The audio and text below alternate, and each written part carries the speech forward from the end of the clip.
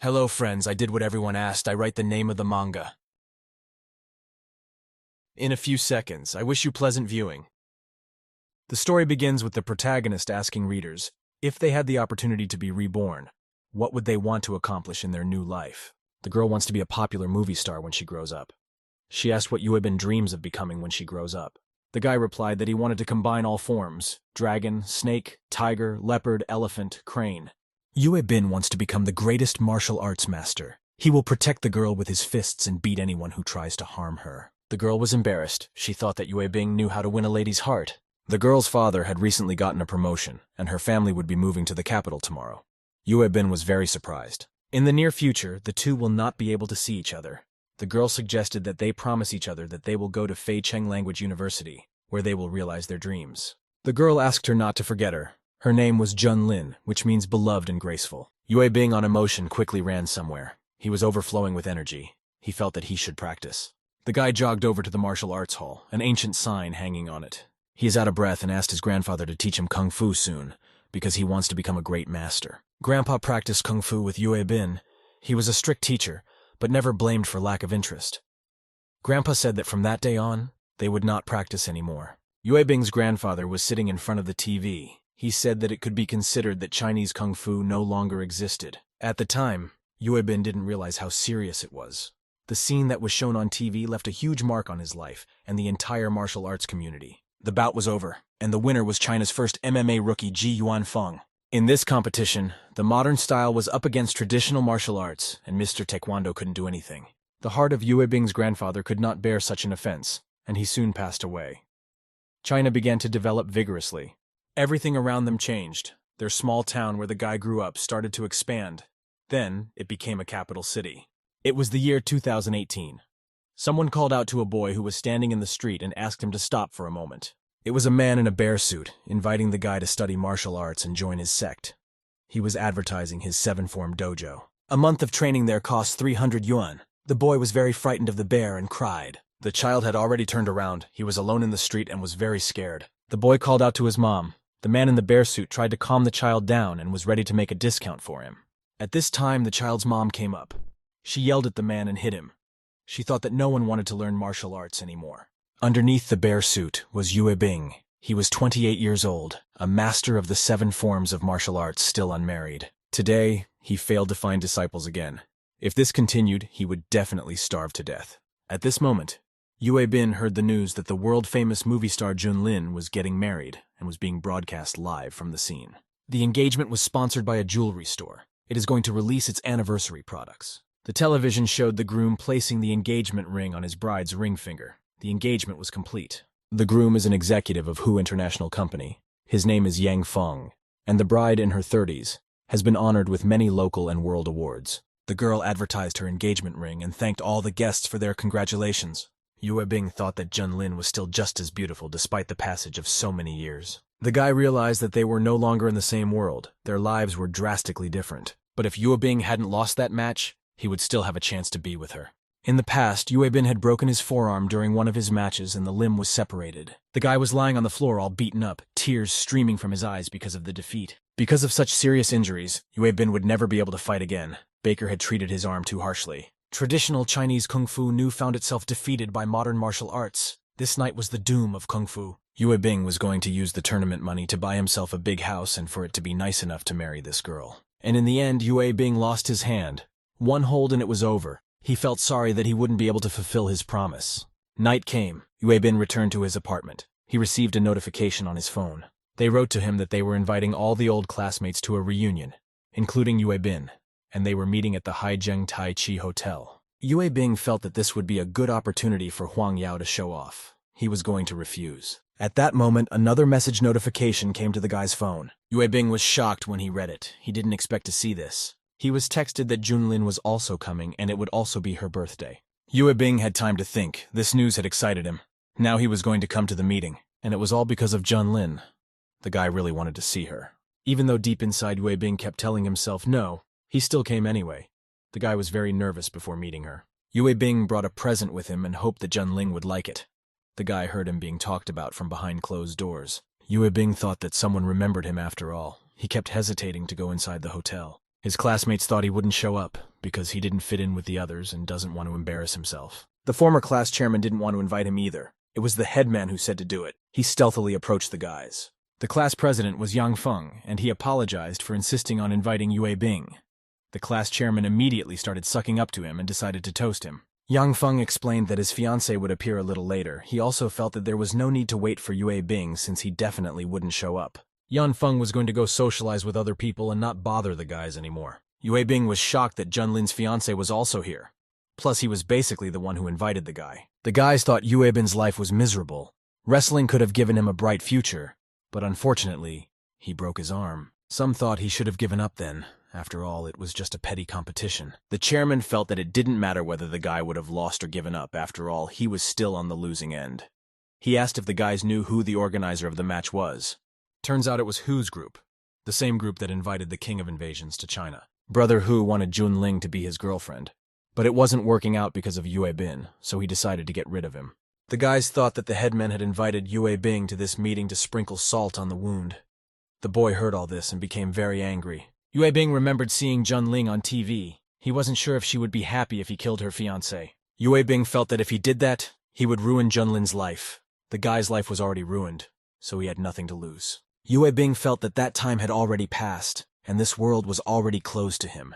He let the gift out of his hands. At that moment, someone called out to Yue Bin and said that he had dropped something. The guy replied that he didn't need it anymore. It was Junlin. She thought it was a fan who had left a gift in a strange way. She was going to open it.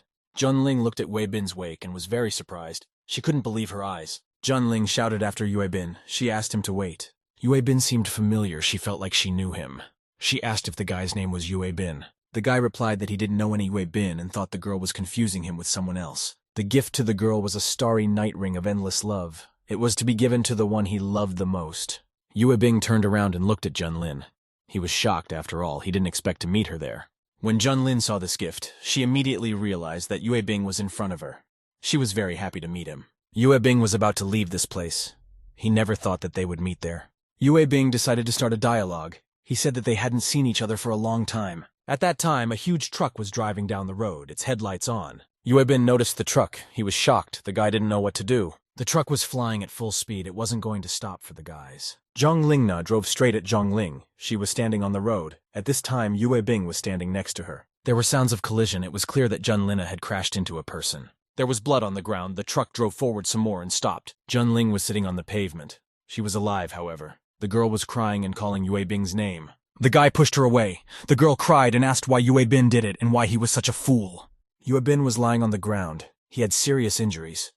Junlin told him not to move. She was going to call an ambulance. Yue Bing was pondering the situation at this time. It seemed strange to him, after all. It was forbidden to drive a heavy vehicle here. Plus, this truck wasn't honking. It wasn't even trying to slow down. Yue Bin realized that this was not an accident at all, and everything was planned.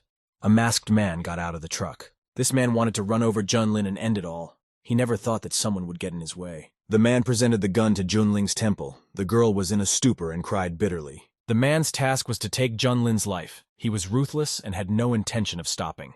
The man smirked. He said goodbye to Junlin and was ready to execute his plan as well. The girl smiled and said that if they were to be reborn, they should continue practicing martial arts. She asked them not to forget her name. Yue Bing screamed. He didn't want to believe what had happened. A gunshot was heard. That shot sounded like the ringing of bells. Yue Bing gradually started to lose consciousness, and while the life was slowly leaving the guy, he remembered a story. It was a story about a butterfly that flapping its wings in Iowa can cause an avalanche of effects that can be seen as far away as Indonesia. It's the butterfly effect. The day Chinese Kung Fu died completely ruined the guy's life. In fact, that fight was inevitable, but Yue Bing was not okay with it.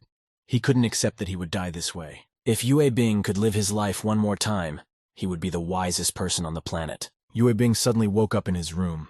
He was lying on the bed and didn't understand what had happened. The TV was on in his room. There was a news program on. The presenter said that tomorrow is the opening ceremony of the first Olympic Games in Beijing in the year 2008. Yue Bing was shocked that it was the 2008th year. He didn't understand what had happened and how this could be. Yue Bing walked out of the house and quickly went to the mountain. He was very out of breath, however. He kept climbing. His grandfather had told him that there were many martial arts schools in this world, but there were not many great masters. The one who knows all the techniques are above other great masters, and to reach the top, a guy needs to master all 7 techniques. Yue Bing was standing on top of a hill. The weather around was warm and a light breeze was blowing. Yue Bing realized that there weren't many skyscrapers in the city. The air was quite clean. This was how his city was 10 years ago. He realized that he had been reborn. This time the guy was going to follow his dream step by step and get it all back. Yue Bing was determined to become a great martial arts master and revive Kung Fu. In the 2006 year, the shares of most electronic companies were cheap. Yue Bing was going to buy them and wait until the 2018 year. In 2008 year, the average real estate price in the city was small. In 10 years, it would skyrocket. Yue Bing was going to buy a few apartments and then rent them out. In the 2008 year, there are several popular games that are not yet fully developed. Yue Bing would like to buy the company and become the CEO. The next 10 years would see an economic boom, and now Yue Bing was caught in the beginning of the golden decade. Yue Bing thought he had all the winning cards and was going to blow his life apart. But in this life, Yue Bing has one duty that he will have to fulfill. And it's a chore. Even though Yue Bing is reborn, he's limited by his own abilities and money. That is why there is a saying, even if one can be reborn in this life, nothing will change. At this moment, Yue Bing's father walked into the room, and he thought it was strange that his son was cleaning up. After all, he was going to an internet cafe. Yue Bing replied that he saw that the house was dirty and decided to clean it up. He asked his father to bring the groceries to the kitchen because he was going to cook dinner. Yue Bing's father abruptly dropped the grocery bag on the floor. Yue Bing turned around in surprise. His father noticed that Yue Bing went to the internet cafe every day and rarely came home.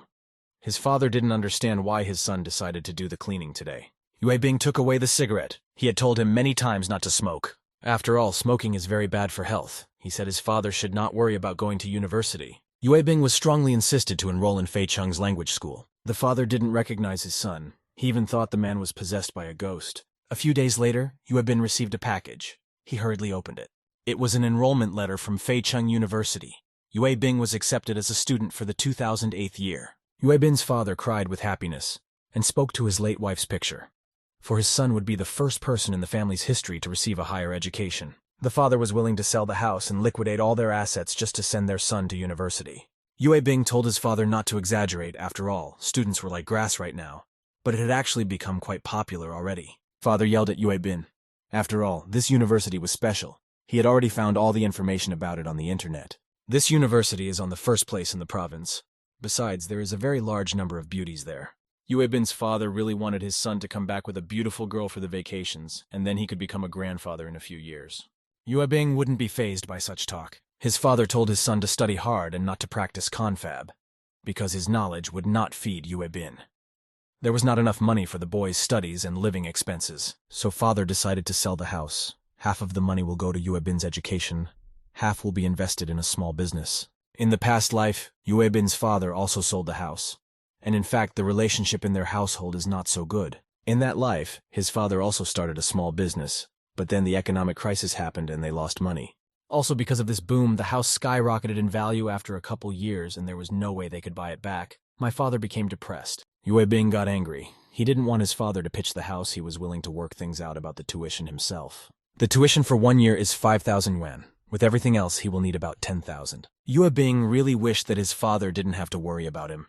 After all, he could solve everything on his own. A little later, Yue Bing was practicing his punches in the forest. He was trying to diffuse his emotions. In this life, the guy has to make sure that his family comes to power and will then live long and prosper, even better than Hu Shi's family. 2 months later, it was time to check in at the university, the older students helping the newcomers with their luggage. 2 girls passed by Yue Bing. They were surprised at the guy's appearance and asked since when, and the school started enrolling African students. Yue Bing was standing near a cherry blossom tree. He had entered this university again. In his past life, he had promised to meet Jun Lin again under the famous love tree of the campus. But in his past life, he couldn't keep his promise. The sight of this tree makes Yue Bing feel nostalgic. He never thought that he would be reliving his college years again. The guy was going to take a picture of the cherry blossoms as a keepsake. He pulled out his phone. As suddenly, someone came up to him from behind and disturbed the guy. Yue Bing turned around in surprise. He didn't expect anyone to approach him. There was a girl in front of Yue Bing. She apologized and wanted to ask Yue Bing something. At this moment, Yue Bing recalled a scene from his past life as well, how Jun Ling asked him not to forget her and told him what her name meant. Yue Bing was surprised that he remembered this particular scene. This time when he thought about it, he felt unusual.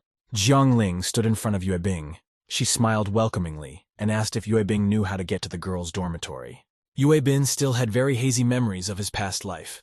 At that time, Jun Ling recognized Yue Bing and was surprised that they went to the same university. The girl smiled in her past life.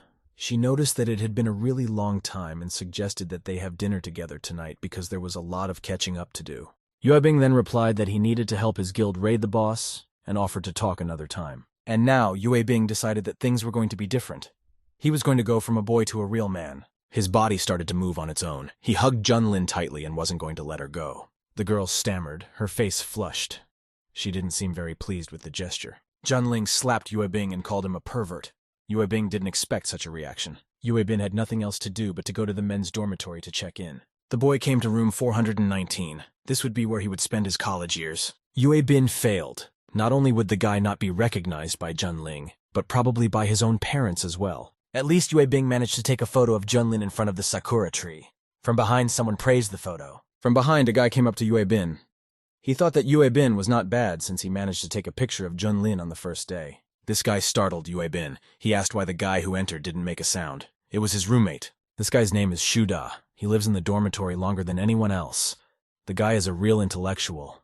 After graduating from university in the vulgar life, he married a beautiful wife. Shuda was about to reveal information about Zhongling. After all, there were only 17 people gathering information about Zhongling. Among them, 7 were capable of striking up a conversation with her. And among 7 people, no one can get her phone number or email. Yuebing was surprised that his neighbor had only just arrived and already managed to take away so much information. Shuda felt that Yuebin needed to look forward to the future. At one moment, a book on the shelf caught the guy's attention. It was a martial arts manual. Shuda didn't expect Yuebing to know kung fu.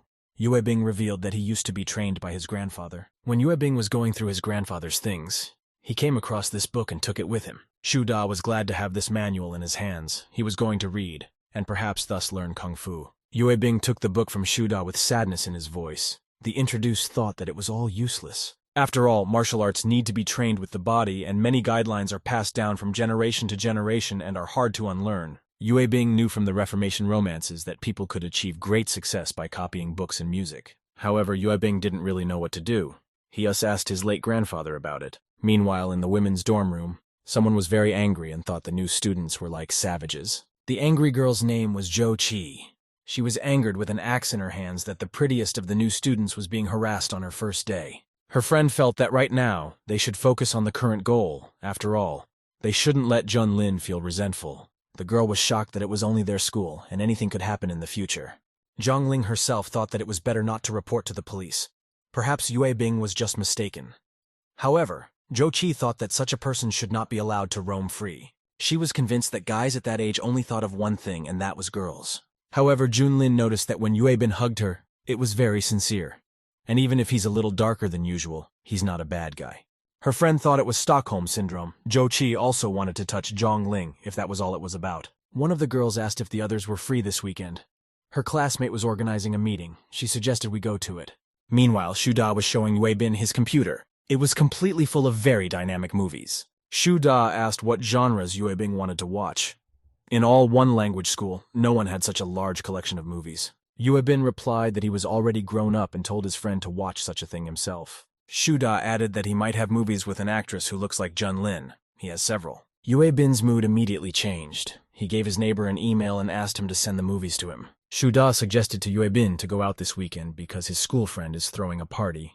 Yuebin said yes. Meanwhile, night had fallen. It was 3 in the morning. Yuebing went to the dormitory's restroom. Yuebin was not feeling well.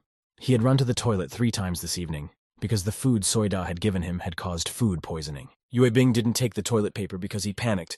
He took his grandfather's old allowance instead. Yuebin's phone is lying beside the pillow and there is no way to call Shuda. Yuebing's grandfather had spent a lot of effort to come up with instructions on the 7 forms of combat, but Yuebing still decided to tear off 2 blank pages. Yuebin apologized to his grandfather. Even though Chinese wrestling is dead, he promised to change that in the future. At this moment, strange sounds were heard. Someone shouted that Chinese kung fu was not dead. Yuebin was shocked. He didn't understand who was talking to him since he was the only one in the bathroom. At this moment, Yuebing noticed something on the floor near his feet. Yuebinu saw blood dripping from his grandfather's allowance onto the floor.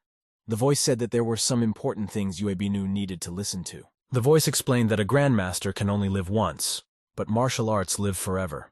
The voice asked if Yuebing wanted to become a grandmaster. The strange voice began to explain that there were 7 kinds of creatures born by nature. It was a dragon, a snake. The voice continued that the other creatures are the tiger cheetah, and the elephant.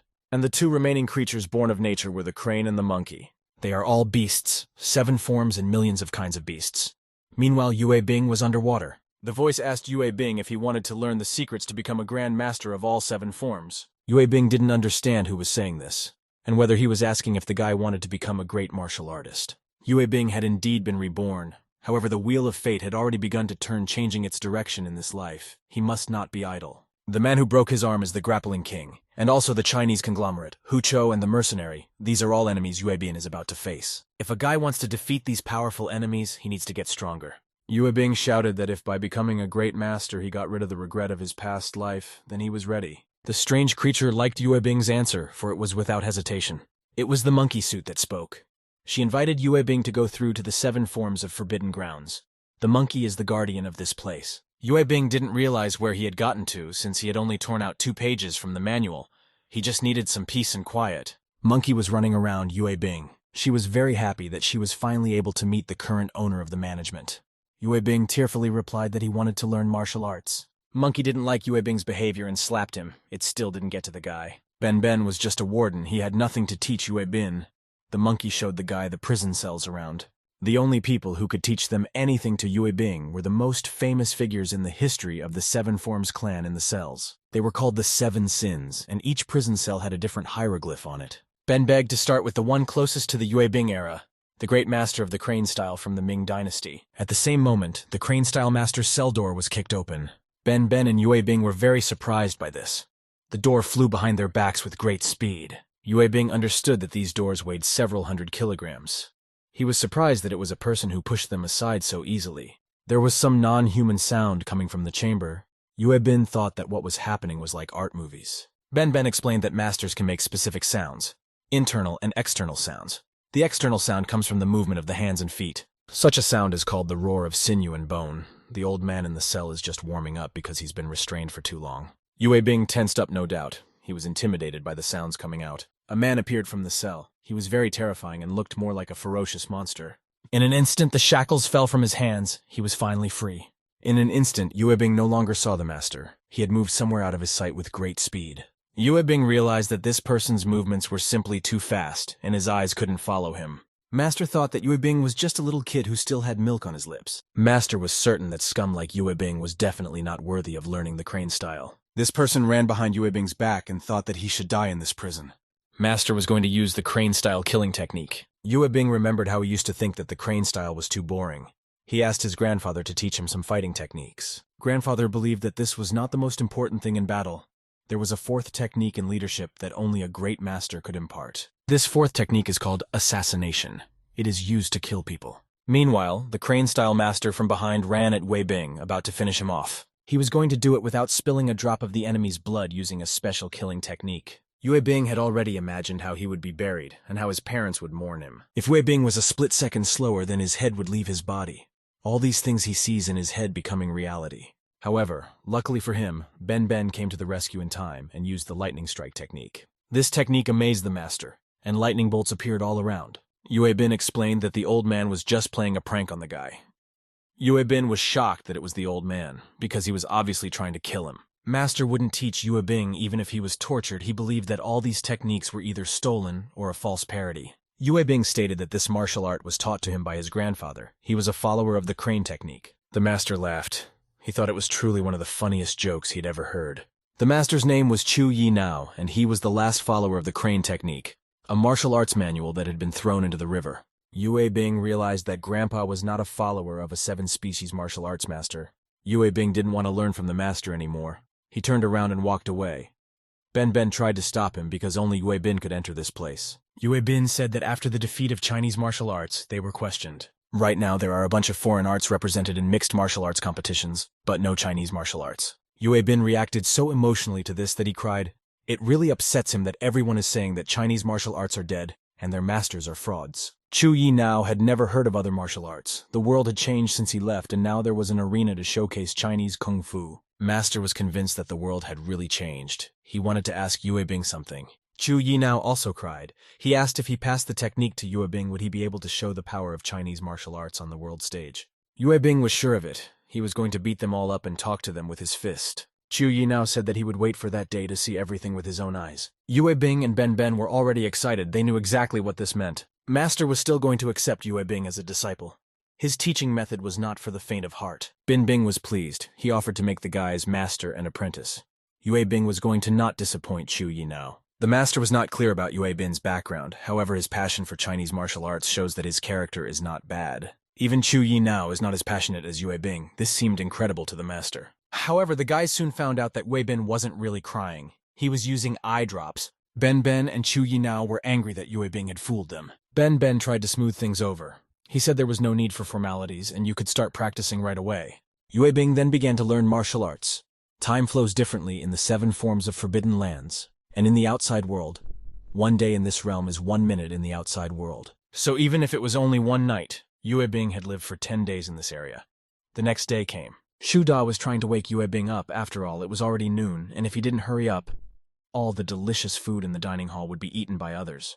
Yue Bin replied that he was awake, but he might need some help to get to the dining room. Yue Bing balls exhausted after such hard training. Shu Da thought the guy had been watching adult movies with an actress similar to Jun Lin all night. Shu Da noticed that Yue Bing's hand wasn't so swollen yesterday.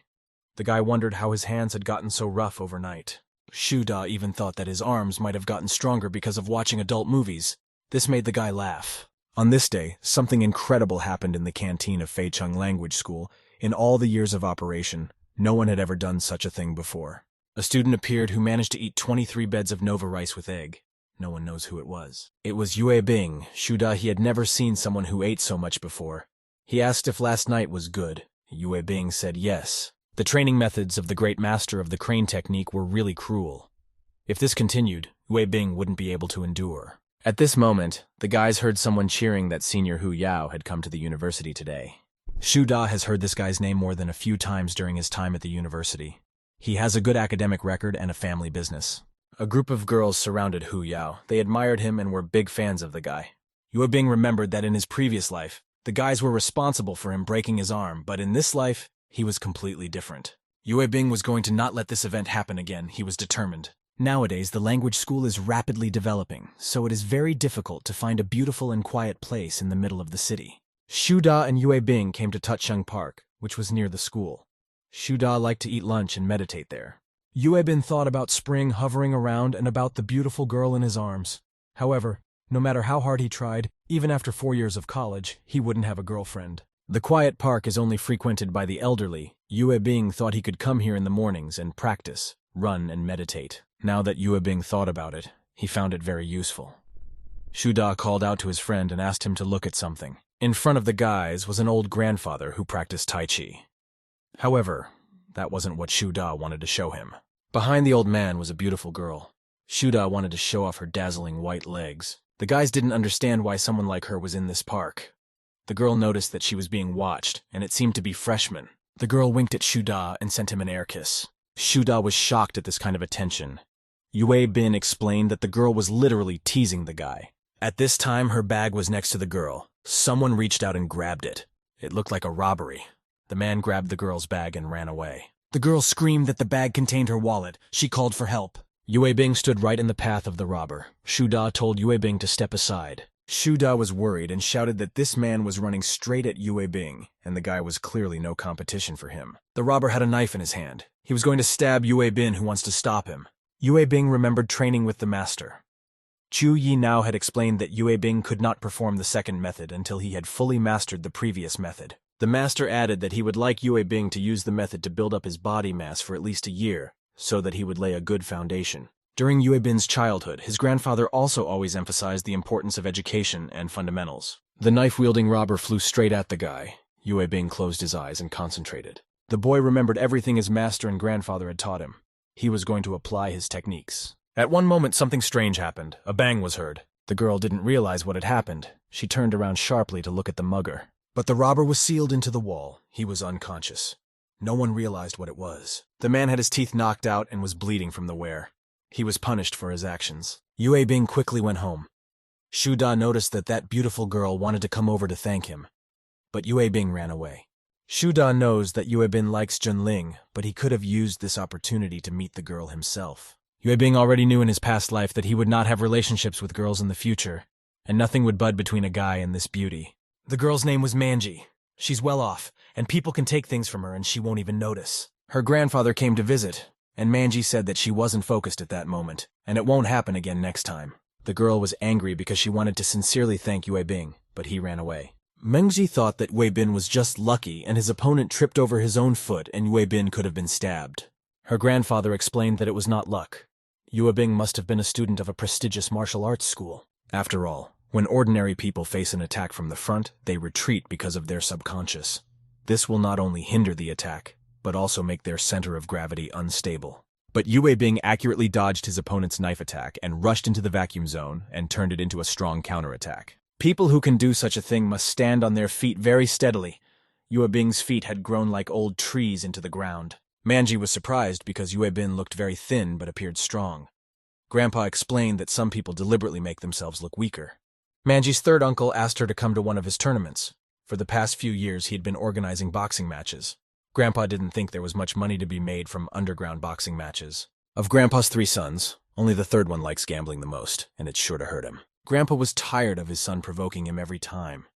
Manji tried to calm the grandfather down because he was still young. Grandpa will always protect their family.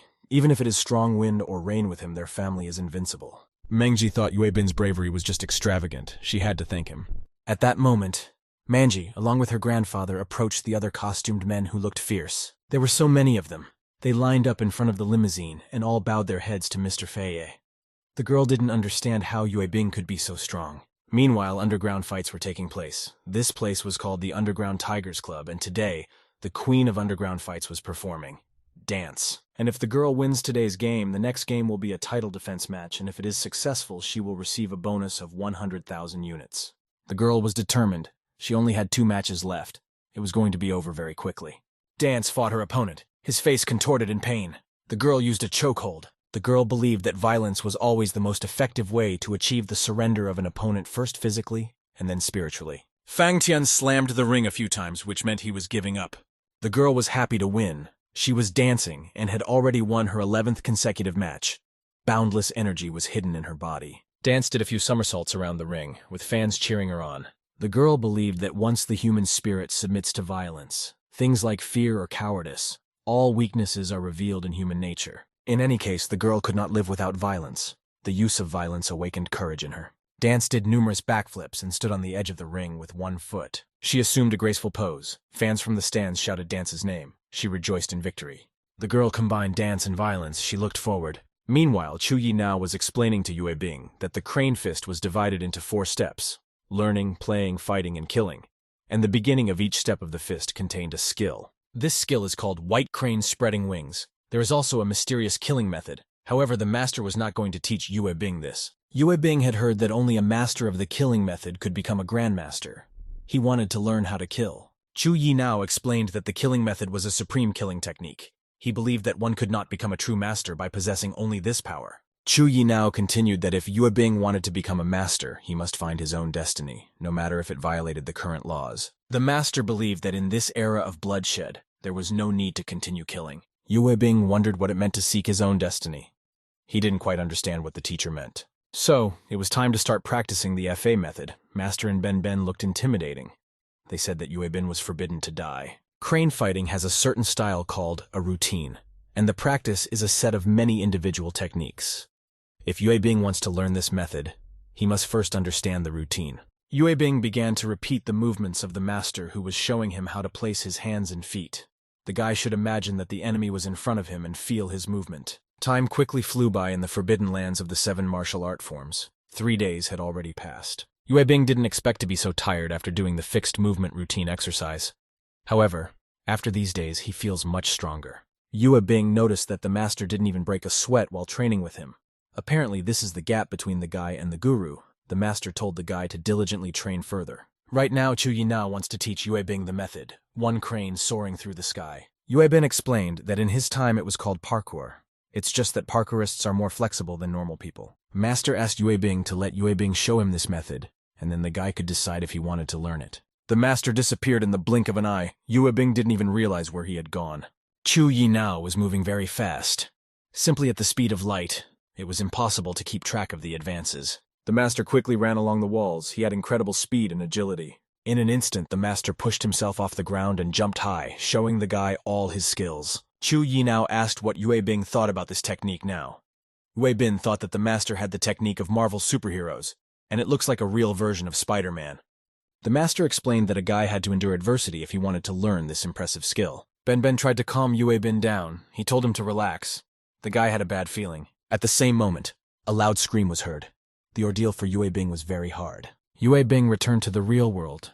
At this time, Senior had already come to fetch Shu Da, and the latter had brought Yue Bing with him. The elder ordered Zhang Lina for the guys, however. There was only room for one. There was no room for Yue Bin. Turns out Senior bought this Zhang Lina with his own money earned from his part-time job. Shu Da thought it was admirable that the guy earned so much as a student. He asked what kind of job it was. The elder replied that Shu Da was not up to this job. He looked very arrogant. Yue Bing said that he would get there himself, and asked him to give him the address of the place. Shu Da replied that it was too far away. Yue Bin was about to run to the place the guy asked to call him when the guys got to that place. Looks like Yue Bing wasn't kidding. He rushed away from the guys. They didn't even have anything to say. This place is more than 10 kilometers away from them. The elder thought it was unusual. Shu Da thought that Yue Bing was joking. Zhou Qi waved her hand at the senior. Senior knew that the girls' middle school class was next to Shu Da's class. Shu Da's attention was caught by something. He was looking intently at the girl behind Zhou Ji. It was Jun Lin. She was considered this year's new beauty. The guy thought she was prettier in real life than in the photo. Yue Bing was standing on the roof of one of the buildings. He realized the direction of the address his friend had given him. At this time, on a city street, a boy asked his mom if superpowers existed. Mom said they didn't. She told her son not to watch action movies because they teach you how to jump from heights. From that day on, the boy's TV time is reduced to half an hour. Mom was already angry because her son wouldn't listen to her when she was having a serious conversation with him. The boy's attention was caught by something behind his mom's back. He looked at it with surprise. Yue Bin was there, jumping from one roof to another. The boy thought he was flying in the sky. Mom turned around, however, there was nothing behind her back. The boy said he wasn't lying. The mom got angry. She was going to slap the kid. The boy tried to justify himself. The boy thought that superheroes really exist, and Yue Bin is one of them. At this time, Yue Bing swiftly reached the address that Shu Da had discounted to him. This entertainment club should be in Yue Bing's neighborhood. It was an unfamiliar place for a guy. Yue Bing thought that the most important thing was to enter first. The guy also needed to call his friend and tell him that he was already there. The older man didn't realize how he did it. At this time, the boys were on their way to their destination, and were only halfway there. Shu Da revealed that Yue Bing had already arrived, and he would wait for them outside the club first. The senior thought that Yue Bing was lying after all. It was impossible for a cab to arrive before they did. Junling was surprised that Shu Da's roommate Shu Da is Yue Bing. The guy asked what's the big deal. Junlin explained that she knows someone with the same name as Yue Bin, but it's probably all more of a coincidence. The girl added that it was just a childhood friend she was playing with at the time. She hadn't seen him in years. Shu Da explained that his neighbor might be different from what the girl expects. Shu Da suggested that the girl could talk to Yue Bing and get to know him better. Junlin didn't know what to answer. Memories from the past came flooding back at her. She recalled how as children, she and Yue Bin had promised to go to a language university and realize their dreams. The girl realized that those promises shouldn't be taken seriously, and she should probably find a boyfriend already. After all, she doesn't even know where Yue Bin is now. Unfortunately, the girl thought she was stupid enough to keep her promise. Meanwhile, the guys had already arrived at the Tianchi Entertainment Club. It was a very decent place. Yue Bing noticed that this place was quite beautiful. He wondered how much it cost to spend the night here. Meanwhile, Boss Zhang, Hai Sani, and Dance were walking down the corridor. They were discussing how they were going to have fun next time. Yue Bing listened to their conversation with surprise. He didn't know these people. They were going to go to the villa on Beshui Mountain. It was quite an unimaginable place. The boss said Fei Lao might show up too. Hai Sani noticed that there was nothing to hide from the boss. He also said that Fei Lao is a pure child. They were discussing old man Fei Lao, and if someone good at literature, calligraphy, or painting it is worthwhile to be interested in him. Meanwhile, Yue Bin's phone rang. It seems his friends had reached the club. Yue Bing reached into his pocket for his phone but dropped it, the phone flying to the ground. Yue Bin bought this phone just recently for summer practice, and if it breaks, the guy will die. However, at that moment, someone picked up the phone. This person was very agile. Looks like it was Dance. She luckily caught the phone. The phone was already near the ground. She deftly picked it up. Everyone was shocked by it. Yue Bing noticed the girl's amazing agility, because she was standing behind 3 people, including Yue Bing. And it was the fastest reaction. Dance gave Yue Bin and his phone to Yue Bin. He thanked the girl. Boss Zhang was not surprised. He had expected such a reaction from Xiao Wu. He felt that it was very professional. The girl had bandages on her arms and a tracksuit. She looked like an athlete, a fighter. Yue Bing wondered for a second which one of them was stronger. He was very interested in this. Boss Zhang heard that the girl is participating in the defense of the championship lead in a month. He asked if she knew who her opponent was. Xiao Wu thought it didn't matter who the opponent was. Haisani asked if she was ready. The dance was ready. No matter who her opponent was, the girl was going to overpower him. Yue Bin's friends were already parking. They should be at the club any minute now. The guy wanted to go to the restroom. At a neighboring table, President Ma was loudly shouting that their penguin game should represent something more weighty. Yue Bin thought about the penguin's journey and President Ma. Yue Bing couldn't believe that this was familiar company. The guy felt awkward. President Ma was the founder and CEO of Penguin Maloney. He will run China's social entertainment industry in the future. The presidential aide explained that the Chinese industry is now dominated by Desheng, and there has not been a single heavyweight product in 5 years. President Ma asked if they don't get agency rights for the 2 Southern Dynasty matches. They are supposed to be open to testing after all. The assistant explained that other companies are developing quality games in the same way, and he is optimistic about the future of both of these companies. President Ma wondered if their company couldn't produce masterpieces that could combat these games. The president really wanted someone to explain what the future holds for him. Yue Bin said that there are 2 game presentations ahead of this company. Everyone was surprised. The presidential aide was angry that the boy had overheard their conversation. President Ma told him to let him finish talking. Yue Bin started to tell that one of the games has the best anti-terrorist story, and the convenience of this game is provided by one device. And the other game has good taste, a rich program and skills. He also added that if they come across a League of Legends game, they should definitely buy it with the developer company. Yue Bin explained which companies President Ma should follow. Yue Bin explained what the future holds. It was a great plan that the president had been thinking about for years. He felt that Yue Bin had the same ideas as him. Yue Bin advised President Ma to keep it up and then he will be recognized. Yue Bing believed that the mission of the president was to create happiness from the heart. The president even cried. Meanwhile, the guys had already arrived at the club. The senior asked where Yue Bing was. Shuda was going to text him. Junlin told the guys she was going to the restroom and told them to go pack the first box. The girls thought it was weird that Junlin's phone was ringing non-stop. They thought she had a boyfriend. The older man confirmed their speculation. He said he had seen it with his own eyes. The guys were shocked that Junlin had a boyfriend. If anyone knew about it, her popularity would drop. The girl on the phone said that she only has a couple of classmates with her.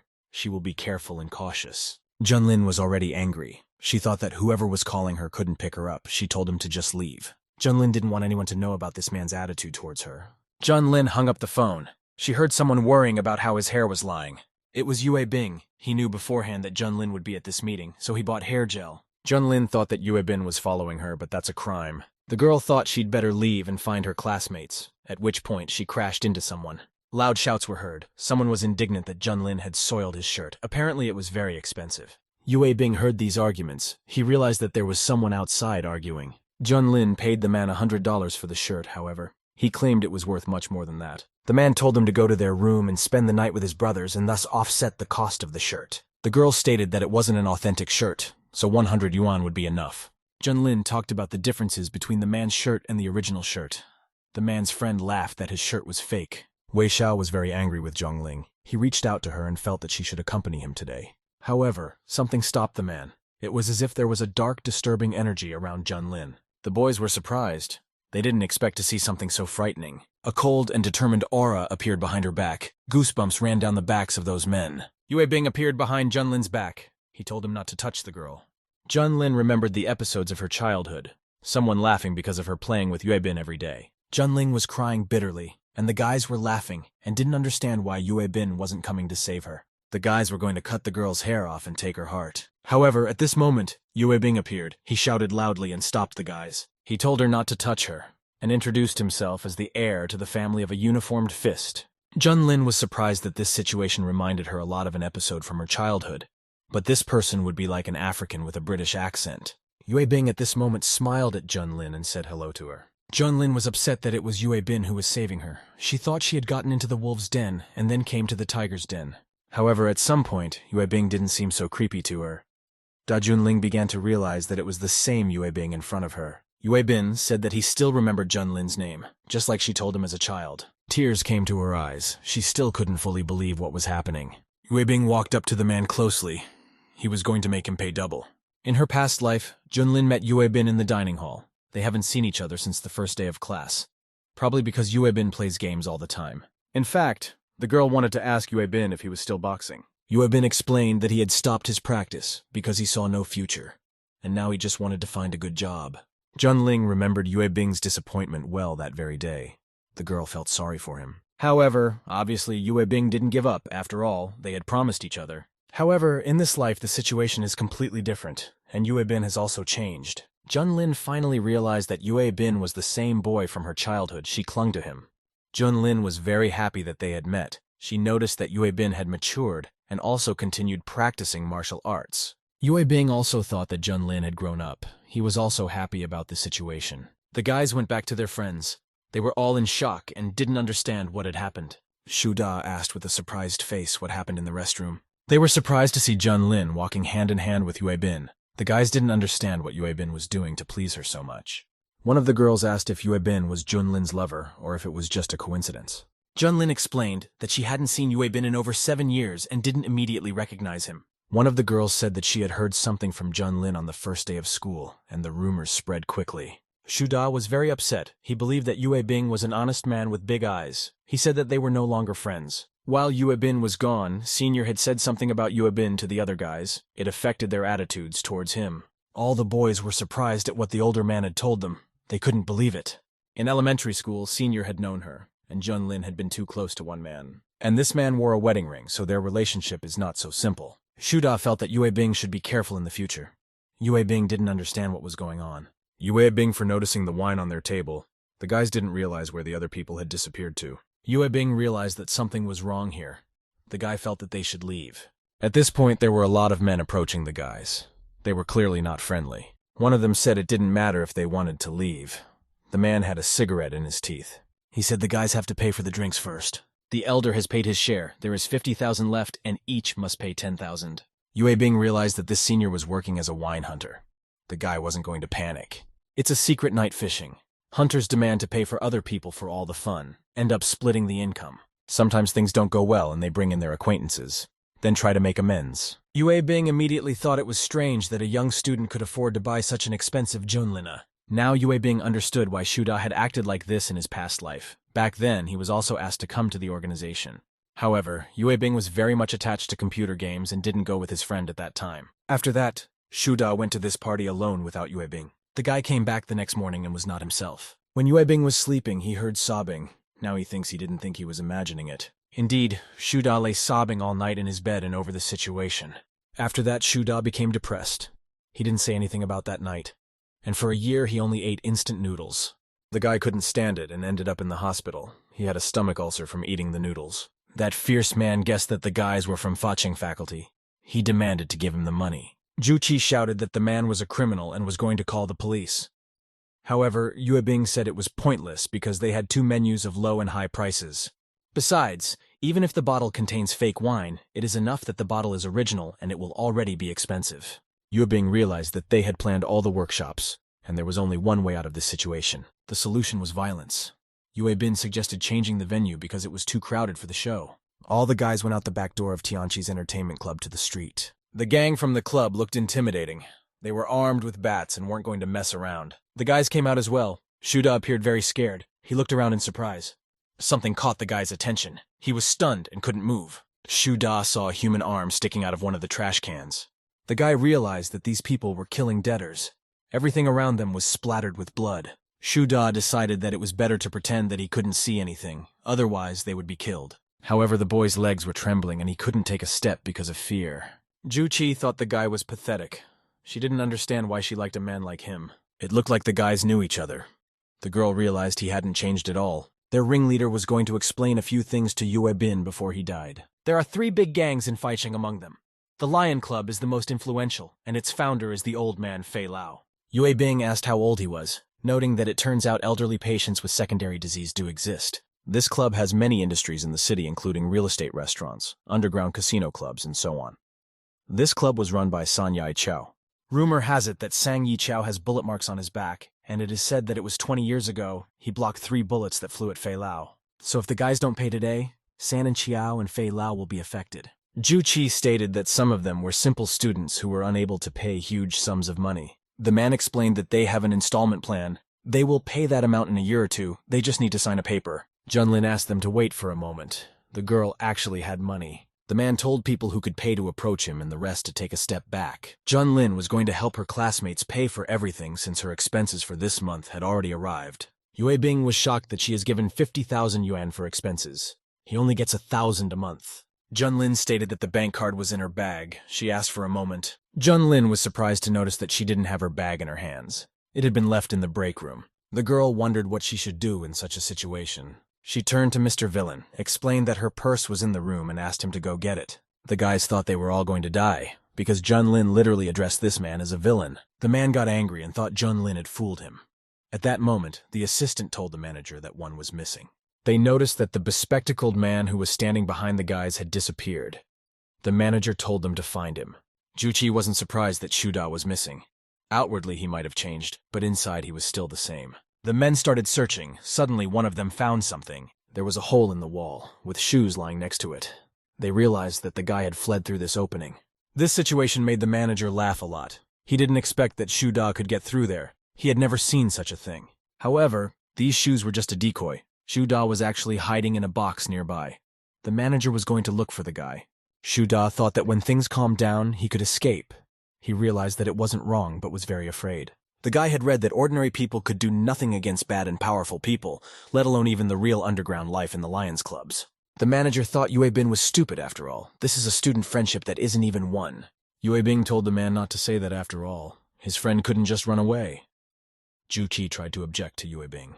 Yue Bing stated that Shuda had most likely just drank fake wine and was now squatting in the restroom spitting it back out. Shuda heard all of this, however. He definitely escaped.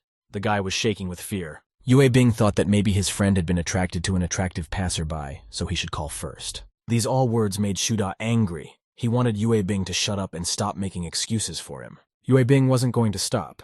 He assumed that Shuda was currently talking to his mom via video link at the nearest internet cafe. This made Shuda even more angry. He realized how wrong he was doing. The guy didn't want Yue Bing to think that he had gotten to know him in these few days. He thought that Yue Bing didn't understand him.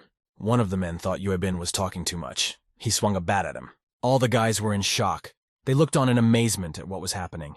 However, Yue Bing was calm. He had something else he was going to tell the men. Yue Bing believed that Shuda would never leave his friend and run away. He was looking forward to his return. Shuda was very moved by Yue Bing's words. He thought he was an idiot, and he himself cried bitterly. Shuda thought that he was very afraid of death. But after Yue Bing's words, his body instantly rushed forward. The guy abruptly jumped out of the box and shouted that he was back. At that moment, there was a blow with a stick. There was blood on her. Shuda started to remember events from the past. Someone approached the guy on a rainy day. This person remembered the guy. It was little Juchi.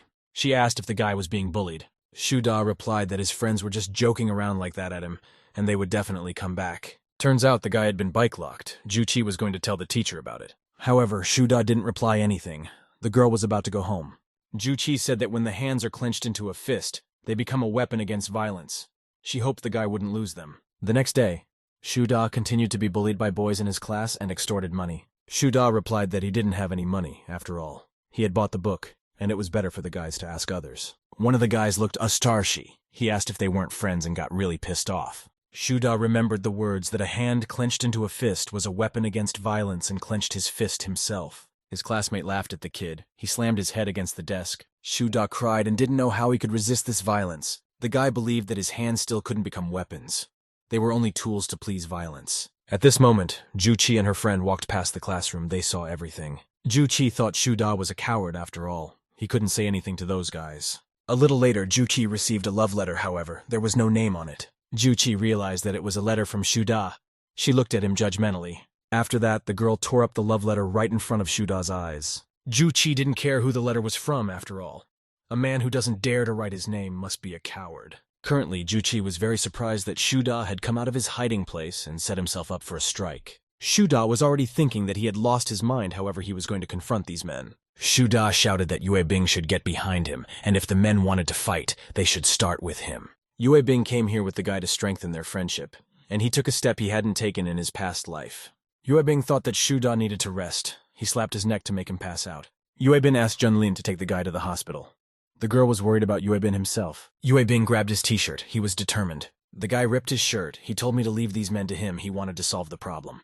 The girls listened to Yue Bing. They took Shuda under their arms and led him to the hospital. Junlin was worried about Yue Bing because even if he practiced martial arts, he still had to be careful. What caught Junling's attention were Yue Bing's muscles. They shone under the moonlight. Junling even drooled. She got embarrassed and noticed how Yue Bing had grown up. The men didn't waste any time either. One of them shouted to stop Yue Bing. Yue Bing wasn't going to listen to this.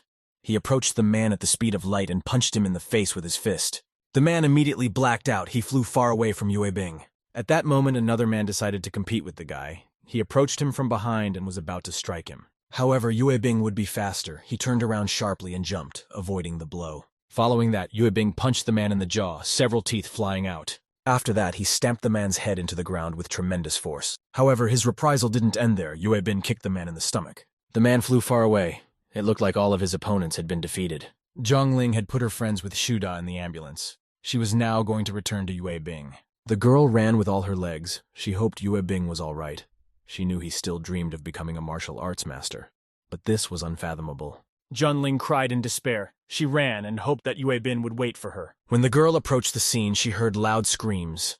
She didn't immediately realize what had happened. Junlin was out of breath. She stopped for a second before entering the backyard of the club. Junlin was shocked at what she saw. The girl was stunned.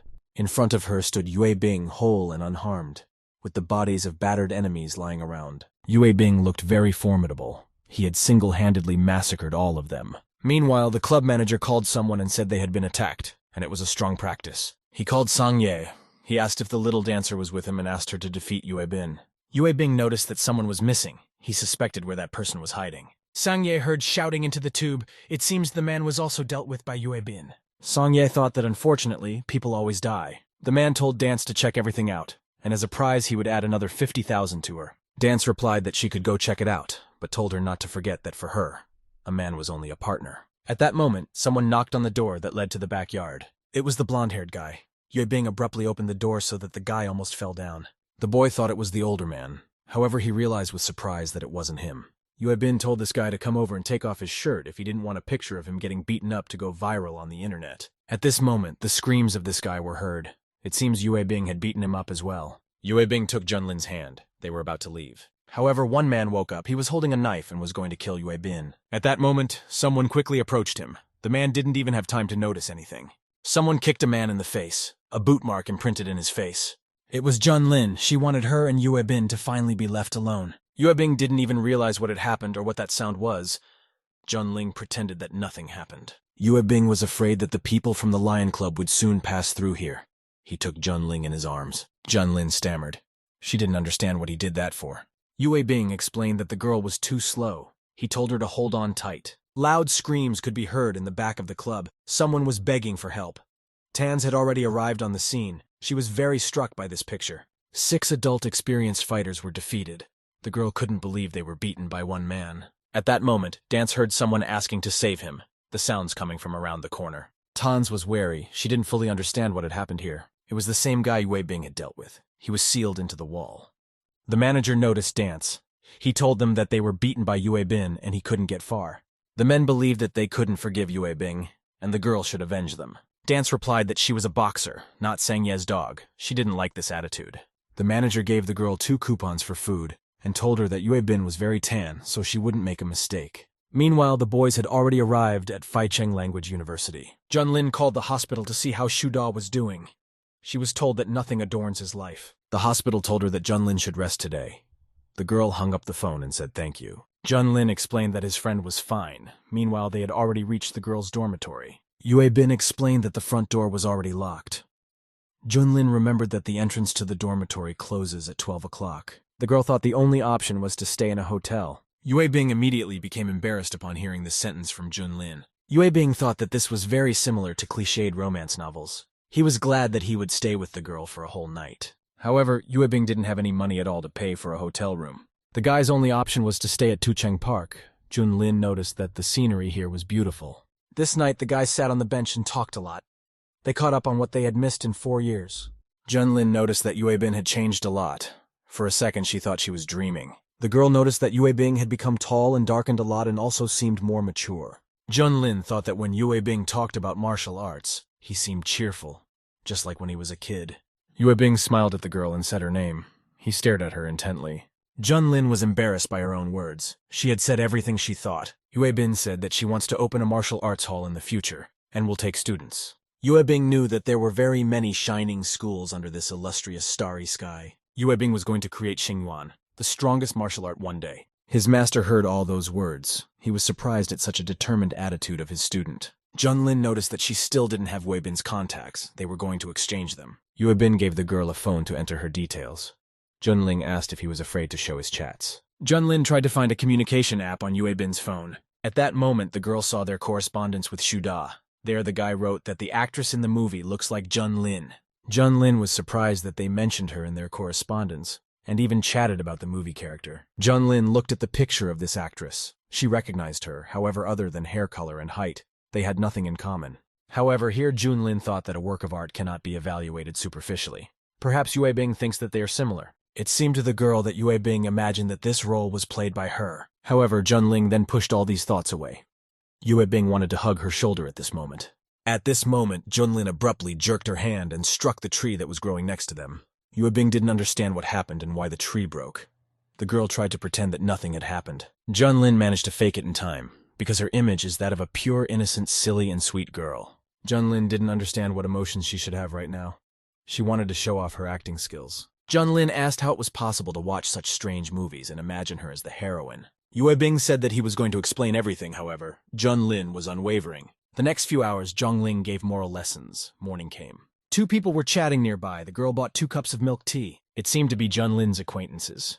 One of the girls was very nervous that Junlin still hadn't arrived. This girl had been here all night. Her friend had told her to sit down and rest. The pigtailed girl noticed Junlin coming. She was very excited. The other girl was so stunned that she even dropped her glasses. This girl played up the price and started telling me how she had been worried for a long time, and that if something happened to her, she wouldn't survive it. However, Junlin wasn't alone. The girl was curious who this guy next to her was. She was already angry that the guys had spent the night together. The girl couldn't accept it. She didn't know her sister was already running around on men. She didn't know what she should do, or if she should be angry with her sister. It turns out it was model Ding Tsaier, and a crowd of fans immediately ran up to her. Yue Bing noticed that it looked like a celebrity had come to visit him at the university. Junling tried to get out of there quickly. At this time, Ding shouted loudly for Junlin to stop and wait for her. It turns out Junlin was Ding Tsai's younger sister. Fans felt that if they got closer to Junlin, they would get closer to the model. The entire crowd of fans ran after Junlin. The guys at this time were trying to run away from them. That was why Junlin didn't want others to know about their relationship with her sister. The boys were finally able to break away. They were really out of breath while they were running. Yue Bin and Junlin ran to the rooftop. Here fans shouldn't be able to find them. Ditsai and her friend also escaped from the fans to the rooftop. The girl thought being a celebrity was a real headache. Yue Bing recognized her. She used to be the person who incited others to bully Junlin. If Yue Bing remembers correctly, this girl isn't an ordinary master, and there's nothing good about her appearance. Ding Kai told Yue Bing to stay away from her beautiful sister because he didn't deserve her. Junlin apologized to Yue Bin for her sister's defiant nature and for saying nasty things. Ding Kai yelled at Yue Bing and told him not to touch her sister. Yue Bing wouldn't think of falling for this girl's provocations. After all, he was already an adult. Junlin said that Ding Tsai's family sheltered her, so they have different last names. The other kids bullied Junlin because they thought she was an orphan. When Yue Bing was a child, he wasn't interested in such things, but now he was curious about Junlin's story. Junlin revealed that she doesn't know her biological parents, because her adoptive parents don't want to talk about it. Junlin wanted them to know her when she becomes a celebrity. Yue Bin finally realized why Junlin wanted to become a famous star. If Yue Bing had found out earlier, the tragedy wouldn't have happened either. Yue Bing was going to prevent the girl from becoming a celebrity. However, Yue Bin can't just take her personal life and interfere because that would be too cruel. The military training started from this day. Yue Bin needs to approach the first corps by 9 o'clock. The weather outside was nice. It was a clear day. There were kids walking around near the campus, all minding their own business. Dance arrived at this legendary university. She thought that if she hadn't decided to fight, she would have attended the university. The girl apologized to teacher Xiaoling for not living up to his expectations. Dance had a goal to find Yue Bing. All she knew was that he was very swarthy. An African guy walked past her. She thought he fit the description very well. Dance looked into this guy's eyes. She asked if he was Yue Bin. The guy didn't know Chinese. He spoke English. He smiled at the girl. At this time, Dance and her victim arrived at the Tianchi Club. The manager was there with his men. They were clearly not happy about what was going on. The guy was a prince of a kingdom. He asked to be released and said they could have his money. The club manager said they wouldn't touch the lad. If they continued, it would escalate into an international scandal. The manager gave Dance coupons for food for a whole year. The girl was very excited. They were coupons to an upscale restaurant that Dance had never gone to. Meanwhile, in Feijiao, military training was underway in the Lushan military district. Shu Da along with Yue Bing went there. They saw a real tank. In fact, Shu Da was a real fan of machinery. At that moment, someone approached the guys and noticed that Shu Da was very interested in military equipment. Yue Bing recognized the guys. They were the other two participants of the games from the next room. One guy's name was Yugen. He was the second oldest in their company, nicknamed Lord. The second guy's name was Zhang Meng. He was born in the countryside, but he was very strong from birth. He was only 16 years old. Yue Bing was very happy to see the guys. He couldn't help himself and ran to hug them. Because of Yue Bing's strange expression, the guys misunderstood him. The guy even cried. The guys doubted that Yue Bing wasn't gay. They were scared out of their wits. After that, the rigorous training began. All the guys lined up in a row. After a month of training, Yue Bing's physical data improved, and also everyone became swarthy. To visit Yue Bing, Jun Ling came to visit him. She called out to him. Yue Bing said that during their military training, they didn't have a chance to meet. Jun Lin was very surprised at what she saw. Yue Bing had changed a lot. The girl's nose even bled. She thought she would even die from blood loss. Since Yue Bing had gotten a lot of sunburn over the vacation, it seems he had developed antibodies to UV rays. After the military training, Yue Bing received a call from his father. The man hadn't done that in a long time. Yue Bing's father asked his son to listen to the noise of the city today. Yue Bing realized that it was just the wind. The man was on the tallest office building in the city. Yue Bing's aunt wanted to introduce him to a nice girl, and if Yue Bing refused, his father would jump from there. Yue Bing said he couldn't go. The man continued to blackmail his son. Yue Bing said he had no money and would only talk if the man left him money. The man pretended that his number was out of range, but Yue Bing understood. Yue Bing realized that asking his father for money was useless, and he needed to find a solution himself. Meanwhile, the action was taking place at Maorong Private High School. There was a physical education class, and the teacher told the students to make sure to do stretching after class. And that was the end of the gym class. The teacher was a young girl. The teacher's name was Wu, and a little girl ran up to her. She had something she wanted to show Teacher Wu, the girl stammered. It turned out to be a drawing of a girl together with Teacher Wu. The teacher liked the drawing very much, praised the girl, and said that she would become an artist in the future. The girl was very excited. She smiled widely and said she would try her best. At that moment, a soccer ball was flying straight toward the teacher with the child. The teacher reacted quickly and kicked him away with her foot with great force. The shot was so hard that he punched the ball and left a big hole in it. The teacher became embarrassed that she had miscalculated the force. She wasn't going to ruin the ball. A father with a child came up to her at once. It turns out it was a ball from the World Cup. It was very expensive. The man started screaming. He was going to call his superiors and complain about the teacher. Teachers passed by who didn't treat Teacher Wu very well, for she only had a middle school education. A little later, Teacher Wu was called in by the vice principal to talk about what had happened. Teacher Wu tensed up. She realized that there was about to be an unpleasant conversation. It was rumored that the girl got the job thanks to the deputy director, and he often calls her to him. Other teachers thought that was the reason she was quietly crossing parents of students. At this moment, Yue Bing came over to the girls. He was looking for Teacher Wu. He was told that she had gone to the vice principal's office. Yue Bing smiled and thanked the other female teachers for the information. One of the teachers thought it was funny that the other sent the guy to the deputy's office. The teacher had a plan for them to be seen doing shameful things in the classroom. Yue Bing walked down the corridor and looked for the vice principal's office. Teacher is the girl Yue Bing's father tried to set him up with. The father was told that this girl grew up to be a real beauty. The man thought their children would be very beautiful. Yue Bing was surprised that his father even mentioned future children. Yue Bing found the deputy's office. He heard shouting from the office, the deputy asking what Teacher Wu had done and why she had insulted the students' parents again. These people are sponsors of their school, and even the principal has to respect them. The deputy was called and told to fire Teacher Wu, but he said that if she agreed to his proposal, no one would touch her. The girl was to come to dinner and bring expensive wine there. He told Wu to sit on his lap. Teacher Wu replied that she didn't have time for that. She was busy tomorrow. The girl was about to leave. The deputy director screamed. He told her to stop and insulted the girl. The deputy said the girl only got the job because of him and she wouldn't have a future without his help. The deputy said the teacher's younger brother is in jail right now and the girl should think about him. The deputy also knew that she was involved in underground fighting after work, and it was against school rules. The deputy knew she needed the money. As long as she obeyed him, no one would know about her extra work. The man looked creepy. He told Xiao Wu to follow his instruction and not to worry about being found out. The deputy was willing to cover all her expenses so she wouldn't have to worry about it anymore. He said otherwise the teacher would lose his job.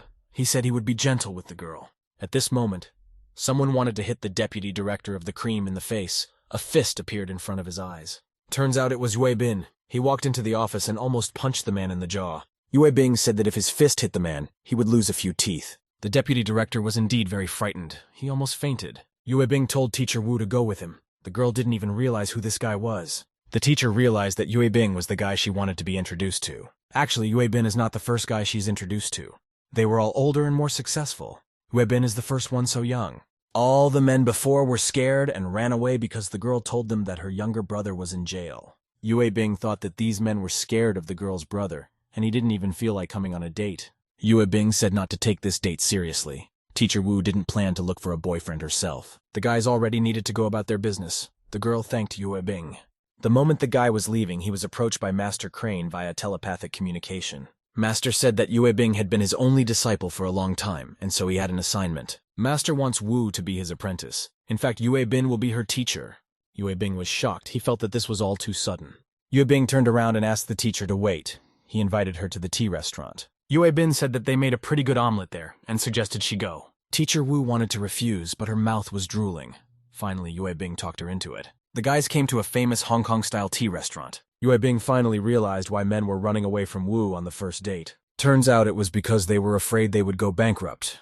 The girl ate out a lot. Wu was finally full. She gorged herself on several plates of noodles. She hadn't eaten heartily in a long time. Yue Bing finally decided to cut to the chase. He asked if the girl was doing goshu. Teacher Wu didn't know what it was. She asked if it could be eaten. Turns out goshu is China's national martial art, created to strengthen the country and the army. The girl has never been versed in martial arts, but she relies on her instincts in actual combat. At this moment, Teacher Wu glanced at the cake at a neighboring table. Yue Bing asked if his girlfriend wanted it, but she refused. But it was already clear from Teacher Wu. She was drooling again at the sight of the food. Yue Bing had already ordered her a cake. The girl cut off a piece of it. Teacher Wu was very happy because she liked the cake. It was delicious. Yue Bing realized that when he returned to the university, he wouldn't have a penny. Yue Bin said that he is a martial arts practitioner and thinks the girl has great talent, so he wants to take her on as a student. Teacher Wu asked what the guy's combat level was. The world has a ranking system based on fighters' accomplishments. In his past life, he was a city-level fighter. But now the guy is not officially registered, and so he didn't fight. He doesn't have a level. Teacher Wu was going to think about Yue Bin's proposal, but she can't promise him anything since she's a city-level fighter. This night, Yue Bing came to the Forbidden Land of 7 Forms to discuss everything. Master Crane was upset that Yue Bing couldn't persuade her to become a disciple, and he would be practicing all night tonight. Yue Bing thought that it was hard to find good disciples, but he would definitely find disciples next time. Master wanted her to be the one to be his disciple. Yue Bing didn't understand why that was so. The master turned around and walked away. Yue Bing shouted and asked him to wait. Master turned around and looked at Yue Bing. He asked what happened. Yue Bin promised that the girl will definitely become his apprentice, and she will definitely agree. Yue Bin will do so in exchange for learning how to kill him. Meanwhile, the Forbidden Land of 7 Shapes guys were all arguing. Master was angry that Yue Bing wanted to learn how to kill. He wasn't going to teach it. The master knew that Yue Bing considered himself strong, and therefore wanted to learn how to kill. But the abilities were beyond human capabilities. Not even the strongest of bodies can withstand such a load once he himself lost. Yue Bing was surprised that there was someone who was stronger than a master. The master explained that this man must be dead by now. Gone many years, he was not from China. This man was a samurai who was overseeing the invasion of troops on the mainland. The method of killing the master had failed because of him. Yue Bing had heard of the famous Kendo sect in Japan. Yue Bing was surprised that Master Crane had lost to such a person. Ben noticed that the master sighs every time he mentions it and starts acting weird. Apparently the master cannot untie this knot of fate and reincarnate, so he exists only here. Ben remembered that Yue Bing still hadn't received the rookie gift set. Ben gave Yue Bin the treasure map. It was not well drawn. Yue Bin was surprised. This map was drawn by a master. Yue Bing immediately started sucking up and saying that it was a true masterpiece. Master told Yue Bin not to talk. He thought that he should study literature, not just martial arts. Practicing in the forbidden lands of the 7 forms consumes much more energy. Without money, Yue Bing would starve. The master said that there is a tree near the west wall and a treasure box buried near it. The tree always blooms with pink petals. Yue Bing thought that it should be in the center of the city. Suddenly the guy remembered Tucheng Park. He had never really thought about why the park was named that, he suddenly realized. The boy remembered that there was only one tree in the park that bloomed with pink petals. And it was the love tree of Feicheng Language University. The guy went to it. Zhangqi was talking to Shuda at this time. The guy suggested her to go to a good place. Shuda knew that if a man and a woman spent the night under the love tree, they would pass all the exams at the end of the semester. Shuda thought that the girl would definitely fall in love with him now because this legend of lovers is real. Zhangqi had heard that this place was quite popular because there was a corpse buried there. The guy thought it was a rumor. The guys agreed that it's just a campus legend, and it's impossible to bury a corpse under the tree of love. When the boys came to the tree, they saw an intimidating man. His eyes were glowing. Zhangqi and Shuda were very frightened. They were dousing themselves with cold sweat. The boys got scared and ran away. They thought someone was really burying a corpse. It was actually Yue Bing who was trying to find the treasure. He thought those screams were strange. Yue Bing finally unearthed the chest. He decided to stay at the hotel for one night. Yue Bing thought that this box had been buried 100 years ago, and it was a miracle that no one had taken it away. The boy opened the drawer. Inside were porcelain vases. He wondered where the craftsman got these things. It was an antique from the Ming Dynasty. Its price was very high. First, Yue Bing needed to determine the value of these things. He thought it was best not to overcharge too much. The next day came.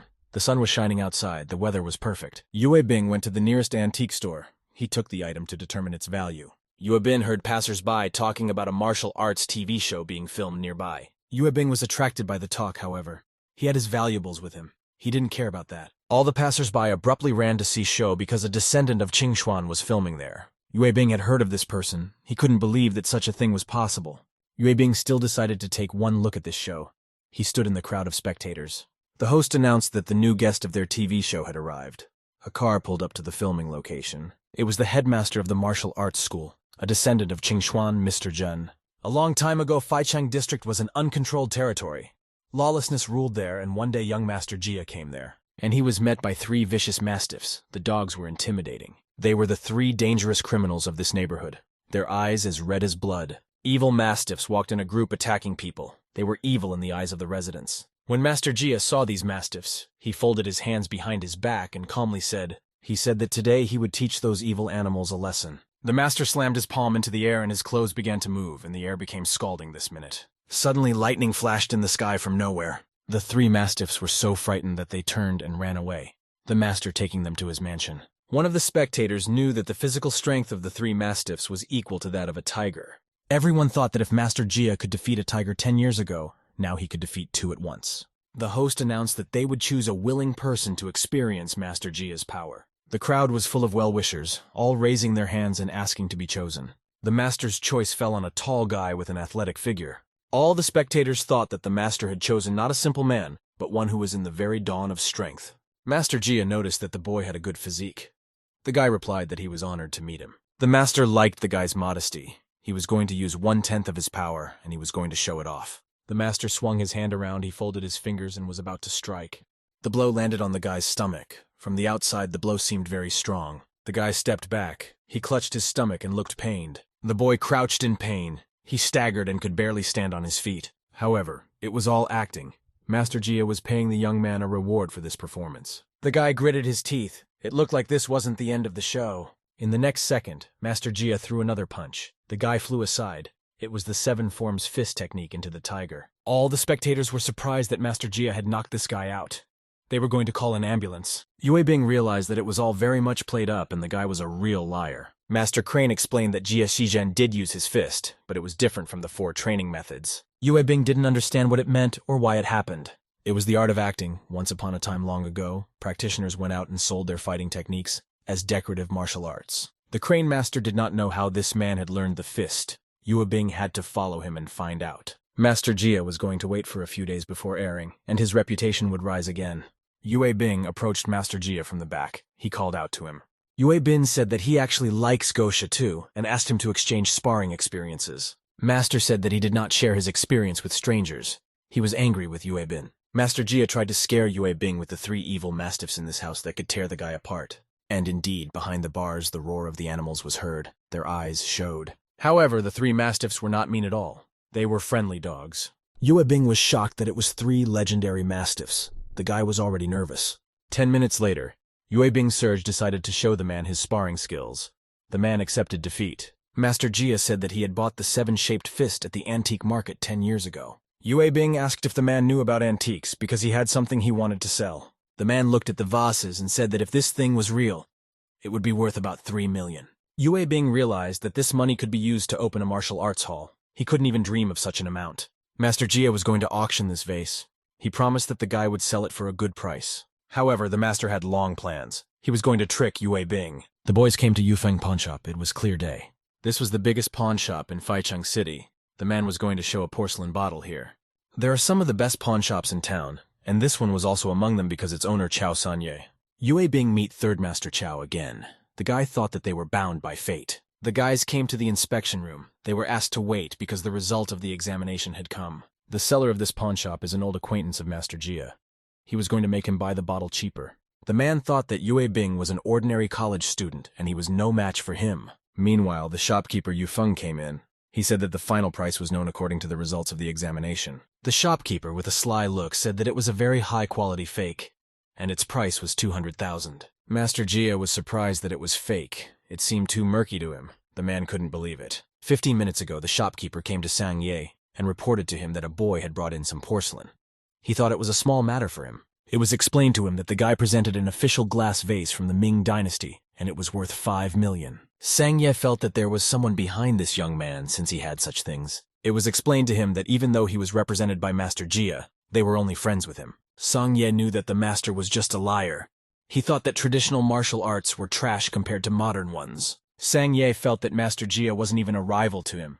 He was only going to accept the vase for 200,000. Master Jia asked if the shopkeeper had made a mistake. The shopkeeper said he had checked all 3 times. Master Jia thought that Sang Ye might be here as well. The man was not remotely scared. Yue Binu doubted that this is the best pawn shop Yunfeng. He demanded to give him back the vase. After all, he doesn't want to sell it. The shopkeeper explained that he and the other pawn shops were strategic partners and he wouldn't be able to sell it anywhere else. Meanwhile, in the famous land of the 7 forms, the following events took place a few days ago. Master Crane thought that it was time for Yue Bing to start a new practice. He explained that their technique was like the speed of light. That is, their technique is fast. He was going to show Yue Bing the reception of the white crane with its wings open. At this moment, Master Crane transformed into his other form and shouted loudly. The shopkeeper and Yue Bing along with him heard the crane's cry. They didn't understand what was happening. At that moment, blood appeared from nowhere. It was all happening very fast. Yue Bing clenched her hand. It was shaking from the exertion, blood dripping from it. Yue Bing sharply hit the shopkeeper's stomach with his fist. The shopkeeper flew far away. The shopkeeper was unconscious. He was lying on a table, dust rising around him. Master Jia didn't understand what had just happened. He recognized this trick. Master Jia even thought that Yue Bing was a saint after all. He could do such a thing. Yue Bing asked where his vase was. The shopkeeper replied that it was in the VIP hall. Meanwhile, Sanye was glad that he had gotten this vase. He was going to give it to Fei Lao so that he wouldn't be angry with him anymore. At this moment, the door of the VIP hall was kicked open by someone. This person possessed tremendous strength. It was Yue Bing. He demanded the vase back to him. The guy was very determined. In the VIP hall, Sang Ye was not alone. He was surrounded by many of his people who looked eerie. Yue Bing noticed that there were more people here than hands, but felt that he shouldn't be intimidated by such a number. Yue Bing apologized to the people. He was going to go to the bathroom. He needed to take a break and think. Yue Bin went to the restroom, which was not far from the VIP lounge as he had intended to do. A number of men, Sang Ye's guards, immediately ran up to the entrance of the restroom. Yue Bin was talking to Master Crane in the restroom. The journey to the restroom seemed like an eternity to Yue Bin. The master explained that it was because his body was in a critical position. Yue Bing thought that this was the essence of his technique. He was going to run out through the window. There was no window in this toilet. Yue Bing was very surprised. Yue Bin saw no other way out. He was drenched in cold sweat. Yue Bing clung to Master Crane. He cried and said that he couldn't die here. Crane Master was going to help his student, but it's only once because he is his teacher. Yue Bing can use the ability to transport sinners to the real world. Master Crane can stay here for about half an hour. The guards thought Yue Bin was sitting in the toilet too long, perhaps constipated. At that moment, the restroom door opened, revealing 2 silhouettes of people. At this moment, Master Crane flapped his wings. A strong energy rushed through. The guards didn't realize what those crane cries were. They were terrified. At that very second, the entire crowd of men flew away and covered the floor in blood. San Ye called his father and told him about the vase. His experts said it was real. My father was well versed in antiques. He came to look at this rare vase.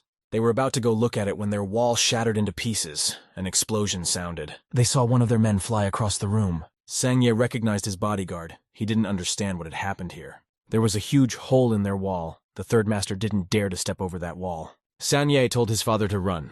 He was going to call someone for help. There was a light at the end of this wall. It seemed to the two of them that they had gone through a long tunnel, and they were surprised at what they saw at the end of that tunnel. These two saw a crane, a real white crane with its head held high.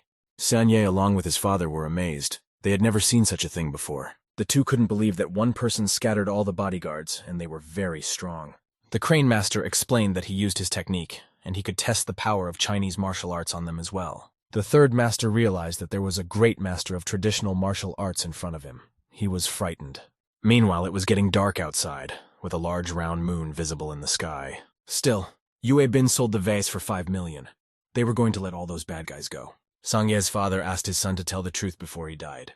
Sangye was going to finish this master off if he ever went into his territory again. This time the man was going to defeat him. Because of the master, he fell in the mud in front of his father. The master walked through the city at night. He looked around and was amazed at the beauty. Master was talking to Yue Bing about how much things had changed since he had lived in China. The master believed that Yue Bing was born in a beautiful era and asked him to promise that he would protect the country. Yue Bing had promised this to Master. He was going to do just that. The white crane ran out of time and began to fade into the white light. Yue Bing was going to make sure that martial arts would flourish again in this country. The guy was very determined to accomplish this mission. Now Yue Bing had 5 million on hand.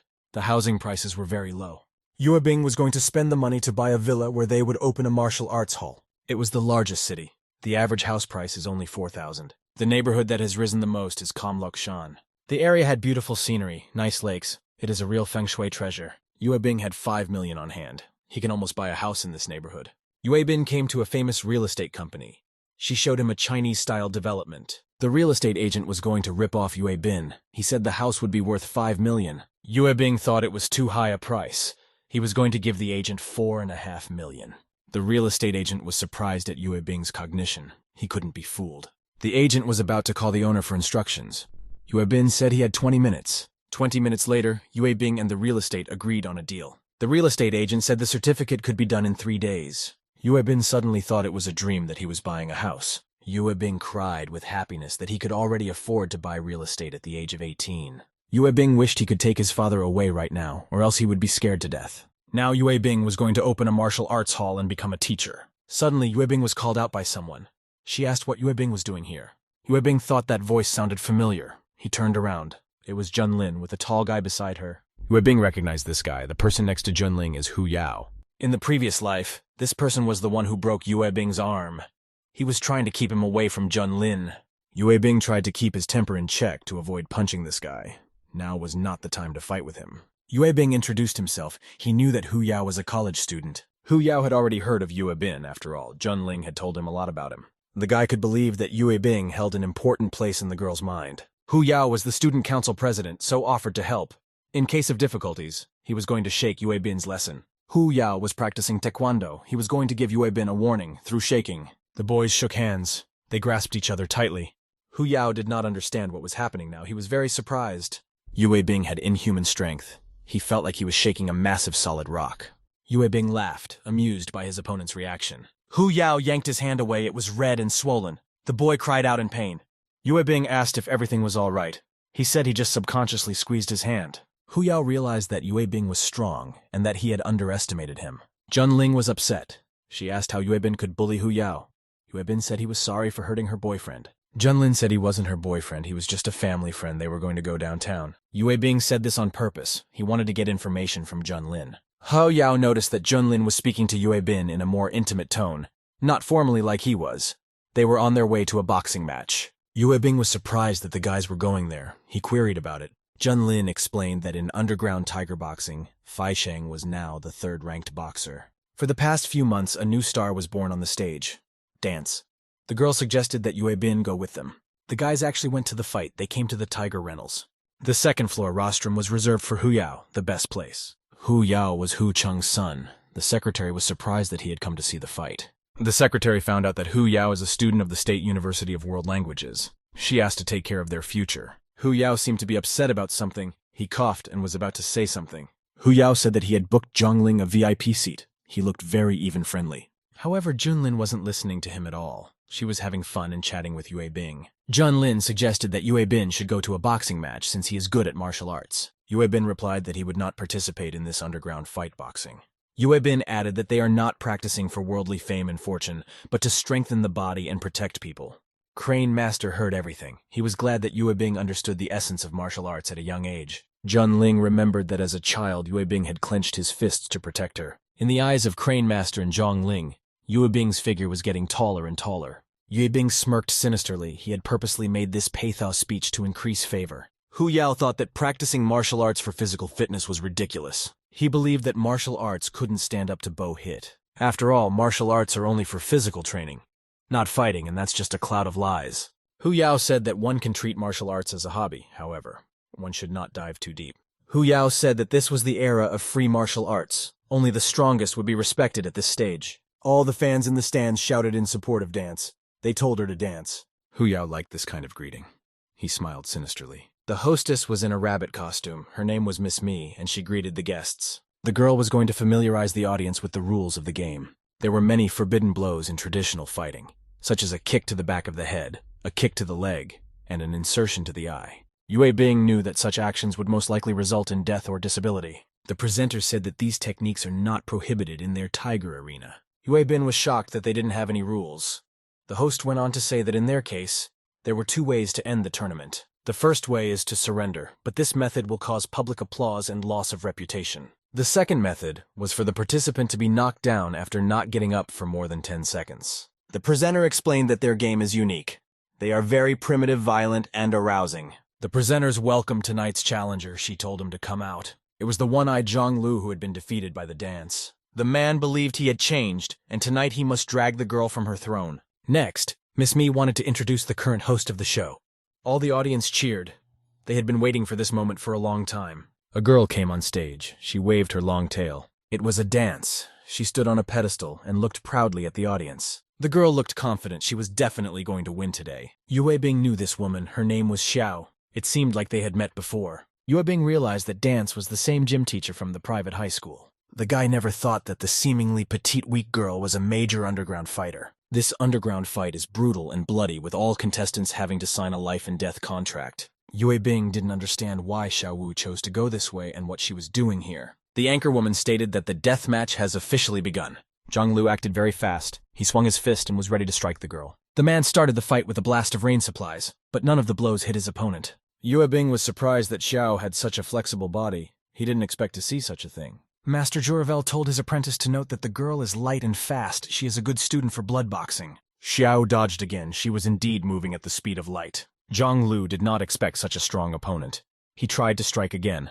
The man realized that the girl had dodged to his side, catching the fleeting gap, and now his weak side was completely exposed. The girl was aiming for the very spot that would lead to the breaking of many bones. Severe fractures can damage internal organs. The girl hoped for a knockout punch. Dance threw numerous punches to the man's ribcage. They were very fast. Zhang Lu was losing consciousness, blood spurting out of his mouth. Fighter Zhang Lu appeared to be very injured, but still retained consciousness, which means the battle continues. At that moment, all the spectators shouted from the stands for Dance to kill the opponent. Yue Bin asked Manager Chen why all the spectators were yelling to kill Zhang Lu. This meant that after the opponent falls to the ground, he dies, ensuring an absolute victory. Dance claimed to fully abide by the rules of the official fight competition and never used any prohibited moves. The audience all wanted the girl to kick him in the head or break all his teeth. The audience was hoping that Dance wouldn't let him get up again and finish the fight in spectacular fashion. Dance looked at her opponent. She thought for a moment.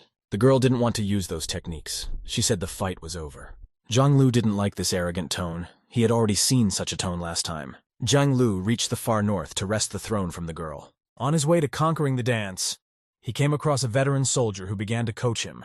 After going through rigorous basic training, the man's actual combat training began. His opponent was a Siberian bear, but was indeed huge. Fighting against the bear day after day, Zhang Lu's body grew stronger and stronger. He used sambo to fight. His striking technique is known for killing and spreading the Siberian continent. Zhang Lu got up from Paul and pounced on Dance from behind. He wrapped his arms around her body. Dance realized the man was going to use a technique. A deflection, she tensed. Zhang Lu put his plan into action. He threw the girl over his head. Dance hit her head hard on the floor, blood spurting from her mouth. The man still continued to hold her tightly. He wanted to make sure she was defeated. Hu Yao explained that this trick is called a German backflip, and it can cause serious damage to the opponent. Yue Bin would have been a boxer in the past, and he's familiar with this trick. It can cause back and neck injuries. Everyone thought that Xiao would no longer be able to stand, however. The girl was still conscious. For the dance, such a grab was a surprise. She thought it was necessary to quickly resume the attack. Zhang Lu thought that Dance would lose because she didn't kill him in time. The man wasn't going to make the same mistake as the girl. He was going to kill her. Zhang Lu felt as if he had lost his mind. He started hitting the girl with his fists. Dance felt like she would pass out at any moment. The man had really grown up.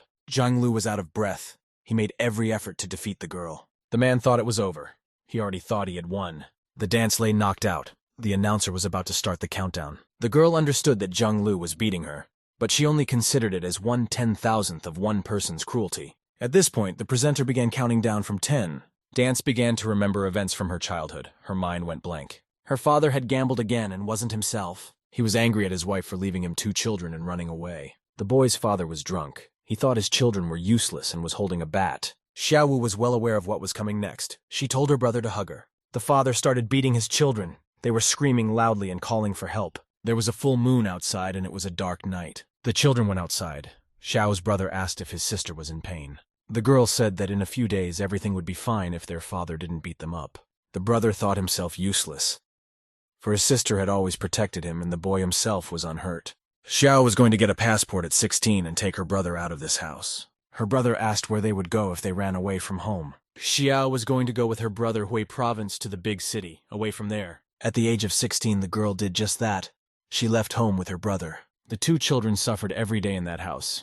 They were glad to get away from there. Xiao was finally free, but she was overcome with longing that she didn't have a home. Everyone already thought that Zhang Lu had won, however, unexpectedly. Dan stood up.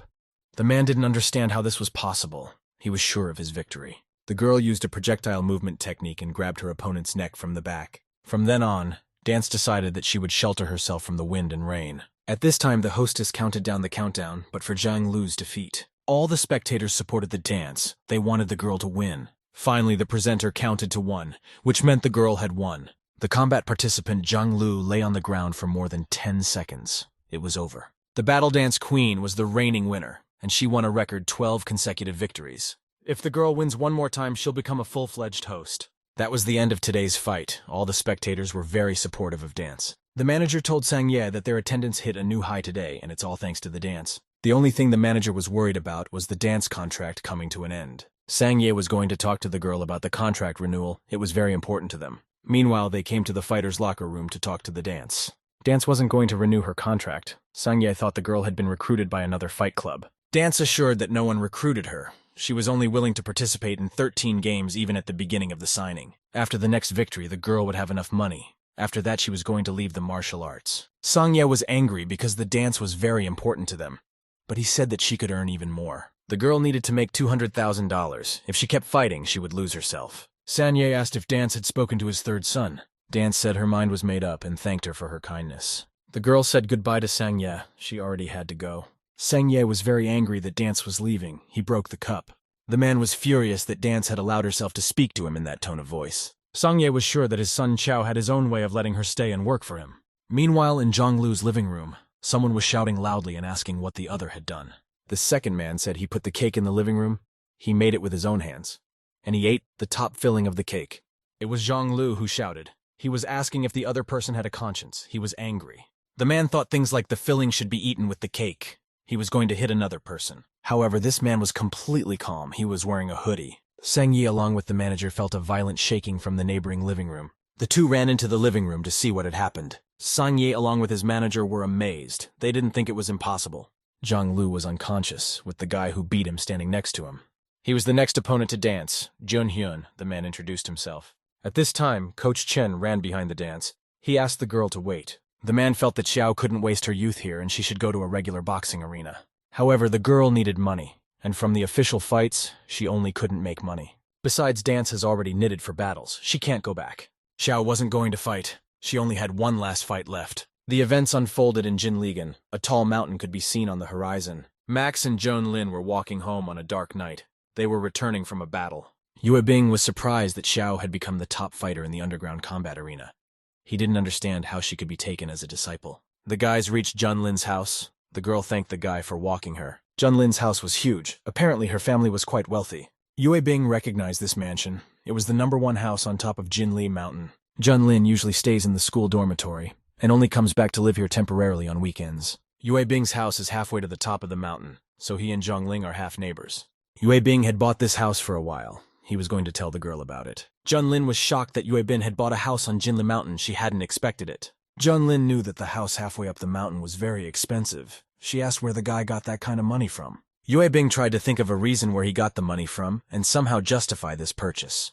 At this moment, Junlin saw that a piece of paper was lying on the ground. The girl was stopped by this. She thought it was a flyer or something. Junlin picked up the sheet. It was a commercial in which women spent time with men for money. Junlin thought that after so many years, Yue Bing's family had already penetrated the rich woman's heart. Yue Bin asked what Junlin was looking at. The girl showed him the flyer. Yue Bin asked if Junling thought Yue Bin was under the care of a rich woman. Yue Bin noticed that Junlin's face gave her away.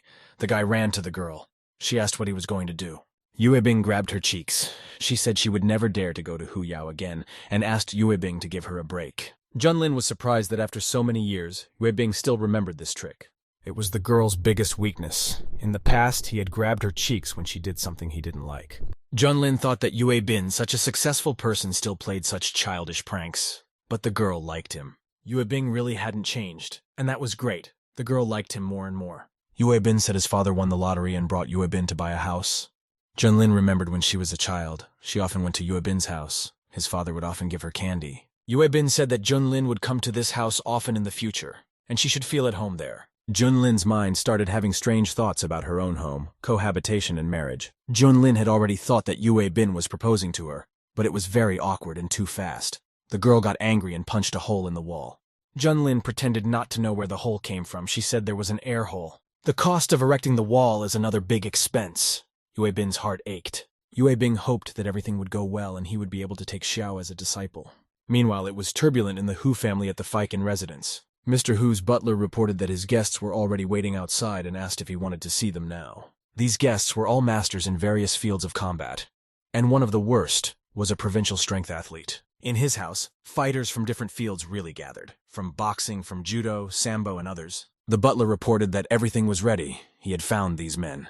Hu Yao praised him. He said that his butler would become the most powerful butler in their family. Hu Yao was further about to embark on a devilish special training. He wanted Junling to see him. Meanwhile, in the forbidden land of the seven forms, Yue Bing shouted at the master and asked him to come down. Crane Master was sitting on a huge chain. He told Yue Bin to practice by himself first, after all. He wanted to be quiet. Yue Bing asked Ben Ben what happened to the master and why he let the guy go today. The manager suggested that he was thinking about Xiao. Master Crane thought she was a good sapling, but she'd spent her youth in the arena of underground boxing. The boy looked at his teacher sadly. He understood his feelings. Master Crane asked if the guy could really make Xiao his disciple if he taught Yue Bing how to kill. Yue Bing was shocked that Crane Master had agreed to teach him this technique after all. Yue Bing wasn't quite sure, but if he could kill the Crane Fist technique in front of her, she would be touched by the power of martial arts. Crane thought it was a good plan and they should try it. Master Crane explained that in order to use the killing technique, Yue Bing must be determined and be willing to overcome difficulties. Bloody boxing is light and fast. It is the fastest of all striking skills. But Yue Bing had little time to practice. The master was going to show the real power of this technique. The master used a trick, the brightly colored wings of a white crane, and snapped the tree in half in one fell swoop. Yue Bing was shocked at this speed and the fact that it was impossible to see the trajectory of the fist. The crane master asked the manager to bring props. Ben Ben did. The manager threw 2 metal pipes at Yue Bing. He didn't expect this. These metal objects landed on the ground. They were very heavy. Yue Bing realized that they weighed several feet. He thought that they were not props, but torture instruments. Master Joravel explained that Yue Bin had to work his fighting style to the max if he wanted to master a new technique. Yue Bing had to practice with this prop 10,000 times a day. It was a technique that goes beyond the human body. Master Crane wondered how long Yue Bing would last. He chuckled. 6 days later, Sangye Tiger Arena reported that Dance did not want to sign the contract. Sanye reassured manager Zhang for everything was under the control of his third son, Chao. Sanye asked if the manager had heard about the deputy elementary school's decision 2 years ago. Zhang knew that the man was a respected person from a higher social circle. It was said that Principal Zhou saw the teenager bullying the old man and tried to stop him. But this boy had a knife in his hand, and the principal defending justice was stabbed to death. The manager thought this boy was crazy, but luckily he was punished and sent to juvie. Sang Ye revealed that the boy who stabbed the deputy principal is Xiao's younger brother, and she owes a huge compensation. The reason a girl fights in underground boxing in the Tiger Arena is just to pay off a debt. Sang Ye was not going to let go of the dance so easily. He wanted the girl to work until she was crippled. Meanwhile, the girl went to the bank. She wanted to cash out all the money. Xiao took all the winning money in compensation for tomorrow's game. When the money is returned, her life will be easier. At this time, someone approached her. With her back to the dance, someone was running fast. She didn't have time to react. This intruder snatched the bag from the girl's hands. It contained all her money. Xiao ran after the man. She told him to return the bag. However, the man was running very fast. He was sure she wouldn't catch up to him. The man threw the bag to his accomplices, which were 2 other guys. They caught it. Xiao was surprised that someone could run much faster than her and was also able to take her bag from her. The man threatened the girl that if she took a step forward, he would break her legs. The man shouted loudly and told Xiao to stand still. He threatened her that one more step and she would lose her leg. He asked if the girl could move her leg now. There were abrasions on Xiao's leg. Just one blow had incapacitated her. The man was about to leave. He said goodbye to the dance. She tried to stop him. The man said they would see each other again. He named the dance. Xiao was surprised that this man knew her battle nickname. She didn't expect it. The girl did not understand who the man was or why he had taken her bag. Meanwhile, in the Tiger Arena manager's office, someone was laughing loudly and happy to get all the money dance. It was Sang Ye. That man had brought all the money to him. Thus, the dance was to continue working for him. The intruder was Zhuang Hen. Sang Ye told him to strangle the pride dance. The man wanted Zhuang Hen to become the next master after defeating Xiao. Meanwhile, his niece came to see Sang Ye. He was surprised that she came as his father-in-law would not be happy about it. It was Mendy, and she ran joyfully to her uncle and promised that she hadn't said anything to her grandfather. The girl asked me to let her watch boxing. She was interested. Sang Ye agreed. He told her to come to tomorrow's match. It would go down in the history of the arena. At the same time, Yue Bing was in the forbidden land of the 7 forms practicing 10,000 strikes a day. Thus, in this world, he had practiced for a full 5 months, and in reality, not much time had passed. After practicing, his body was sweating and sore, so much so that he couldn't move. However, Yue Bing was determined and still made 10,000 strikes. Master Crane praised him, and now he could practice 10,000 strikes in 6 hours. Yue Bing replied that his body had changed. He was now more confident in hitting, and his punch was more powerful. Master Crane knew that to break the boundaries of the human body, one must have an iron will. Yue Bing noticed that there was a sound that seemed flat in his body, but it was very faint. Sometimes it's like the growling of a beast, and it sounds loud. And sometimes it's like a dark cloud-covered sky, like a rumble. Master Crane knew it was an unusual noise. It was the sound of tiger, leopard, and thunder. Master Crane noticed that Yue Bing had indeed persevered for a whole 5 months. He was proud of his disciple. Yue Bing was already very eager to finally learn how to kill. Master Crane had agreed to train him after all. Master Crane explained that in order to use the killing method, he still needed to find sentience. It feels like facing a strong enemy and feeling his body burn. Yue Bing was stunned by such words. He didn't fully understand what it meant. This feeling required Yue Bing to gradually understand, and right now, Yue Bing should rest. Yue Bing was upset that his teacher left him and ran away. He noticed that his teacher liked to understate things until the end. Yue Bing realized that with his current strength, defeating Xiao shouldn't be a problem. He was going to sign up for the duel. It was Sunday. The spectators came to the arena to watch the match. The host announced that tonight was the dance's 13th fight. She wondered if the girl would be able to defend her title. After that, a dance opponent entered the arena. The girl was surprised to see him. This fighter seemed very familiar to the girl. She realized that he was the one who had taken her bag. Zhuang Heng was introduced. The man said hello and said that they had met again. Dance screamed that the villain she met that day was Zhuang Hen. She demanded her bag back. The man paid attention to Xiao's beauty. He wasn't going to give in to women. All the spectators supported the dance. They cheered for her and thought she was invincible. The popularity of the dance is very high, with over 90% of the audience betting on it. Sang Yi thought it was a reflex because before this, dance had won 12 battles in a row. The man believed that it wouldn't be a problem for Zhuang Heng to defeat Xiao. The manager was going to make this guy their star champion because he was sure to win tonight. From then on, it didn't matter if Dance agreed to renew her contract or not. Zhuang Hen would take her place. Sang Ye felt that manager Zhang had overlooked the most important points. That was human nature. He believed that Zhuang Heng had not changed, and like in the past, he would start consuming wine or playing comeback games. He had a difficult character. Sang Ye realized that the dance was not like him. She was not only strong in self-control, but also more loyal. What's also important is that this woman's talent is higher than Zhuang Heng's. The manageress understood Sang Ye's plan that he just wanted to teach the dance a lesson, not his own hands. Sang Ye believed that their casino would harvest. He believed that this trick with 1 stone and 2 crows. Sang Ye was about to lock the dance in the birdcage he had so carefully prepared for her. He felt that the girl could not run away from him forever, for she belonged to him. At this time, the weather outside turned bad and there was a rumble of lightning.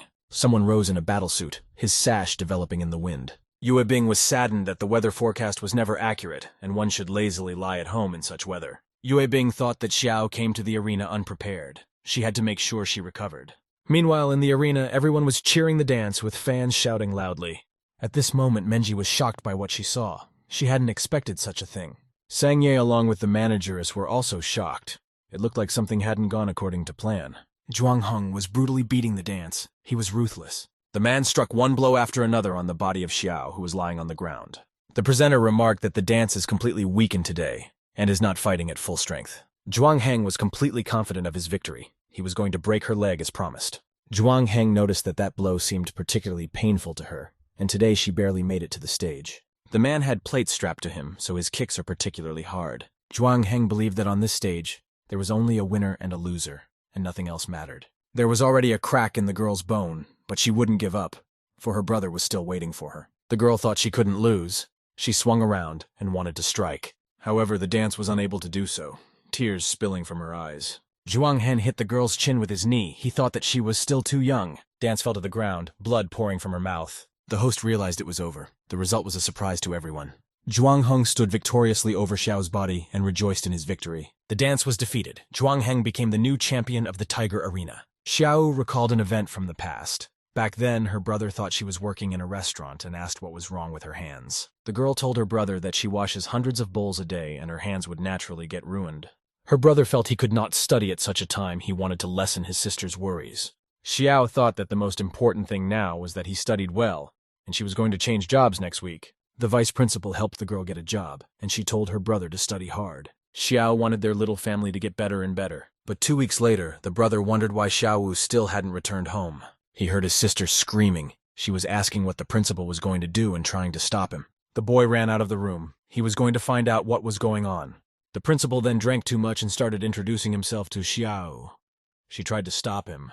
At one point, Xiao shouted and told the principal to leave, but he didn't listen to her. The girl asked the principal to please calm down. She was already tired. Xiao slapped the principal. The man was very angry. The principal threatened that Xiao, her brother, would die. He believed that there was no woman he could not get. Her brother realized how humiliated her sister was. He got very angry. The boy was going to protect his sister. He was filled with anger.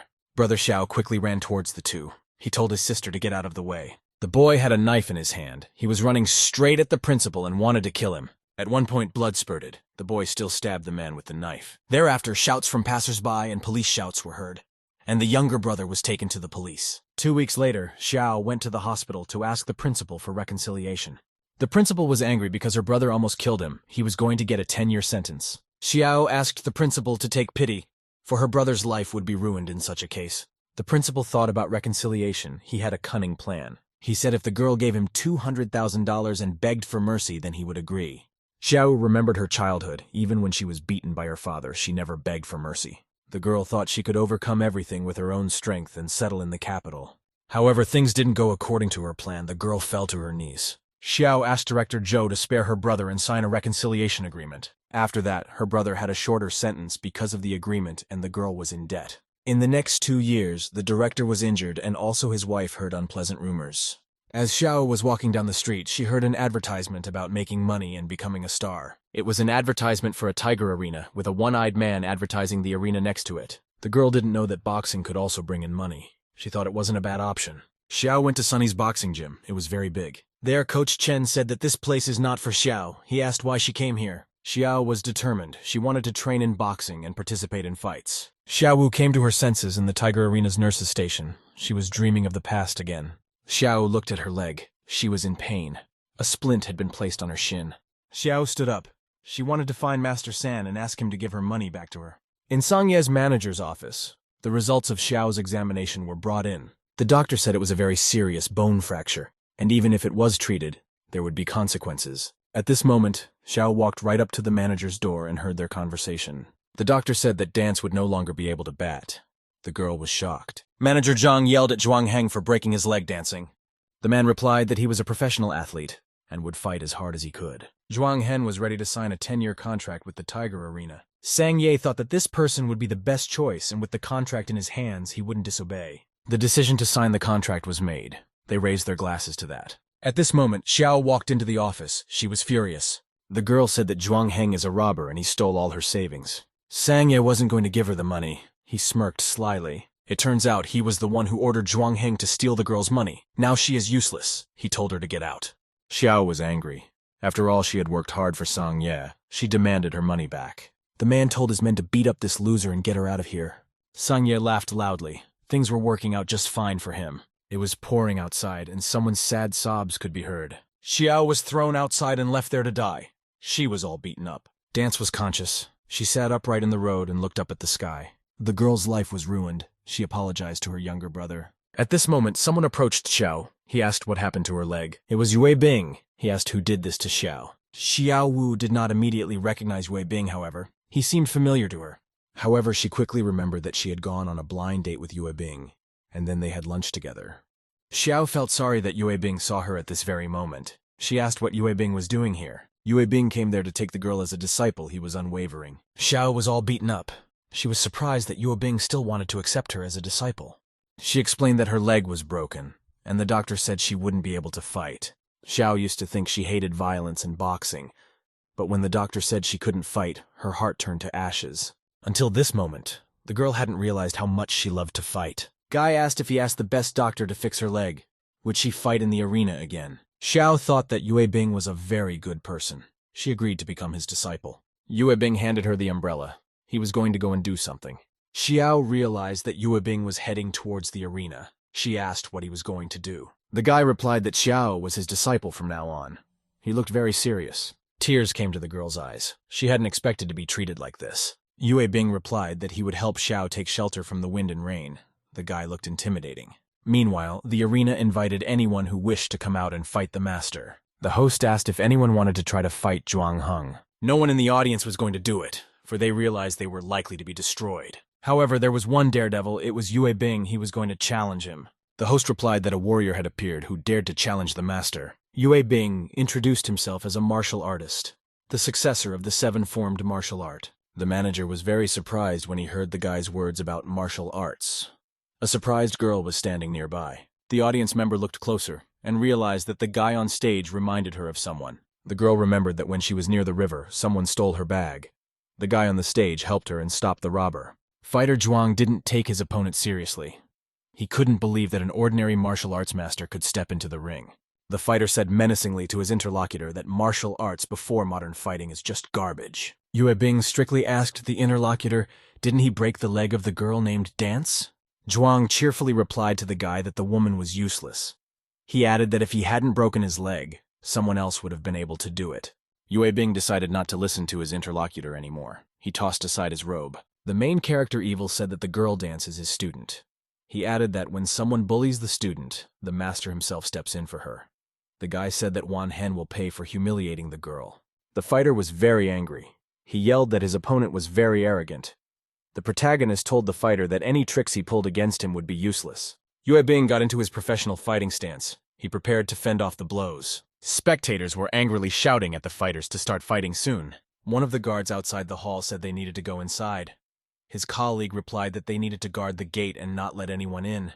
He reminded them that they might be scolded by manager Zhang. From behind, someone suddenly walked up to the guards and tapped their heads. A girl with a broken leg was standing near the entrance to the hall.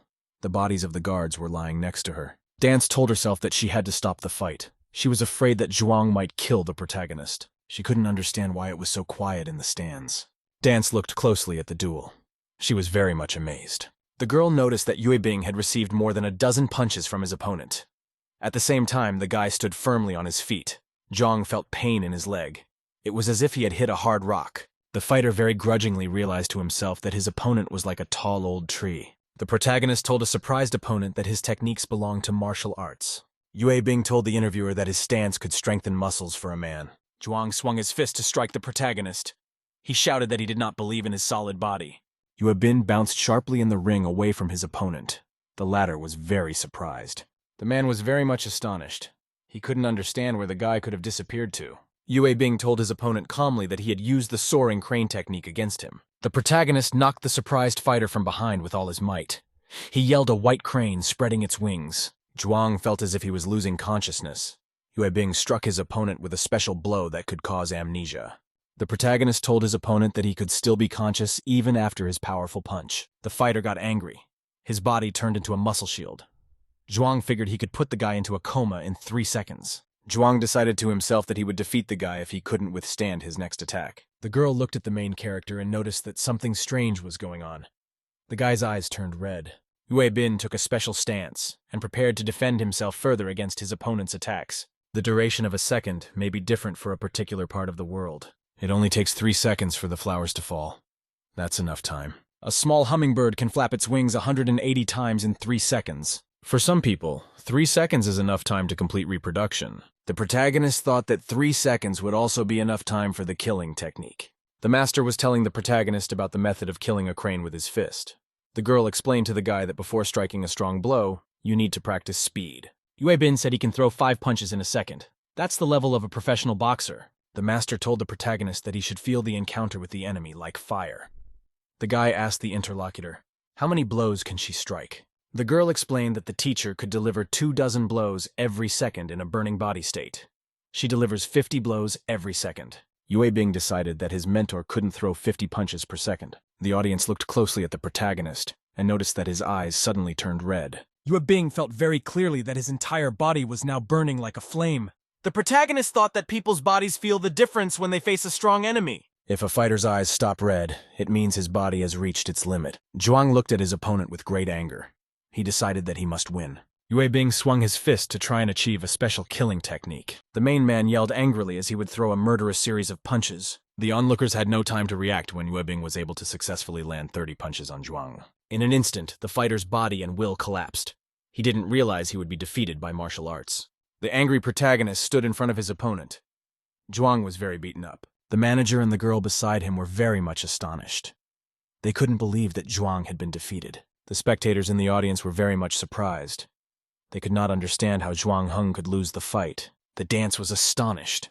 She realized that the main character used a 7-formed fist. The main character asked the anchorwoman, "Is she ready to announce the results?" The girl announced that the newly minted master had lost. She added that the winner was Yue Bing. The manager was sitting in his office. He was very angry and shouted at everyone to leave. The protagonist told Master San not to fool around. He reminded him that he had taken his apprentice's money. The manager shouted angrily to his subordinates for someone to get the guy out of the room. Yue Bing reminded the manager that he had been shot by Fei Lao before. He threatened his interlocutor that his fist could be more painful than a bullet. Girl near the table asked her uncle to give the money back to the guy. She recalled that Yue Bin had once helped her. The girl with yellow hair smiled happily at the protagonist. Yue Bing looked at the girl. He thought that she had helped him and he wanted to thank her. Someone in the room identified himself as Joe III. He told the interlocutor that he would give him anything he wanted. The interlocutor demanded that the bag be returned to the girl. The main character was walking with a girl. The rain had stopped outside and the air was full of dust. Yue Bin turned around and looked at his girlfriend. He decided that he hadn't done enough to impress the girl. Xiao Wu looked at her friend with great attention. She wanted to say something to him. The boy and the girl were looking at the setting sun. Xiao said that everything around them was very bright. The girl looked at the sunset in the distance. Her heart was relaxed. She finally made a decision. Yue Bing told the interviewer that she didn't need to force herself to become his disciple. Xiao smiled happily at the protagonist and said she needed food and lodging. She called him master. A girl came to see the principal at a private secondary school in Maorong. The man was surprised because of the student's resignation. The director asked Xiao Yu where she could find a job after her dismissal, reminding her that she still owed him $200,000. Joe looked slyly at the girl and said that as long as she was his mistress, there would be no need to return the $200,000. The man looked at the student. He realized that as long as he kept pushing the girl, she would give up sooner or later. Xiao looked angrily at her interlocutor and said that he would receive retribution sooner or later. Joe laughed very merrily. He said that revenge is the best joke for him. The man proudly said he had had dozens of mistresses over the years. Suddenly, Mr. Joe heard what sounded like someone under the table repeat his voice. The main character showed up with a tape recorder. He told Director Joe that they met again. The director was very surprised. He couldn't understand how the guy had gotten under his desk with a tape recorder. Joe stood scared in the center of the room. He yelled for the guy to get out of his office. Yue Bin told Man that his wife might accidentally find the tape recorder. He added slyly that Mrs. Joe used to be on the weightlifting team. The man thought about it. He had a very realistic idea of what would happen if his wife got angry. The main character told the man that if he forgave the debt to the Xiao girl, he would not say anything to his wife about the tape recorder. The man jumped up sharply. He shouted angrily that he could take the recorder himself. The protagonist and his girlfriend are serious about fending off the man's attack. The guy and the girl forcefully pounded Mr. Zhang with their hands. As a result, Joe was beaten very badly. When the man woke up, he signed an agreement to forgive the debt to Xiao's girlfriend. Yue Bin came with his girlfriend to his luxurious villa. The guy pointed the girl to the gate and told her that she would be living in this place from this day forward. Xiao was very happy. She remembered that she used to live in cheap apartments for $400. Now she would live in a villa. The girl saw a sign that said there was a martial arts hall. She realized that this place would have many interesting stories to tell. Xiao told the protagonist that she had to take care of her injuries. The girl made a small wish in her heart. Compared to Xiao's desire, the protagonist fell into deep thought. At that time, the overseer was playing cards with the girl. He shouted that Master Crane had lost again. The girl told her interlocutor that the game is a lot of fun for her. She added that she can't win against the warden of the prison. Yue Bing was very surprised. He shouted that Master Crane had broken her leg. He asked the people, "Do they still have time to play with the warden?" The girl told the protagonist not to worry. She added that she had a set of techniques that would help Xiao speed up his recovery. The warden was holding a set of pouches. He said that he had carefully prepared these medicinal powders and suggested that the boy take them for himself. The protagonist smiled at his friends and said that he was grateful that they had found a method to cure Xiao. Hello, friends. The warden and the girl thought to themselves unhappily that the guy had changed his attitude towards them very quickly. In a few seconds, Xiao I wish you asked pleasant with great viewing. surprise at the main character, "What is he doing here?" Xiao explained to her interlocutor that only students from the martial arts hall could be in the bathhouse. She asked him what he was going to do. Yue Bin told the girl that she looked like a pervert. He added that he came here to prepare a bath for her. The protagonist told his student to get into a tonic bath. The girl thought she had a bad feeling. Xiao asked the master, "Can a healing bath heal her leg?" Yue Bing replied to the girl that regular bathing speeds up healing and brings health benefits. To the girl, it all seemed suspicious. The protagonist also seemed like her ex-principal Joe. Xiao imagined the guy would want to take a bath with her. In reality, the main character turned around and headed for the exit.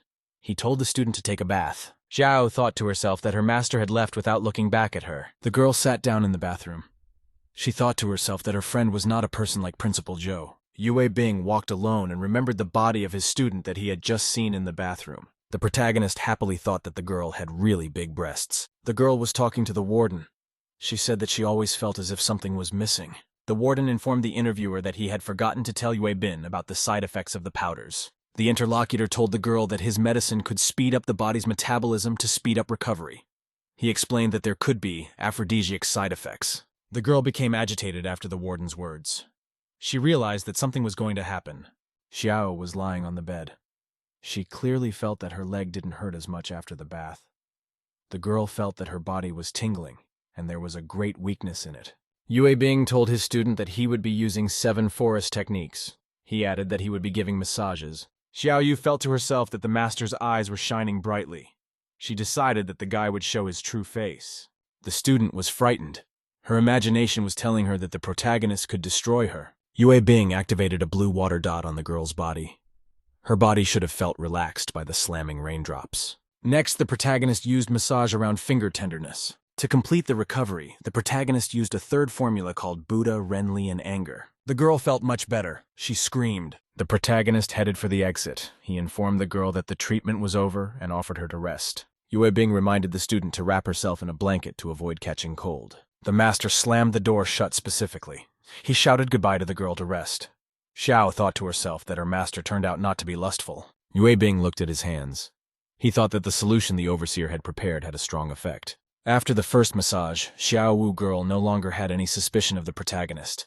Eventually, her vigilance dropped to 0. Yue Bing asked the girl with great excitement, "Does the master really want to see Xiao in the real world?" The interviewee explained to the guy not to worry.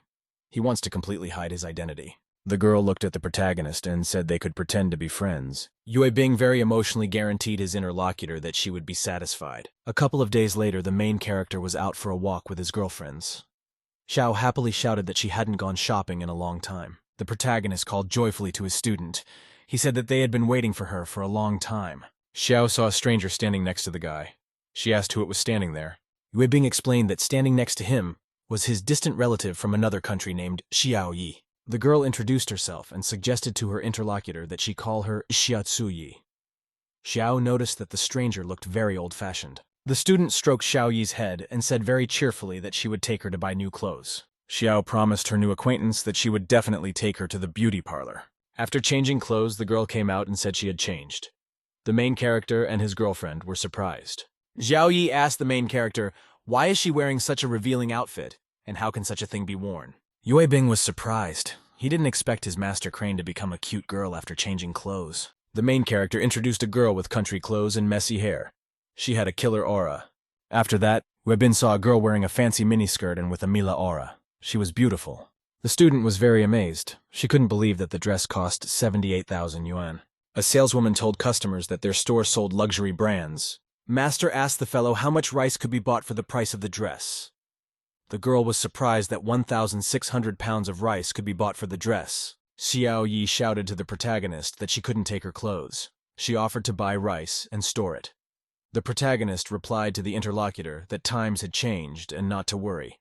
The girl thought to herself, the age she lived in was full of war and death. The main character called out to the salesgirl.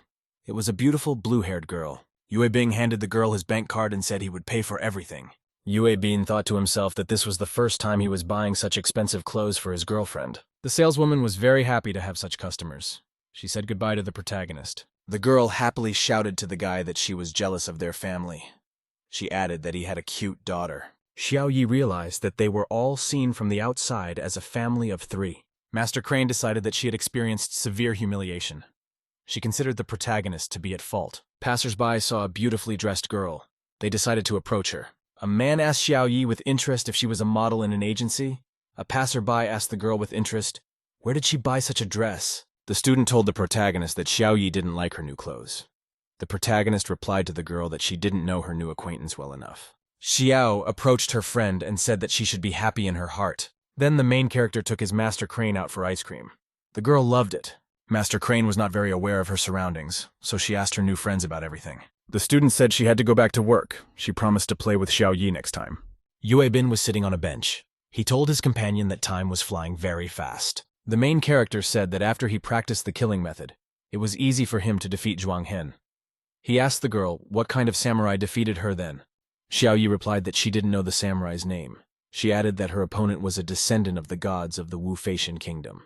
The girl explained that her rival had a peculiarity that she would never forget. Xiao Yi remembered that the samurai had a cross-shaped scar on the front of his head. The protagonist was very surprised.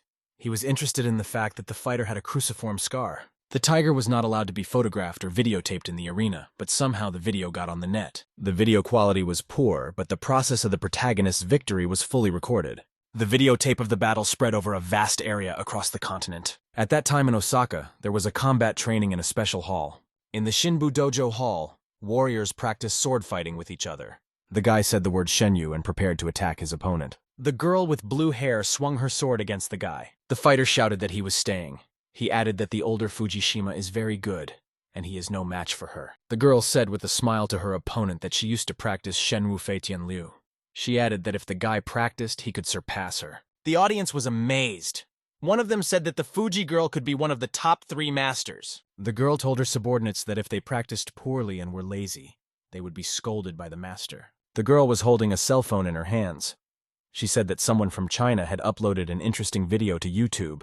Fuji was very interested. It was hard for her to realize that China could have martial arts.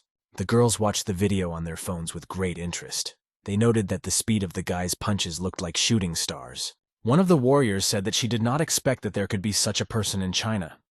Fuji noted that the quality of the video is very poor. That is why it seems to everyone that the guy is hitting very fast. The girl explained that it's really all just a lot of techniques. She added that Chinese martial arts are not very good. Fuji looked at the phone. She said that Master Yuang was simply very weak. The girlfriend said Fuji is very much in the know.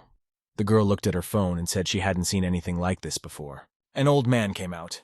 He explained to the girls that this technique is called the crane fist method. The girls greeted the master. The old man said he had dealt with this style of fighting before. The girls asked who won in the end. The old man had a scar on his face. He said that he had defeated Shenwu Fei Tianlu. The master told his companions that Chinese martial arts was just an empty name. The master said that their school was one of the top 4 kendo schools. The girl listened to him happily. An old man asked a girl if she had packed her luggage for the flight to China tonight. The girl replied that she had packed everything. Fuji said goodbye to her grandfather. She yelled that she would remind her brother of everything. The girl thought to herself that Chinese kung fu was not considered good. She decided to try some Chinese food. The main character was at Feisheng University. He was out with a girl. The The student pointed at the guy and asked why he hadn't been in class all week. The main character said he sees 3 of his best friends in front of him. The student with glasses realized that he had heard a familiar voice. He thought that all his complaints had been dispelled. Yue Bin waved the guy's hand and thanked him for helping him excuse himself. The student was surprised to see the protagonist next to the hottie. The student was very upset. He realized that the main character had a girlfriend and went to rent a place. He decided that it was a stab in the back for him. The guy grabbed the protagonist. He'd be very unhappy because the guy had a girlfriend. The apprentice realized that her master was in danger. She decided to act immediately. Xiao ran up and disarmed the student with a large number of punches. The guy was lying unconscious on earth. The main character asked the girl what she had done. The apprentice warned her interlocutor that the evil forces wanted to strike him. The girlfriend warned the protagonist that the guy with glasses looked like a murderer. Yue Bing calmed her down and said that the student was a regular glasses man. The main character's friends were very much surprised when they found out that he had a student walking next to him. Yue Bing explained to his friends that he had learned martial arts. Xiao was able to become his student. The protagonist asked his friend, "Hasn't he had a date with Zhou Qi yet?" A student said with tears in his eyes that he invited a girl to a movie. He wanted to get close to her, but she broke his finger. Yue Bing was surprised. To himself, he couldn't understand how his friend could do such a thing. The student with glasses smiled. He said that he had a new goal. He said that a Japanese exchange student, Fujishima Lee, was coming to their university. The protagonist thought about it. He remembered that he had heard the name Fujishima Lee somewhere before. Yue Bin remembered that last time. This girl or her brother came to study at the University of Languages. Then something big happened. Fujishima Lee and his brother jumped off the building on the same day in the same academic building and committed suicide. Yue Bing remembered that the suicide of the girl and her brother had been written about in the newspapers. The student hugged the protagonist and said that he was responsible for meeting Fujima Lee. He added that he had information. The guy said in a confident voice that the Japanese girl would definitely become his girlfriend. The protagonist thought about it. He vaguely remembered to himself how Fujishima's brother and sister had committed suicide. It was within 2 weeks after they were transferred to the school. Yue Bin thought to himself that it is often said that the people of China are under pressure, and because of this, the suicide rate is rising. But it is very strange that a brother and sister committed suicide on the same day. The main character told himself that he's not a superhero, and he doesn't care at all. The students lined up outside the entrance. They were preparing to meet Fujishima's sister and brother. Students stood next to the red carpet. Someone said that the school provided many special treatments for international students. The newcomers would receive free tuition and an allowance of $1,000. One of the guys said that international students get better facilities than they do. The guy replied that the visiting students would be respected with their money. Yue Bing thought to himself, there are many things foreigners like in this era. He remembered that there are schools that make their students accompany foreign students. The guy thought to himself, the current China still lacked confidence. He thought that after 10 years, China's strength would increase and the situation would improve. One of the students shouted happily that Fujishima's brother and sister had finally arrived. The girl greeted the University of Languages Feishan. Fuji stood looking admiringly at the school building. She wanted to find the cafeteria. The students got very excited. One guy realized that Fujishima was a beauty. A guy came up from the side and told the surprised girl that she had waited a long time for her. A student was holding a huge number of red roses. He decided to give them to a foreign student. The guy with glasses told the girl that he was a student representative. His name was Shu Da. He told the girl that he was good at computers and movies and even spoke a little Japanese. The main character thought to himself that in this world, people learn from childhood an additional language in addition to their mother tongue. Yue Bin thought the whole world spoke the same language. That's why everyone understood each other. Fuji was very surprised and excited because the student Shuda also spoke Japanese. She asked him to tell her something. The inspired student began to utter some incoherent phrases and words. Shu wanted to compliment the girl. She beat him up and yelled that he was a pervert. The main character watched everything that was happening with interest. He realized that Shu was worthy of being a person called an isolationist. Fuji was walking through the campus. She was hungry. She was looking for the cafeteria. The girl walked past the protagonist. He didn't pay any attention to her. Suddenly, the student felt something very strongly in her body. She was amazed. Fuji realized that when the protagonist passed by, her body uncontrollably went into a fighting state. The girl noticed that she didn't hear the main character's footsteps as he walked past her. Fuji decided to herself that she was very tired and was hallucinating. She wanted to try a dinner of fried rice and eggs. The girl thought to herself that her brother had disappeared somewhere after getting off the plane. At that time, a warrior came to Mount Jinlishan. The sun was gradually setting. The guest told himself unhappily that it was already evening and he had not entered the martial arts hall. The warrior asked himself, Is this really the end of the Taichi Fujishima clan? He didn't want to do this. The boy looked carefully at the gate. He realized that this was the hall he wanted. The warrior said happily that he remembered these Chinese characters well in his mind. He was surprised that there was a martial arts hall on this mountain on the grounds of this villa. The guy looked in front of him. He decided it all looked a little small for him, but he didn't care.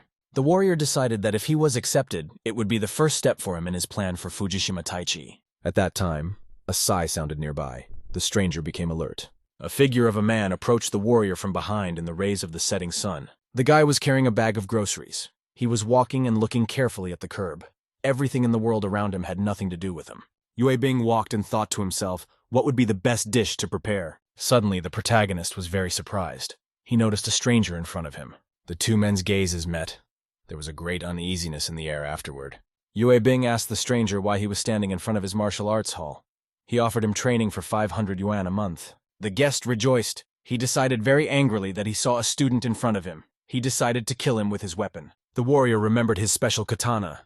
It was handmade by a nationally renowned master smith. His grandfather had personally given it to the boy on the day of his majority.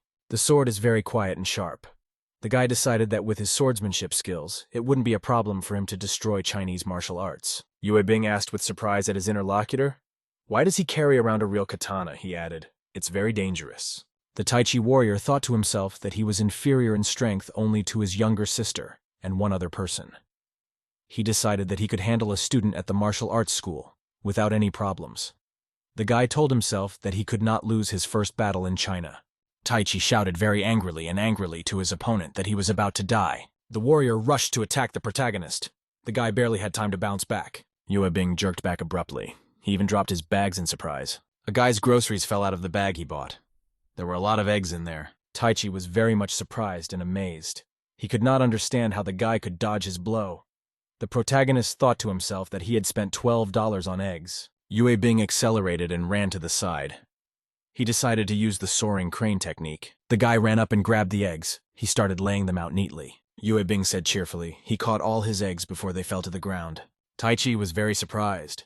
He couldn't figure out how the guy got the eggs. One egg flew in a strange direction. The protagonist didn't notice it. Yue Bing looked to the side at the very last moment and noticed the falling egg. The egg crossed an even straight line. It hit the ground without hesitation. Then the shell shattered and it flew off in pieces in all directions. Taichi Fujishima plunged into dead silence. After that, there was a sound in the main character's head. Yue Bing felt as if an eruption and explosion had begun. It was like a symphony of hell. The main character was angry. He stood in line for 2 hours to buy eggs at a discount. He asked his rival angrily, does he really want to die? Taichi became extremely agitated. He saw a ferocious, murderous aura in front of him. Taichi was very frightened. He realized that death had a firm grip on the protagonist's throat. Yue Bing decided that he needed to teach his opponent a lesson. He picked up his wand. The guy was holding a disposable handy chopstick from the supermarket. Taichi was very angry. He didn't like that the guy wanted to use the chopstick as a weapon against him. Yue Bing swung his wand. He shouted at the last moment that he was sorry. The protagonist launched his wand and shouted that all of this is a hidden weapon. The flying wooden weapon struck the opponent with all speed. Taichi received a powerful and devastating blow to the head. He lost consciousness. Taichi never imagined that in the first battle he would meet the master. The protagonist wanted to give advice to his defeated rival as a farewell. Yue Bing told his opponent that if he wanted to buy cheap eggs, he should stand in line. He added that he would spare his opponent this time. Taichi Fujishima lay on the earth. A bloody stain appeared on his head. With the arrival of the brother and sister, Fujishima unknown undercurrent rages in the Feiken. The woman told strictly subordinates that they had finally arrived. She added that she had been waiting for them for days. The leader told the warriors that she would now begin to explain the purpose of the mission. The woman held a blade in her hand. She told her subordinates to kill Fujishima's brother and sister. The main character asked Master Crane what happened to her. The girl told the guy that she didn't know why. The master said that there was some deja vu in the sword that the stranger used. Bin told the girl that he was able to defeat his opponent easily. He added that his companion might be wrong. The girl looked carefully in front of her. She said that she was indeed mistaken. Yue Bing raised the sword in his hands. He said that this katana looked good. The girl asked the guy why he took the katana from his rival. She reminded him that the sword is more important than life for a samurai. The protagonist explained that he broke an egg because of his rival and suffered psychological damage. The protagonist said cheerfully that the katana was very heavy. He said he wanted to give it to a scrap metal collector. The master thought to herself that she felt shame as a teacher, looking at her student. At this time, Taichi came out of the hospital building in Faikan City. He felt strange. The warrior couldn't understand why he was in the hospital or what had happened to his head. The last thing he remembered was getting off the plane and going to the semi-form martial arts hall. Taichi decided that he should return to school as soon as possible. It was important for him to take care of the condition of his katana. The warrior, out of habit, reached out his hand to draw his sword. It was not there. Taichi was frightened. He shouted that his katana was gone and it was all over for him. The next day, a guy was sitting outside the University of Languages Faikan. Taichi sat sad on a bench. He realized that he had lost the expensive katana his grandfather had given him earlier. A student showed up. She asked her brother in surprise, "Why is he sitting here?" Fuji asked her interlocutor with surprise, "Why didn't he bring his katana?" Taichi realized grudgingly to himself that his sister was very serious. He was unlucky to be in this place. Out loud, he told the girl that he had left the katana in his bedroom. Fuji asked her brother to take him to see the katana. She added that she was worried about her. A student met her girlfriends. They suggested we go and eat in the cafeteria. The girl offered to eat beef and sour soup. The girlfriend asked Fuji what was the thing on her back. Fujishima told her interlocutors that in their family, all descendants receive a sword from a famous teacher after reaching adulthood. The girls were very excited. One of them said that the katana could have been left at home. Fuji told Strictly girls that for them, the katana is the most important thing in life. The sword must be carried daily and must not be lost. The girl explained that if anyone lost the katana, there would be a heavy price to pay. The girl said her friend's face looked really scary. She suggested we go to the cafeteria. The warrior looked at his sister and realized she was attracted to Chinese food. The guy thought to himself that he had lost his memory in battle. He decided that he would fight the same man again and his memory would come back to him. Taichi decided to himself that he could overpower anyone who fought him. While Shu was practicing his martial arts skills, he asked the guy, "Is he standing in the standard pose?" He asked the student, "Why did the student join the kendo club?" The student said slyly that Fujishima was the heiress of a family of swordsmen. He added that if he learned kendo, he could talk to the girl about a common topic. The main character told his friend not to give up even if he was beaten. At that time, there was a strong bang on the door. Taichi standing in puffs of smoke. He said grudgingly that the kendo club was small and primitive. A warrior ran in. He shouted to the kendo clan people that he was here to teach them a lesson. The protagonist glanced unhappily at the guest who had dropped by. He was annoyed with him. Taichi took a leisurely and calm step towards the guy. Yue Bing looked at the guy who had passed very unhappily. He remained silent. Taichi got worried. He couldn't understand why his heart started beating hard and fast after the guy's gaze. He even thought that maybe he was gay. When Taichi Fujishima thought he was in love, memories flooded into his mind. Suddenly, Taichi realized to himself that he remembered everything. Melodious music began to play in his heart. It seemed to the warrior that this was the case. He realized that he was now performing something. Taichi decided to himself that he was now doing a dance with death. The warrior told the protagonist that the katana really meant a lot to him. He asked that the guy give it back to him. Yue Bin told his interlocutor that the food was not flavorful yesterday because of the lack of egg. He demanded of his interlocutor that he pay him for the loss if he wanted to take back the katana. Taichi asked his interlocutor how much he should pay. The protagonist warned the guy that it would cost him a lot of money. He decided to take $100 from the warrior. Taichi shouted angrily to the protagonist that he would pay him $10,000. He added that he wanted to meet tomorrow night on the roof of the building. The protagonist was very surprised. He never expected to get $10,000. The leader decided to tell her subordinates that they would be acting today at the University of Faicheng Languages. The woman was holding a picture of Fujishima's brother and sister. She showed it to her subordinates. The leader explained to the fighters that this is what Fujishima's should look like. The fighters saw a picture of two children in front of them. One of the subordinates said it would be hard to find anyone in that baby picture. The woman explained strictly to her subordinates that the employer had placed an expedited express order. Therefore, they have no time to prepare. The leader said that Fujima is a samurai family. The katana is life to them. She explained that if any student on campus has a katana, it means it is a Fujishima brother or sister. The woman explained to the fighters that there are no difficulties in this world. No one can stop the Red Star organization from killing. Subordinates told their supervisor she was good at coming up with ideas. Someone shouted that they were thrilled. The woman commanded sternly for the ninja team to move forward. A warrior came up from behind. He told the woman named Qianmei that she was very determined. Qianmei turned around and sternly asked, "Who was it that came up behind her?" A woman saw two fighters. One of them was wearing some kind of special sign. Qianmei realized that she saw warriors with special skills in front of her. They were a group under the jurisdiction of Zhonggren. The woman asked the fighters, "Why are they here?" The warriors replied to the woman that the operation was very important, and that was why the boss had sent them both. The ninjas laughed and shouted that they were going after the Fujishima brother and sister. After that, they abruptly disappeared. Junmei thought for a moment. She realized that if the Zhongren squad came, they would definitely complete the task. The woman didn't understand where the anxiety in her heart was coming from. The leader felt a special thrill. She thought she saw something. The students left the building after studying. They decided to go to a nice restaurant. At that time, a ninja Tisu flew over the student city. In flight, he glided invisibly among the tall buildings. The ninja looked closely and realized he had found his target. He noticed a girl with a katana behind her back. Fuji was walking down the street and was deep in thought. She thought her brother might have lost his katana. At this time, one ninja was watching everything through binoculars. He told his captain on the comms that he had discovered something. The warrior told the commander that the target was on the roof of the training building A. The ninja thought he saw Taichi Fujishima standing in front of him. The guy stood with his eyes closed. He realized that now was a good opportunity to attack him. Yue Bing stood there and was deep in thought. He couldn't understand why the guy he knew hadn't come. At this time, someone suddenly launched a dagger towards the protagonist. The dagger hit Yue Bin at speed.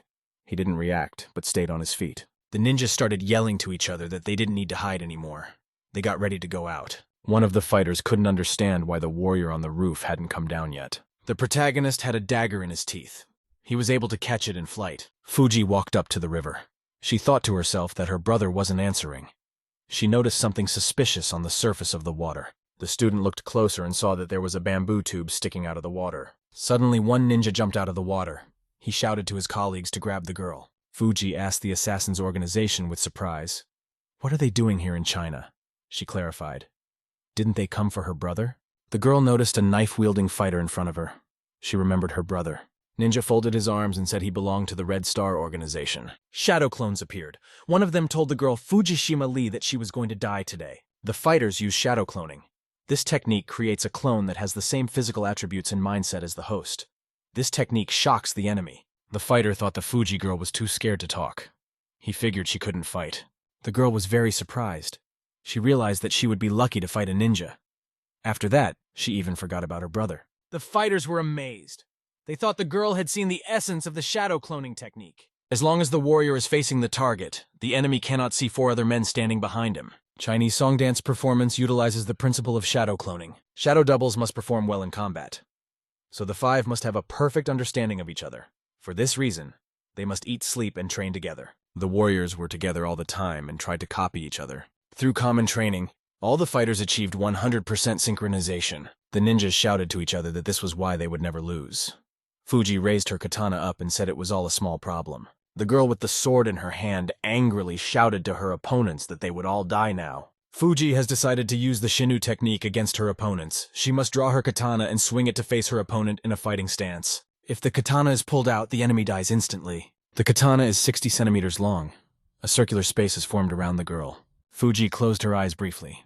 She told herself that she could do it. At which time one of the fighters accelerated and flew towards the girl. Fuji excitedly realized that she needed to act now. The girl swung her katana very quickly and professionally. After a powerful blow from the girl, several ninjas were struck to death. The fighter told the girl before he died that she was a very strong descendant of Shenu Fatian. The ninja added that Fujishima was in danger even after winning. He explained that they were just pawns in the organization. The girl became very worried. The dying warrior said the organization would kill her brother and come after her. Fuji asked her interlocutor, why are they doing this? A dying ninja said that the golden age of Yangtze martial arts will come. The fighter passed away. Before he finished the sentence, the girl's heart was full of worry. Fuji wondered. She couldn't figure out what the golden age of martial arts was. At that time, there was a big explosion on the roof of the building. The girl came to her senses. She remembered that she had to help her brother. After the explosion, the entire neighborhood was covered in thick and acrid smoke. One of the fighters told his colleague Sakia that he had accidentally blown up fellow members of the organization.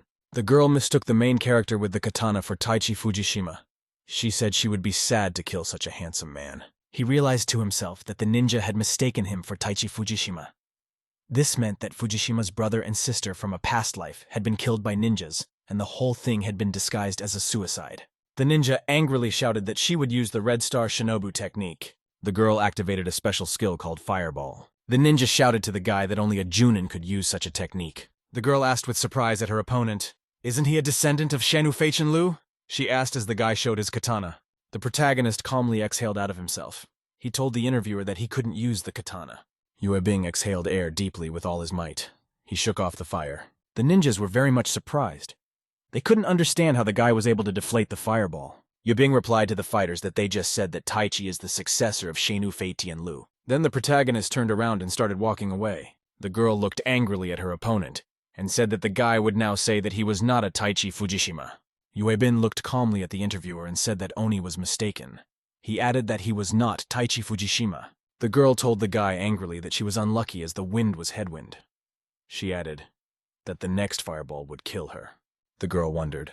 She couldn't understand why her partner was standing upside down. The protagonist held his rival with his hands on her leg. He explained that if Taichi died, he would lose $10,000. After which the guy blew on the girl's bare leg with his breath. The surprised ninja asked the Taichi what the latter was going to do with his partner. The protagonist used a special skill called Archangel's Breath against the girl. The ninja felt a multitude of ants crawling on her legs. She could not endure such torture. The girl felt very sick. She couldn't hold back any longer. The protagonist saw his rival's body in front of him completely engulfed in flames. The girl fell dead to the ground. The fighter realized that this time they had underestimated the enemy. There are two types of people in the Fujishima company. One is employed in heavy industry. The other part of the people inherited the family's martial arts spirit. The ninja thought that a genius in the new Shenu generation named Taichi Fujishima was standing in front of him. The ninja was startled to realize to himself that the mission had already reached S-rank difficulty for him. The fighter decided to use a special move against the protagonist. He spun in place. Yue Bing looked at the guy across from him. He realized that the fighter was throwing something into the sky. The warrior threw a weapon into the sky. The ninja said that in a few seconds a multitude of weapons would fall down like a downpour. The ninja knew his opponent couldn't hide on an empty roof. He yelled to the guy that it would definitely destroy him. Huge amounts of deadly and sharp weapons were falling from above. To defend himself, the fighter used the art of iron armor. The warrior was completely encased in iron protection. He decided that when the star rain was over, he would finish the guy off. At that time, Taichi came running onto the roof with a bag in his hands. He shouted to the protagonist that he had brought money and demanded the katana, while a huge number of dangerous blades continued to fall from the sky. Yue Bin greeted the guy and said he had been waiting for him for a long time. Taichi thought he had a bad feeling. After that, the Taichi cried out very loudly as he was affected by the rain of blades. The ninja stood up happily thinking to himself that it was over, as he heard the shouts of Taichi Fujishima. Suddenly, the warrior was startled and greatly frightened. He saw something unusual in front of him. Yue Bing was able to reliably defend against the rain of blades thanks to the Taichi's body. Taichi very excitedly and fearfully cursed the protagonist to himself. Yue Bing shouted angrily to his opponent that his techniques were useless here. The ninja was surprised. He figured his opponent was the real devil. The girl was going up the stairs very fast. She heard her brother scream. Fuji ran out onto the roof from the open doors. She asked her brother if he was okay. The girl didn't see her brother on the roof. There was a guy standing there looking at the moon. He looked familiar to her. Yue Bing stood and thought deeply to himself where he would spend $10,000. The girl looked at the corpses of the ninjas in front of her, lying on the roof. Fuji couldn't believe a guy could defeat a special unit. Yue Bin went to the edge of the roof and prepared to jump off. He decided to go to McDonald's. Fuji got really excited. She asked the guy who he was. Yue Bing replied before falling to the girl that he was a master of the martial arts school and the successor of the 7 form techniques. In the summer of 2008 year, Zhu told the protagonist about computer games. He suggested that we team up to defeat Lord Rebrad. Yue Bin told his interlocutor that he was very naive. He explained that it was not easy to kill the daughter-son of Nordenlun. A girl screamed from the side. She was running at full speed towards the guy. Yue Bing thought deeply to himself. He realized that he had heard this voice before. Fuji thanked the protagonist for his help last night. She added that she wanted to be alone with him for a while. Yue Bin explained to his girlfriend that they also had other things to do. They needed to hurry. The girl agreed. Guy Shu was angry. He didn't like that the main character didn't have enough of his girlfriend Zhongling. Fuji handed the protagonist a card. She thanked him for helping her brother. Yue Bin held the card up and said that they show a chivalrous spirit when they see injustice. He told the interlocutor that Ta can take the money and go. Fuji told the main character that she was sorry. She explained that she had saved $100,000 of her pocket money on the card. The guy was surprised when he heard the amount. Yue Bin took the money card. He explained to the girl that he would take the card if she insisted. The main character explained to the surprised interlocutor that according to the rules of martial arts, you can't give the gift back. Fuji looked at the guy and decided that he wouldn't be very pleased. The girl excitedly told the guy that any help should be rewarded. She promised the guy that she would do anything for him. Yue Bin turned his back to the girl. He said he wanted something of value from Miss Fujima. The girl was interested.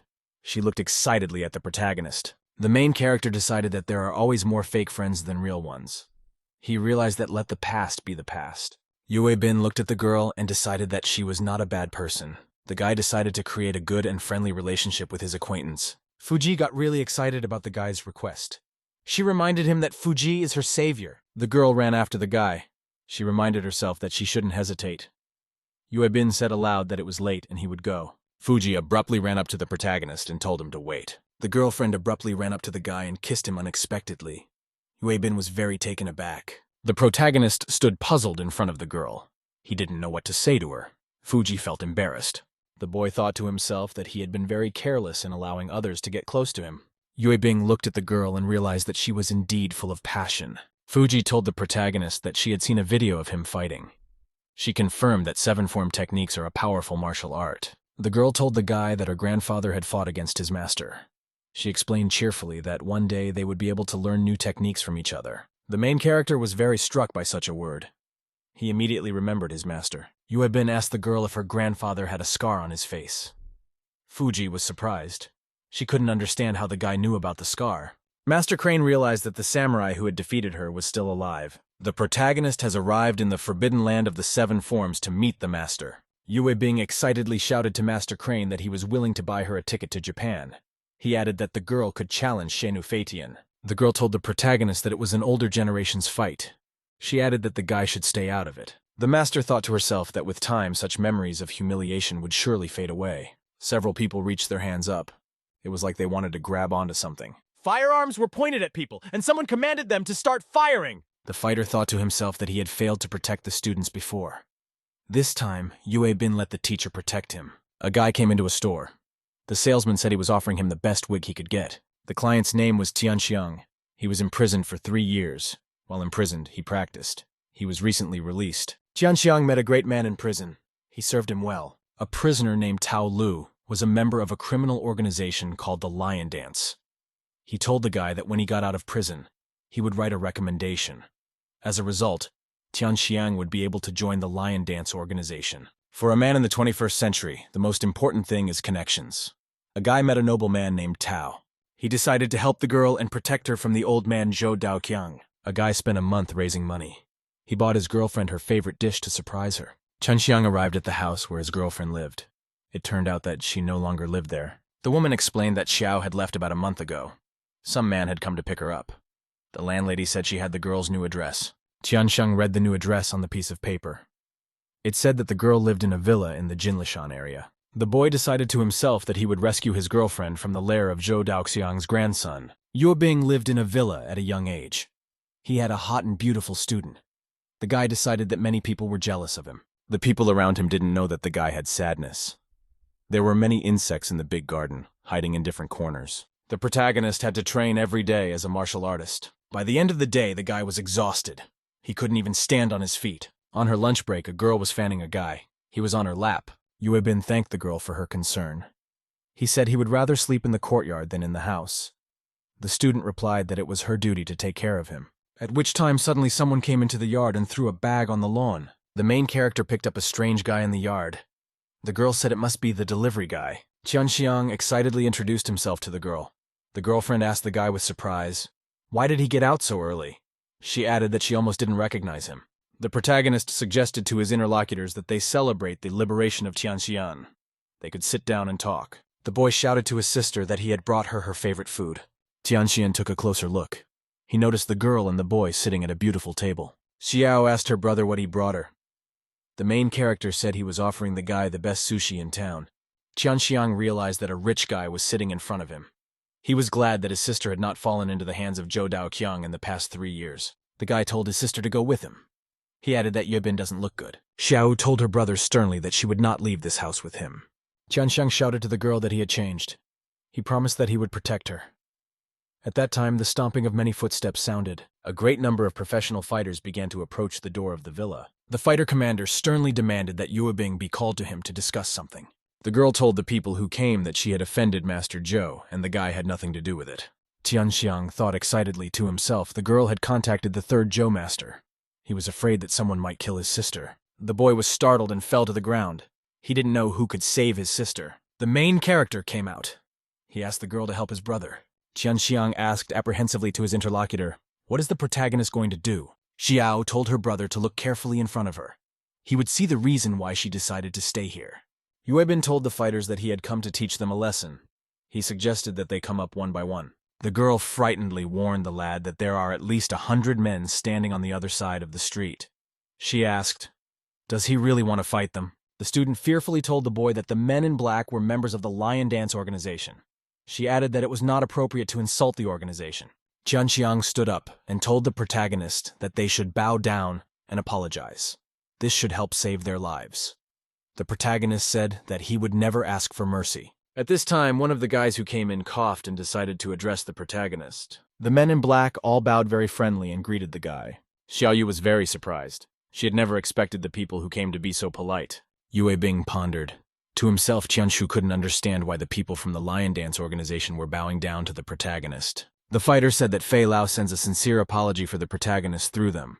Also, Old Man Fei invites the guy to attend today's Feichin celebrity banquet. The man in black asked the guy to be sure to come to the banquet. He added that the issue is related to the martial arts world. Yue Bin decided to himself that he would go to the banquet. It would help him save money for lunch. The banquet was held at the Vacation Manor in the Yue Rong Hall. There were very many guests there. The girl told her friend named Zhang Ling that she sees a lot of people around. She added that she is here hoping to meet a handsome prince. Zhang told her friend Yuan that she attends 3 parties every week. She added that she would only stay with her friend for 10 minutes and then go home. Chen Yuan was the daughter of the richest man in town. She told her friend named Zhang that she would definitely be with her all night since it was Miss Ben's birthday. The girl thought to herself that she wasn't in a good mood. She remembered that the main character hadn't come to her once. Jun grudgingly thought to herself that the next time she saw Yue Bin, she would ignore him completely. The girl thought to herself, "This lady is terrible at anger." The party continued to draw guests. A girl with purple eyes arrived at the party. A man with glasses was standing next to her. Yuan told her girlfriend that the party looked awesome. Jun was reminiscing about the main character at this time. Some guy came up from the side and greeted Zhang Ling. He told the girl that he didn't expect her to come to the party. The guy said his name was Li Wei and he was a friend of Hu Yao. The guy explained that his girlfriend named Qin Xin was standing next to him. The girls at the party were very excited. One of them said that Li Wei, who owns the Maya network, had come. The guest said that the capital of the Li Wei family is hundreds of millions of dollars. The girl couldn't understand where the rich people of Feishan came from. Jun looked at the guy and couldn't remember if she had seen him before. She decided to find an excuse to leave the party. Zhang suggested her girlfriend go out and eat. Yuan agreed with the girl. The girl wanted to leave, but suddenly she bumped into some guy. The guest greeted the guest cheerfully and asked if she was okay. Yue Bin suggested to his companion that she dance with him. The girl was amazed when she saw her friend in front of him. Jun thought to herself that she was getting angry right now, and that's why she wouldn't agree with the guy. 3 seconds later, the girl was standing next to the guy by the hand. Zhang decided happily to herself that she would be able to dance with Yue Bin. The girl felt her hands sweating. She was worried that Yue Bin might sense it. Zhang began to repeat the words of the rhythmic song to herself to prepare for the dance. The girl remembered to herself that she had watched the instructional video many times. She thought to herself that love is a really difficult thing. The main character hugged his girlfriend and told her not to be nervous. He asked that the girlfriend follow him. Jun walked by the hand along with the protagonist. She felt her body go limp. Lee looked at the protagonist unhappily. He didn't like the fact that he went out daily with Jun? The friend said that the protagonist is not at home and is a loser. The guest they quite said that the suit on Yue Bin looked really bad. The girl didn't like that lower-class people got into an elite party. Lee said with a chuckle that the protagonist climbed over the wall to get free food and drink at the party. A guy and his girlfriend decided to teach the protagonist a lesson after the dance. Yue Bin invited his girlfriend, who had been practicing dance since childhood, to dance. The crowd admired them. People saw the guy dancing next to the girl. Guests noticed that from beginning to end, Yue Bin kept the girl's rhythm. The guests at the party were surprised. One of the girls said she wanted to learn this dance too. Yue Bing smiled at the girls and said that the training package cost $500 a month. The protagonist stood alone in the hall. Someone came up behind him. Lee pointed his finger at the protagonist and said that he had come here to eat and drink. He demanded that the guards throw Yue Bin out of here. Some pissed-off security guards came over. They asked the guy how he got to the banquet. Yue Bin replied that he got in through the wall. Lee angrily shouted that the protagonist had come here to eat and drink. Yue Bin said with a smile to his interlocutor that he had figured him out. Lee yelled at the angry security guard to beat the guy up and throw him out. The protagonist began to reassure his interlocutors. He wanted to give the name of the person who had invited him. Yue Bin told his interlocutors in a completely serious voice that he had been invited by a baboon. The man and the old man were standing near the entrance. Afterwards, the man asked his interlocutor why the guy hadn't come out yet. Fei Lao replied that martial arts masters were respectable and it was fine if they waited a bit. The guards angrily told the guy that there was no baboon here and it wasn't a zoo. They prepared to attack him. One of the fighters swung around and shouted that the protagonist would feel the impact of his fist. Yue Bin managed to grab the girl and set her up for a punch from the guard. The protagonist said in a serious voice to the fighters that he had managed to capture this girl. Lee was very frightened. He called his girlfriend Chin Chin and asked the protagonist why he used the girl as a shield. Yue Bin told his interlocutor with surprise that he thought it was his mother in front of him. Lee was very angry. He yelled to the main character that he would take care of him. Yue Bin activated his special skill called the seven-formed fist technique. The protagonist folded his hand and prepared to kick his opponent in the groin.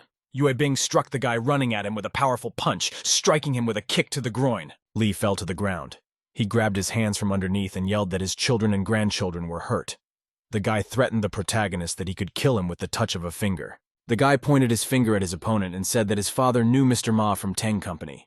He threatened the guy that he would erase all his accounts. Yue Bin thought excitedly to himself that he had a 6-digit password, and this could be problematic. At that time, a man entered the room.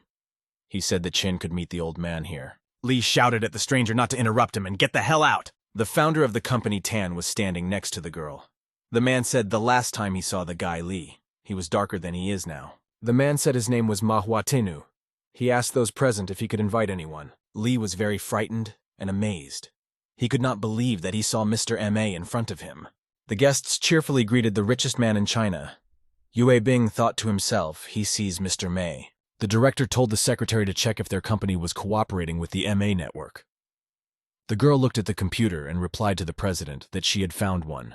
The receptionist told me that a game from the Maya network is under their management, but the game has very bad reviews. The girl explained that the game wasn't paying off and had bad reviews. The receptionist explained that the players started a petition to remove the game. The director ordered a subordinate to call headquarters and order them to stop the game's operation and cooperation with the Mayan network. The guy fell to his knees on the floor in fright. Lee very excitedly explained to the man that their game could make tens of millions a year. He couldn't believe the director wouldn't cooperate with him. The director told the interviewer that he talks a lot instead of making money. He explained that the player's heart is broken. No amount of money can compensate back. The man turned around and started walking away. He said that his company's motto was that happiness should be created with the heart. Lee fearfully asked the man to change his mind. He shouted that their family would go bankrupt without the cooperation of the Teng Company. The director told the protagonist that under his leadership, they have gotten tremendous enthusiasm for the players. He added that they are planning to acquire a leading company in the U.S. Yuan asked her friend excitedly, who was the friend next to her? Zhang replied that she didn't know much about the guy. A man came running in. He asked the protagonist fearfully, why did he come here alone? He said that Mr. Fei had come and was waiting for Yue Bin in the backyard. Yue Bin waved his hand at Mr. Ma and thanked him for his help. He said he had a lot of work to do. The man thought to himself that the pleasant conversation was over. He decided that the young people were now flowing forward like a river. Suddenly, the protagonist remembers something at the last moment. He turns to Mr. M.A. The main character told Man that there is a man named Zhang Xiaohu with a good idea in his company. This guy can create a landmark product. Yue Bing told the surprised man and girl that Xiaohu could create a product called Prestige. The man told the secretary to immediately call Zhang Xiaohu and order the guy to immediately fly to meet him in Faicheng. Yue Bin went to Yue Rong's lot in the backyard. He had a meeting there. The guy was greeted by guests. The female athlete asked the guy with astonishment, is he really Yue Bing? She asked the interviewer. Does Fei really recommend this guy? The man looked at the protagonist with a studying gaze and said, he looks very young and weak. Yue Bing couldn't understand what the strange guests in front of him were talking about. Fei said with a smile to his interlocutors that he only wanted to invite their master. The old man explained that the cities of Faicheng and Hancheng are friends and often exchange knowledge of martial arts. Every 4 years, martial arts competitions will be held in the two cities. Fei sternly looked at the guy through his glasses and said that the competition was very fierce. The old man explained that there are no rules during a fight. The outcome is decided by lives. Participants sign a life and death certificate. Fei told the kid that the Hosaka Budo tournament has been held 3 times. People get killed and seriously injured during the stages. The old man told the head hero that in the last 3 tournaments, all the Feishin masters have lost. The competition is on, and the sides are fighting each other. They are fighting to win the tournament. Fei told the protagonist that 4 masters had been chosen. Yue Bing asked the old man, does he really want his master to participate in the duel? The old man said excitedly to the protagonist that his master could win glory for him in the world of Faicheng martial arts. Yue Bing asked his interlocutor, will Shen Yu Fei Chin Lu participate in the tournament this time? Fei excitedly shouted that all of Fei Shin's descendants would participate. The main character explained that his master lives in the mountains and forests. She can't participate. The guy added that he could participate, instead of Master Crane. The athlete shouted excitedly to the guy that the tournament was cruel, and he could die. The man told his interlocutor that he was taking a huge risk. The warrior said very displeased with the protagonist for being extremely arrogant. Yue Bin looked at his interlocutor and said that he would beat them all. This should prove his right to participate in the tournament. The girl's name was Chen Jifen. She was good at boxing. The athlete prepared to fight against the guy. The man's name was Zhou Li. He decided to teach the protagonist a lesson. The old man with the claws threatened the guy that he would cut him apart and feed him to the dogs. The protagonist, along with Old Man Fei, arrived at a vacation home.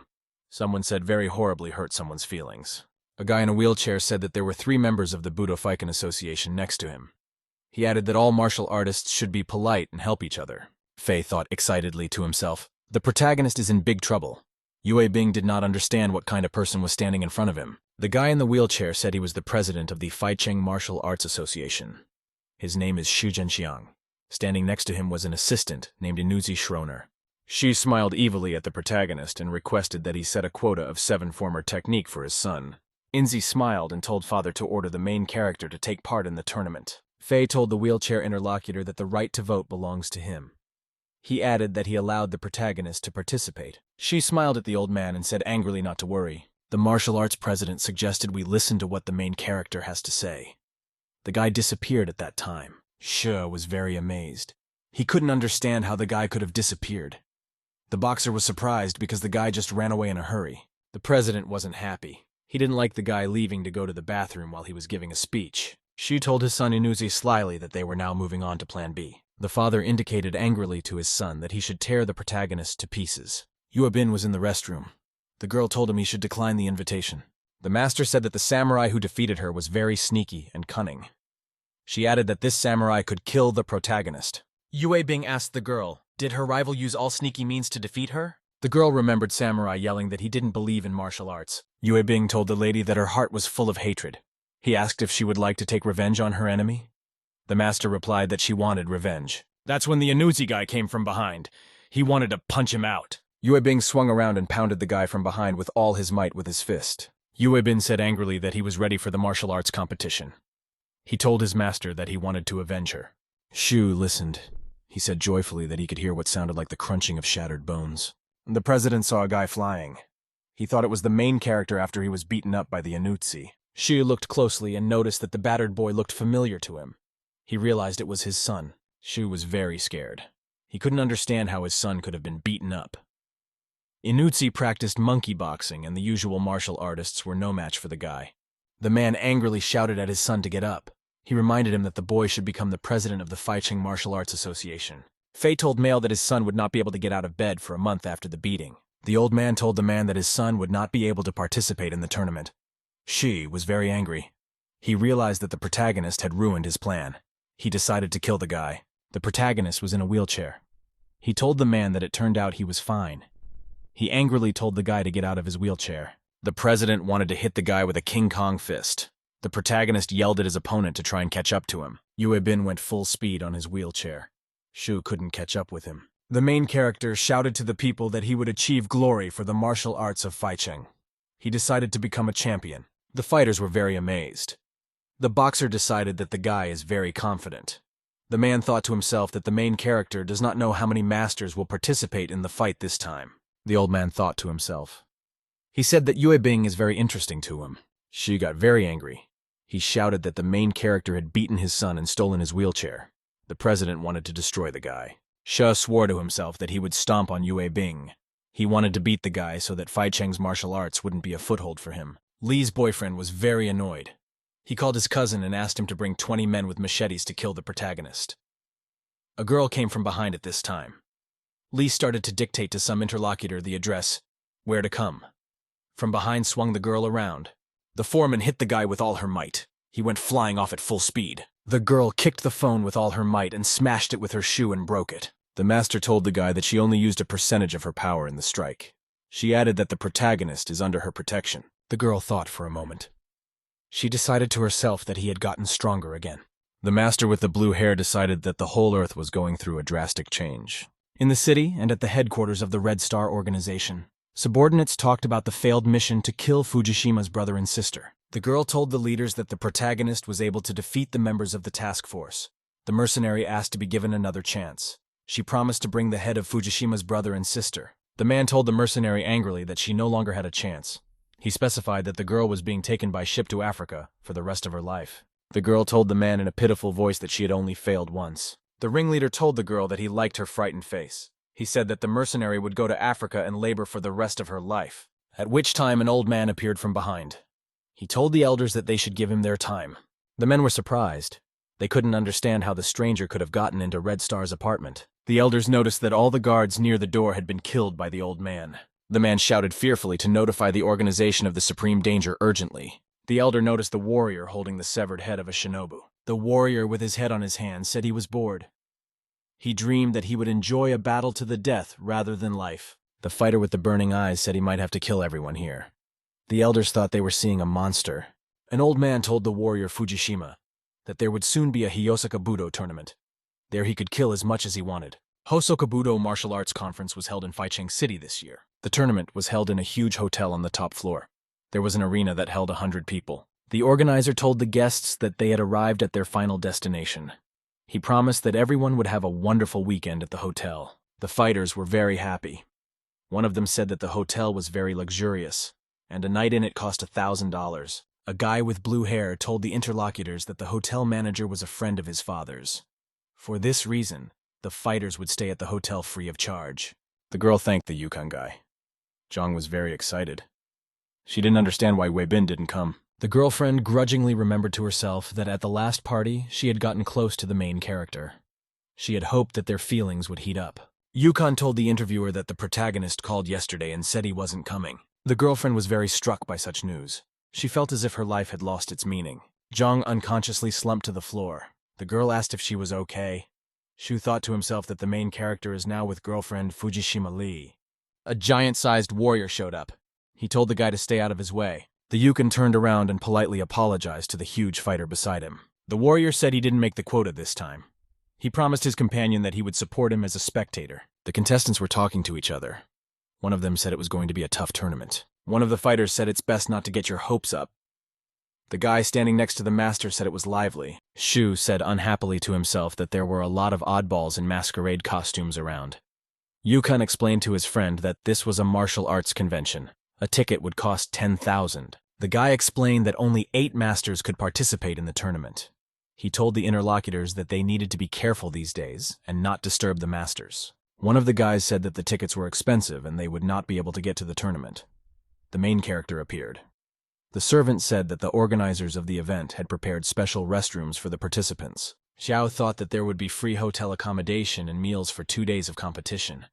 Yue Bing decided that there would be more such fighting tournaments in the future. He would be able to save money on accommodation. Suddenly, some people appeared from behind and called out to the protagonist. Yue Bing turned around and saw 2 of his acquaintances. He greeted them cheerfully. The protagonist called the girl Bunny. She felt uncomfortable. Taichi was not happy when he saw the protagonist. He recalled an incident of a guy covering himself with his body from falling knives. Fuji asked the guy if he came here to watch the Sako Budo tournament. Yue Bin replied to the girl that he would be a participant in the tournament. He also added that he came to eat. Taichi was worried. He didn't want to fight against the protagonist in the tournament. Fuji realized that if a guy made it to the tournament, it meant that he was very strong in the city of Faishin. The girl decided that she could probably fight him. An old man came up from behind. He asked the guy and the girl who they were talking to now. The fighters turned around in surprise. The old man sternly told his interlocutors that the drawing ceremony would soon begin. He informed them that their brother had already arrived on the spot. The family's goal was to win the tournament. The master became agitated. She realized she saw the samurai who had defeated her in front of her. The girl yelled at the main character to stay away from the old man. The guy must not reveal his identity. The grandfather asked the protagonist, "What does he want?" The protagonist asked the old man, "Was he the one who defeated the Master Crane?" The old man immediately realized that the successor of the seven-formed fist was standing before him. Grandpa said angrily that the seven-forged crane fist had been defeated. He added that he didn't expect that there were still disciples of this clan in the world. Taichi was scared and worried. He didn't understand why a strong murderous aura had formed around his grandfather. The protagonist shouted to the old man that he had indeed defeated Master Crane, but he had used sneaky tricks to do so. Wei Bing promised his rival that he would wipe out his descendants. The guy and the girl were very amazed. They couldn't believe that the main character threatened to wipe them out. The old man was very angry. He didn't like the protagonist's threat that he would wipe them out. The fighter said his name is Ichiro Fujishima. He has been fighting all his life, and that's why he became famous. Old man asked strictly to the protagonist, how dare he insult and humiliate him? Fuji, along with her brother, got scared. The girl said that the main character made a blunder and said everything not intentionally. Taichi sternly demanded of the protagonist that he quickly apologize to his grandfather. Yue Bing happily offered the old man to fight him. He promised that he would destroy the Shenu Fishin Lu technique. The girl and the guy were very scared. Taichi decided to himself that the protagonist was on the verge of death. Ichiro calmed down.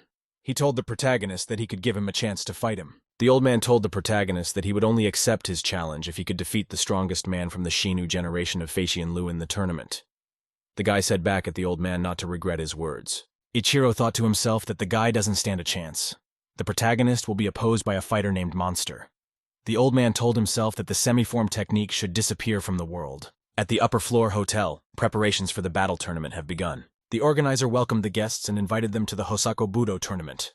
At this time, the draw of 690 participants was taking place. The boxer and her friend were talking. They saw a huge fighter. The girl said that the warrior had become even stronger. Faye told the interviewers that they see a man named Fujishima Saru King. He was last tournament's champion. The old man told his charges to be careful of this warrior. Yue Bing became anxious. He realized that he might fight the strongest samurai of the young generation, Shenu Feitian Lu. For the convenience of spectators, all matches were displayed on a large screen. The spectators stood and looked attentively at the huge screen. There was a schedule of all the matches. Taichi thought to himself fearfully that he would meet his older brother in the second round. Fuji realized fearfully that she would have to fight Yue Bin. Ichiro came up behind the girl and reminded her that she would be fighting against the main character. He asked if she knew what to do. The old man said angrily to the girl that he was urging her to kill Yue Bin. Fuji told the old man that Yue Bin is her classmate and savior. She added that she can't kill the guy, but can just beat him up. Ichiro was very angry. He smashed his stick into the floor. The old man angrily told the girl that she didn't even want to listen to her grandfather. The grandfather told the girl angrily that she could not fail. He explained that the main character's life was meaningless, and Ichiro added that he had destroyed an organization called Red Star. The old man angrily said that the Seven Fist are their enemies. The members of this organization must pay with their lives. Grandpa excitedly asked the girl if she could hear him. Fuji stood looking in front of her. She answered her grandfather that she had heard him. The main character stood aside. He watched intently as the old man interacted with his granddaughter. Yue Bing didn't understand why his future rival looked sad. He remembered that Fujishima herself wanted to see all of his techniques. The main character thought to himself that tomorrow is the first round, and he needs to relax tonight. The participants sat and chatted with Ekshu. One of them said that Oni was not going to peek. The student with glasses told his companions that they shouldn't just sit here on a beautiful moonlit night. He added that the students should do something in the evening. Shu glanced at the interlocutors and said they would be fair game. The guy explained that they had changed the men's and women's locker room signs. The student told his interlocutors that this was his brilliant plan. They ended up changing the signs. Yue Bin sat in the water of the pool. He told himself that he had already been here for 3 hours. Students looked carefully and intently at the signs near the locker rooms. Shu said excitedly to his friends that they had just replaced the signs. Outside is the men's locker room, and inside is the women's locker room. The guy said excitedly that there must be a lot of beautiful young ladies inside now. The guy realistically imagined what it would be like inside the locker room with the frightened girls. At that time, there was a loud stomping of feet. It seemed like a big man was walking. A huge and pumped-up female athlete walked in. She decided to consume milk after the hot springs. Next to her stood silently surprised students. The students were very surprised. One of them shouted that they had seen a monster. The girl was surprised and turned around. The boxer jumped on the guys and yelled that they were perverts. She started beating them badly. The boxer took a closer look at the sign and realized she was in the men's locker room. The athlete apologized to the students lying down and said she would take them to the hospital. Shuya's plan for peeping had completely failed, but his actions had put the other man in an uncomfortable position. A girl came in. She asked the main character what he was doing here. Yue Bin told the interviewer that he was in the male part of the source. The girlfriend confidently told the guy that she made sure before entering that she went into the female part. The protagonist thought to himself that he was excited, and that's why he didn't pay attention to the signs at the entrance. Yue Bing thought to himself that if anyone found out that he had stopped by, he would be considered a pervert. One of them said that there was a hot spring. The protagonist told his girlfriend with consternation that he could hear more girls approaching. Several female athletes in swimsuits were walking toward the water. A female athlete told her friend that she was very slim. The girl told her friend named Joshi not to make fun of her. The girls noticed that there was already one athlete sitting in hot spring. The female athletes greeted Fujishima sitting in the water. The girl with a strained smile told her interlocutors that it was a pleasure to meet her. Her friends stepped around the girl and asked, "Did she come to relax too?" Fuji fearfully replied to her interlocutors that she had come to relax in the spring. The main character was underwater. His girlfriend was sitting on top of him. He was holding his breath with all his might. Yue Bing thought to himself that he should hold on and not pop up, otherwise he would fall in girlfriend Zhong's eyes. The girl told Fujishima that she was an amazing athlete. June told her that she wanted to see her fight. Fuji said with a smile to the girls that her opponent in the fight would be Yue Bing. Zhong didn't expect Yue Bin to come to the tournament. Fuji was surprised that she also knew the protagonist. An hour later, June elaborated on how she met the main character. She revealed that she and her boyfriend had been in love since childhood. The athlete looked at Fuji in surprise and asked if she was okay. The girl told her interlocutor that she was full of bubbles underwater. Yue Bing was floundering desperately underwater at the time. June got very excited. She wanted to see what was under the water under the girl. Fuji was very scared. She realized that Jun must not find out that the main character was here. Fuji shyly shouted to her girlfriends that she had gas and scared them all. The girlfriends fell silent. She of them thought that the athlete's body had a lot of energy, since a lot of gas was released at one time. The sportswomen said goodbye to the girlfriend and said they were leaving. Fuji said goodbye to the girls and decided to dive underwater to check on the main character. The athlete took a deep dive. She was very startled and frightened. Yue Bin was underwater with his eyes open. He didn't give any signs of life. The girl looked at the boy anxiously. She thought he had suffocated. Fuji realized that she needed to give her friend first aid. The girl reminded herself that she needed to give the guy CPR right away. At the last moment, the girlfriend noted to herself that her heart was beating very fast for some reason. Suddenly, the main character opened his eyes and said he was awake. The girl was very much frightened. Yue Bin told the interviewer calmly that he accidentally fell asleep underwater. The girl accused the guy of floundering underwater on purpose to show her that he had suffocated. The girl looked at the guy and said he was fine. Otherwise, he wouldn't be able to fight tomorrow. The main character called the girlfriend a bunny and reminded her that she always wanted to fight him. Fuji grudgingly informed the guy that her grandfather asked her that she should kill Yue Bin tomorrow. She added that she wanted to leave the tournament. The guy was surprised. He told the girl to put all feelings aside for tomorrow. Yue Bin wanted to fight Fujishima. The girlfriend listened to the guy in amazement. The protagonist explained to her that fighting her would be his greatest honor. Fuji told the main character that she understood him. She apologized to the guy if she accidentally kills him tomorrow at the duel. Yue Bin turned around and told the girl that it was time for him to go back. He said goodbye. The main character stopped. He wanted to explain why he got into the female part of the source today. The girl stopped the guy and said there was no need to explain anything. Fuji smiled and told the main character that she didn't mind if he got a little kinky. The protagonist was amazed. He never expected the girl to be so cool about it. Yue Bing firmly decided to himself that he must restore his honor in front of his girlfriend. The next day, the tournament was to begin in the arena on the upper floor. The host welcomed everyone to the Hosaka Budo tournament. She said that the competition would last 2 days, and the final fight would be incredible. The girl pointed out that the organizer for the winner prepared a reward of $1 million. One of the fighters said that the participants did not gather because of money. The man replied that $1 million is nothing compared to the reputation of a champion. The man said that many fighters are ready to give their lives in this competition. He asked the protagonist, does he support them? The protagonist suddenly felt a tremendous power. He was excited about the $1 million prize. The announcer told the audience that the first fight would feature a Chen girl against a Taichi fighter. Taichi thought to himself that to him, Chen's name sounded as if it was a weak girl. The host asked for the contestant to enter the stage. Taichi waited impatiently for his opponent. A boxer came up. She was carrying a big barbell in her hand. She told her opponent that he looked weak. Taichi was scared. He thought he was unlucky to fight such a monster in the first round. The guy noticed his grandfather was watching him. He decided to prove to the old man that he was worthy. The boxer swung around and took her opponent down with a powerful arm punch. Taichi swings wildly to the side after taking a heavy body kick from Chen. The anchorwoman said that Chen suddenly hit her opponent straight in the face. A boxer walked up to her lying opponent and told him he didn't respect her. Chen looked angrily at the fighter and told him to get up or give up. She explained that there was no point in continuing the fight any longer. Taichi Fujishima practiced kendo in the dojo from childhood. He was an invincible genius. No one wanted to fight him. It has even happened that a young Taichi has defeated opponents who were a couple of years older than him. Akira told his opponent that he was very talented. He was no match for him.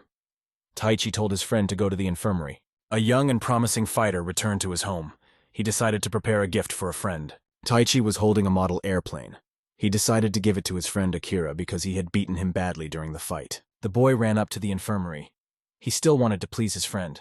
At that time, someone said from inside that Akira had very good acting skills. Taichi didn't even realize that his friend was pretending. The boy became agitated. He couldn't figure out who on the inside Akira was talking to right now. Akira was sitting on the bed as if nothing had happened. He said cheerfully that he practiced a lot at home to make everything look real. His friend at this time was busy playing a computer game. The guy said that every time they lose to Taichi, he gives them gifts. He pointed to a gaming console. Akira said with a smile that Oni benefits when they lose to Fujishima. Taichi stood near the door of the infirmary. He could hear his friends discussing him in every possible way. The guy angrily threw the constructor to the floor. He realized that his battle rivals were just faking it. Taichi was angry because his friends all thought he was an idiot and a lowlife. From that day on, the fighter changed completely. He decided not to spare his opponents anymore. Taichi became violent and arrogant. He beat his opponents to the max. Fujishima angrily demanded of Akira that he get up and not lie on the earth. Taichi swung his sword and told his opponent that he would continue to beat him. Akira looked at his former friend with bewilderment and fear. Fujishima was feared by his opponents. There were fewer and fewer people willing to fight him. None of his opponents wanted to fight him for real. Taichi really wanted him to fight his opponent to the best of his ability in any battle. The fighter felt his body groaning in pain. Chen told his opponent to give up soon. Taichi shouted angrily to the girl that the force of her blow would not be enough for him to surrender. To himself, the fighter thought to himself that he had found the right opponent. The boxer went full speed ahead. She screamed that she was going to use all her strength. The girl prepared to strike her opponent with a swing. Taichi was ready to repel the attack. The boxer and her opponent simultaneously smacked each other in the face with their hands. 24 Taichi thought happily to himself that this battle was a real battle for him. The referee announced that the fight was over. Taichi was on the ground for more than 10 seconds. Chen was the winner. The boxer told her opponent that he was the first person who dared to fight her at full strength. The girl said that she had been practicing martial arts since childhood. Taichi smiled at the girl and suggested that they spend time together after the tournament. Chen was very happy. She remembered that she had never received such invitations before. The girl decided that she could learn the taste of love. The main character was happy that his friend had lost. In doing so, Taichi was able to find the girl he loved. The judge announced that the second fight ended instantly. The protagonist was surprised. He couldn't understand how the opponent could kill a man quickly. The favorite of the Fujishima family was able to defeat a swordsman from China with his katana very quickly with a mortal wound. The fighter held his sword hand above his head. He felt excitedly to himself as he grew more and more aroused by the smell of blood. The referee announced that contestant Ashu was seriously injured. The winner of the second round was Fujishima Saruking. The old man said to himself that Saruking has no weaknesses. He is the perfect fighting machine after 4 years of special training. He has gotten stronger and has started to use dodges better. Shen Yu Feitian Lu is one of the fastest techniques. Saruking felt like a monkey king waiting for a victim. The old man looked at the people carefully. He wondered which of the participants would be the first sacrifice to the great ape king. Someone in the audience shouted in displeasure that Saruking was very cruel and arrogant. One guy demanded that Fujishima apologize to everyone. A huge fighter came up behind his opponent. He said he wanted to kill him. The fighter was startled and fell to the floor. He asked his opponent how he could approach silently. Saruking called his opponent garbage. The warrior angrily said that all the Chinese warriors around him were trash. The spectators looked at the new contestant cautiously. Yue Bin realized that Saruking had a very murderous aura. In the third round, the winner was a boxer from Japan named Ping Yugen. He defeated Chinese Liu Xin. The winner of the fourth round was an Iron Claw named Lu Po. He defeated Ninja Tamagawa. The fifth round was won by a special soldier named Yamaguchi Yuma. The sixth round was won by contestant Jiang Qixin. Before the seventh round, the main character stood in the ring opposite his girlfriend Fujishima Lee. The girl excitedly asked the guy, "Is he really going to fight without a weapon?" She explained that the guy couldn't resist a katana with his hands. Yue Bing said with confidence to his girlfriend that she could attack. The girl took up the sword and said to start the fight. Thanks to the main character's words, the girl was able to get rid of the worry on her heart. She decided to put all her strength into the battle. Fuji drew her sword and used a skill called God Style. Protagonist no problem turned away from the sword strike very quickly. Yue Bing held an incredible pose while dodging katana blows. The audience was surprised. The protagonist used a leg grab to knock the girl down. Fuji wasn't happy. She decided that the protagonist wasn't showing her all his martial arts skills. Yue Bing said, with a smile to the girl. He fought her with his bare hands, but she thought it was a mistake he was able to capture her without showing his seven-formed technique. The protagonist told his rival he'd see how long she could hold that pose. The onlookers were very surprised. They could not believe that Wei Bing could completely immobilize Fujishima. The old man was amazed, too. The girl angrily thought the protagonist had cheated her. The guy thought his rival was strong. Yue Bing sensed that the girl would be able to break free. He realized that he had to use one last killing move. The protagonist decided to finish off his rival with a strong odor. Yue Bing gassed himself straight at the girl with all his might. Fuji lost her full consciousness after receiving from the protagonist. The referee announced that Fujishima was knocked out. The main character won. The viewers were outraged. Some of them shouted that Yue Bin was inhuman. Another viewer said that the protagonist couldn't do that to the beautiful Fujishima. Outraged people were screaming that the main character was a bastard and not a martial arts master. The guy stood and listened as he was called a Yue demon from all sides. Yue Bing held out his hand to the girl and asked if she was okay. He offered to help her. The main character asked his girlfriend if she was hurt. He asked for forgiveness for what had happened. The girl looked at the road with surprise. Fuji remembered that the protagonist used a similar method victory. Now he's acting calm, and he apologized. The girlfriend felt like she was like a flower that was falling apart. The main character showed her an important lesson. Women must be cunning to protect themselves. The rival hugged the guy and thanked him. She said that the protagonist was able to bear the shame for her sake. The audience was surprised. They couldn't understand why Fujishima suddenly hugged Yue Bin. One guy said that Fujishima's family lost 2 fighters in the first round. He added that the Japanese were not as strong. The old man was very unhappy because the girl lost. 2 members of his family humiliated them. Grandpa ordered the Saruking fighter to kill all the Chinese fighters. The referee said Chinese fighter Zhou Li won the last fight of the first round. According to the standings, Chinese fighters achieved record results. 5 of them reached the finals. The main character was in the back of a hotel with his girlfriend. Yue Bing said happily to the girl that he had a hearty meal at the restaurant. The apprentice suggested the master to sleep together. She said that the guy would have enough energy for the battle after dinner. The guy told Xiao's interlocutor that he was her master, and he didn't like her suggestion. An apprentice was sitting on the grass. She called the master to her. The master looked at her feet. Yue Bin fell asleep on his girlfriend's feet without any embarrassment. The main character was falling asleep. He had a long dream. He was in an era when martial arts were popular in China. Girl standing in some old house. He was looking at a painting that depicted cranes. The man told the young Xiao Yi that she kept looking at the painting. He asked, "Does she really like it?" The girl said she had never seen a real crane. He asked the master if he had seen these birds. The man told Xiao Yi that he saw cranes in the mountains near the city. These birds are very vigilant and fly away when approached. The girl said that she was jealous of the master. She wanted to see the crane with her own eyes. The man told her that she herself resembled this bird. Xiao Yi asked with interest to the man, "What does he mean when he compares her to a crane?" The man explained that the crane is an extraordinary bird. Xiao Yi has her talent in martial arts similar to the crane. The man told the girl that she had long surpassed the master in skills. Xiao Yi did not forget about her brothers and always gave them advice. The master told the girl that the future of the semi-form school depended on her. He added that the crane technique should exist forever. The man handed his student a book with all the techniques and a badge. He told the girl to keep the 2 things in a safe place. Xiao Yi asked the man where he was going. The master told his apprentice in farewell that he would go to the battlefield. The man said China was invaded by the He army. As a warrior, he must help his country. The girl was very frightened. She called her master very frightened. In the end, the foreman went off to war. He never looked back. The girl was left alone. Xiao Yi saw very soon when the master died. She was very saddened. The master died heroically. He killed many enemy soldiers.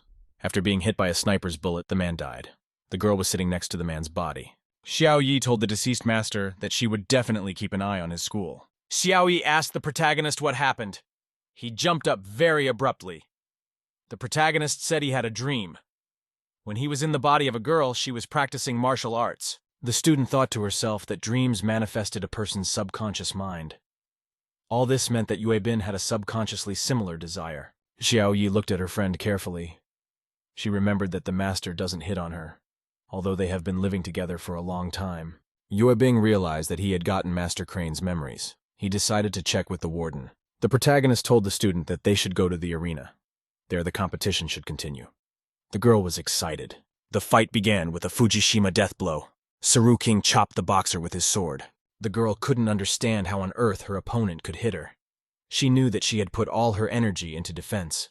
The boxer decided that she needed to use surprise attacks against the Saru King. Fujima cheerfully told his rival that he would amputate her arm. The boxer realized he had a chance. It was the kind of moment she was counting on. The girl accelerated as much as possible to hit her opponent. The Shuchun sect is located in the middle of the mountains northeast of Faicheng. These places have large ore reserves. For this reason, the training of Shuchunmon is special. The students would set the stone in a stone pillar. Each of the apprentices had to try to break it every day. After that, the inner stone was replaced with a harder ore. The stone ores corresponded to 10 levels according to these hardnesses. It also showed the rank of Shuchun disciples. Chen had been in the Shuchun sect for over 10 years. She was unable to break the 4th stone in hardness. In the end, the girl became a master. The student was puzzled by the stone pillar in the center of the sanctuary. The hardest stone was diamond, but this stone also had a cracked center. Chen knew that someone in the distant past had been able to break a diamond. This became motivation for the girl to improve her human body. The boxer lives in a time of martial arts decline, but she always hoped that the arts would blossom. Chen waited with very great impatience for this moment to come again. The fighter shouted to his opponent that it was over. He added that the Shenyu blade could not be stopped. Saru King chopped the girl with a very fast and powerful ball strike. After a punch from her opponent, the boxer realized she had lost her hands. Chen shouted that she was in a lot of pain. The audience realized that the girl didn't last 5 minutes. The referee said that Saru King is going to the girl to finish her off. He yelled for Chen to surrender and admit defeat as soon as possible. Then the opponent won't be able to kill her. The boxer angrily shouted that she did not admit defeat. She added that she could fight. Fei told the interlocutors that if the fight continued, one of the participants would die. The man replied that Chen was a member of a martial arts society and a participant in the tournament. The fighter said thoughtfully that in the process of rescuing the girl, Saru King might attack one of them. The man said that Chen herself did not admit defeat. The old man was very angry. He hated his interlocutors. Saru King shouted with hatred to his rival that she was about to die. Taichi was really scared for his girlfriend. He called her name. In the arena where the battle was taking place, there was a clash of blades. The warrior didn't finish the girl in time. Someone put their sword in time for Saru King to slash the boxer. The protagonist arrived just in time. He used his katana to block a fatal blow from the warrior. The main character was very frightened. He noticed that his sword had begun to fall to pieces. Taichi looked closer and noticed that the protagonist was holding his katana. Sarukin said angrily to his opponent that he stopped his punch with one hand. He asked the protagonist, who was he? Yue Bin introduced himself to the fighter. He explained that their Chinese martial art was based on harmony. The guy explained that Chen could no longer fight, and so there was no need to kill her. The viewers were very surprised to hear such words from the main character. Some of them said that Yue Bin is very brazen. Sarukin said that the girl was weak and it was pointless to kill her.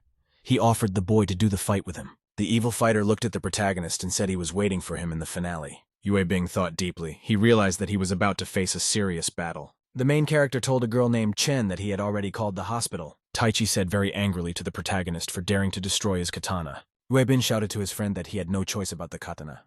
He explained that he would pay the guy. Taichi thought to himself with surprise and realized that the protagonist was a fair man.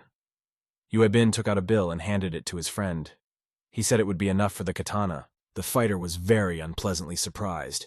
He noticed that the protagonist had only given him $100. In the next battle, Ironclaw Ryu was able to defeat Ping Yuzhen.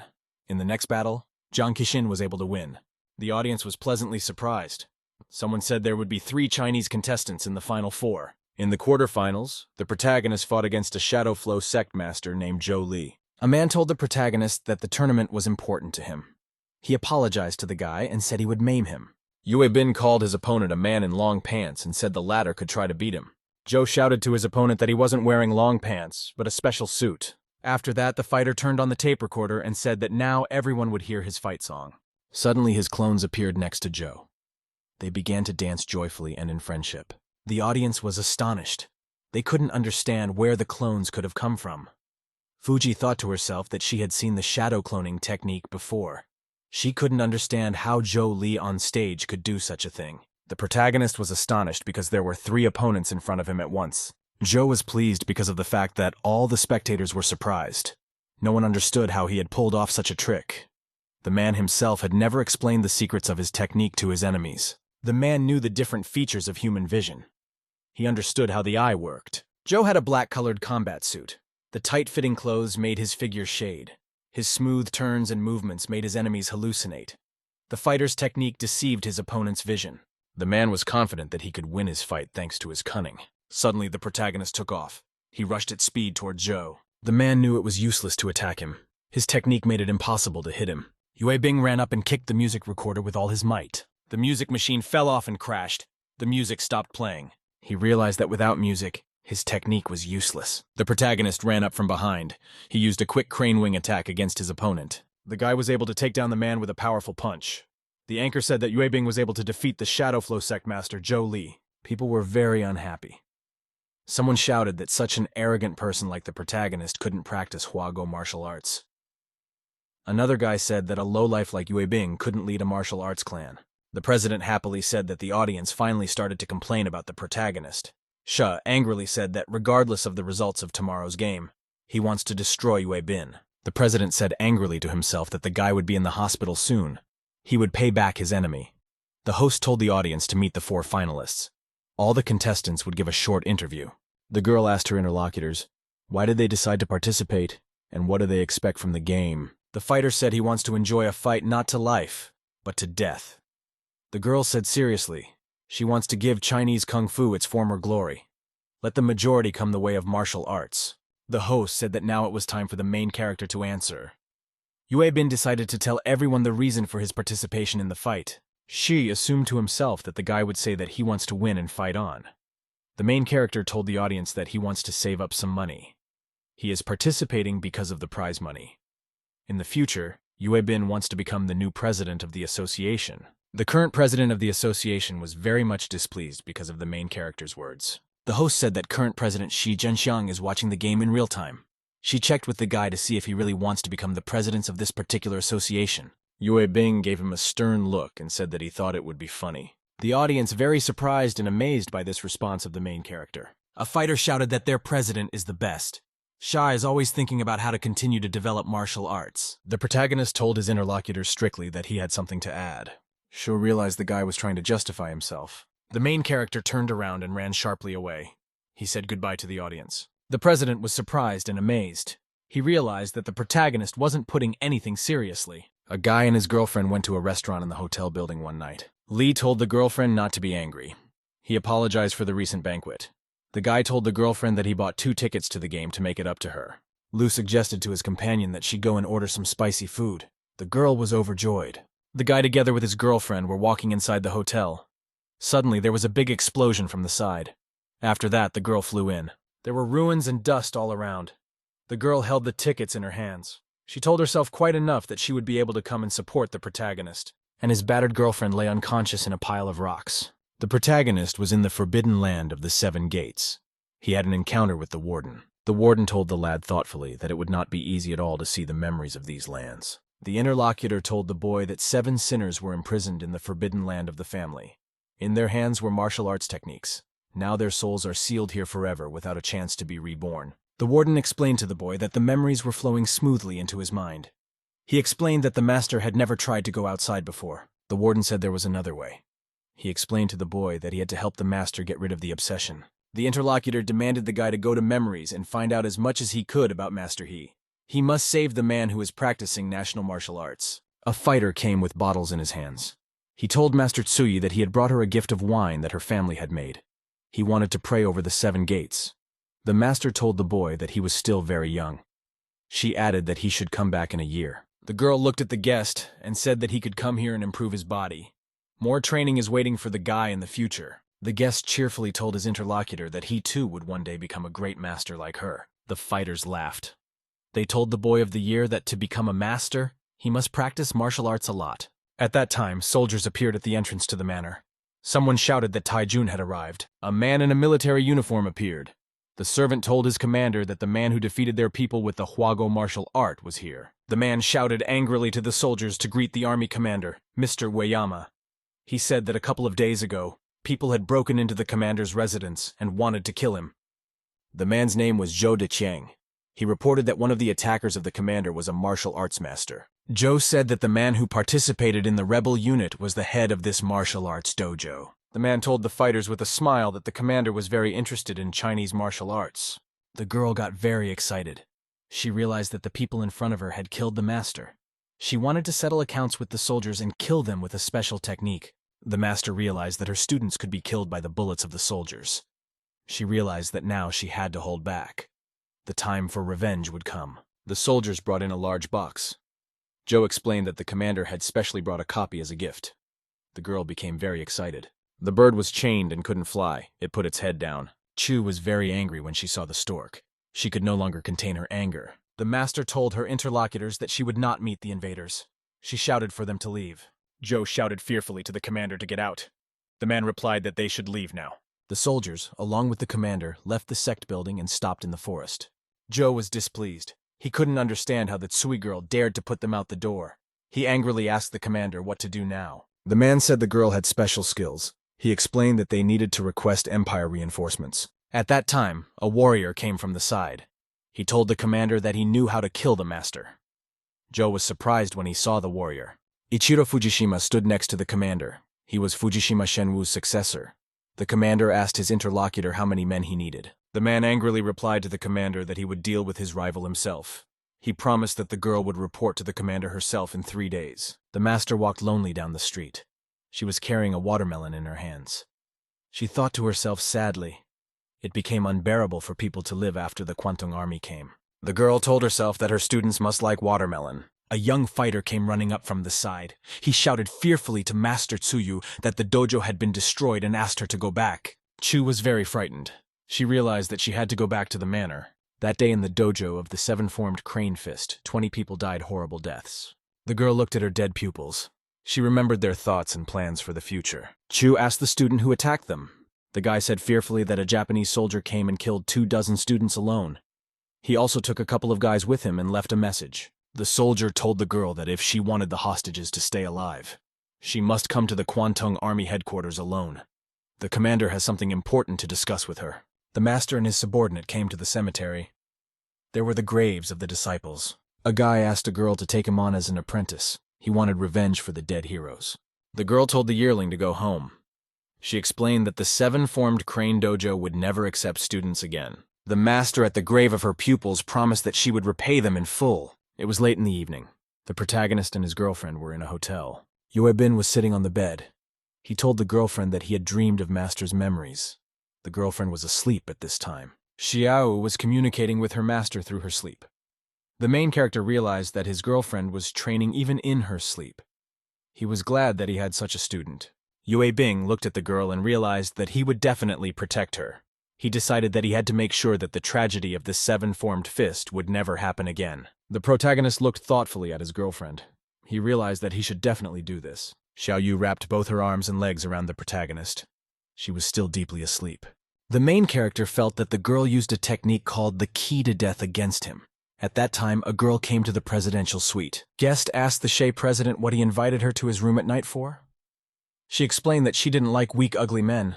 The president angrily told the interlocutor to see in what condition her son was. He explained that he had invited the girl to talk about something. The guest lifted her clothes. She was wearing a gun. She said she needed these tools. Shay was surprised because of the fact that the girl had a lot of weapons under her skirt. The man told the interviewer that he needed her help to ruin Yuebin's reputation. The man told the sly girl to act on his plan. In the end, she would be able to win without a fight. The president offered his interlocutor a win-win solution. He told the girl not to refuse his offer. The guest said that she refused. She explained that she could not tolerate ugly men.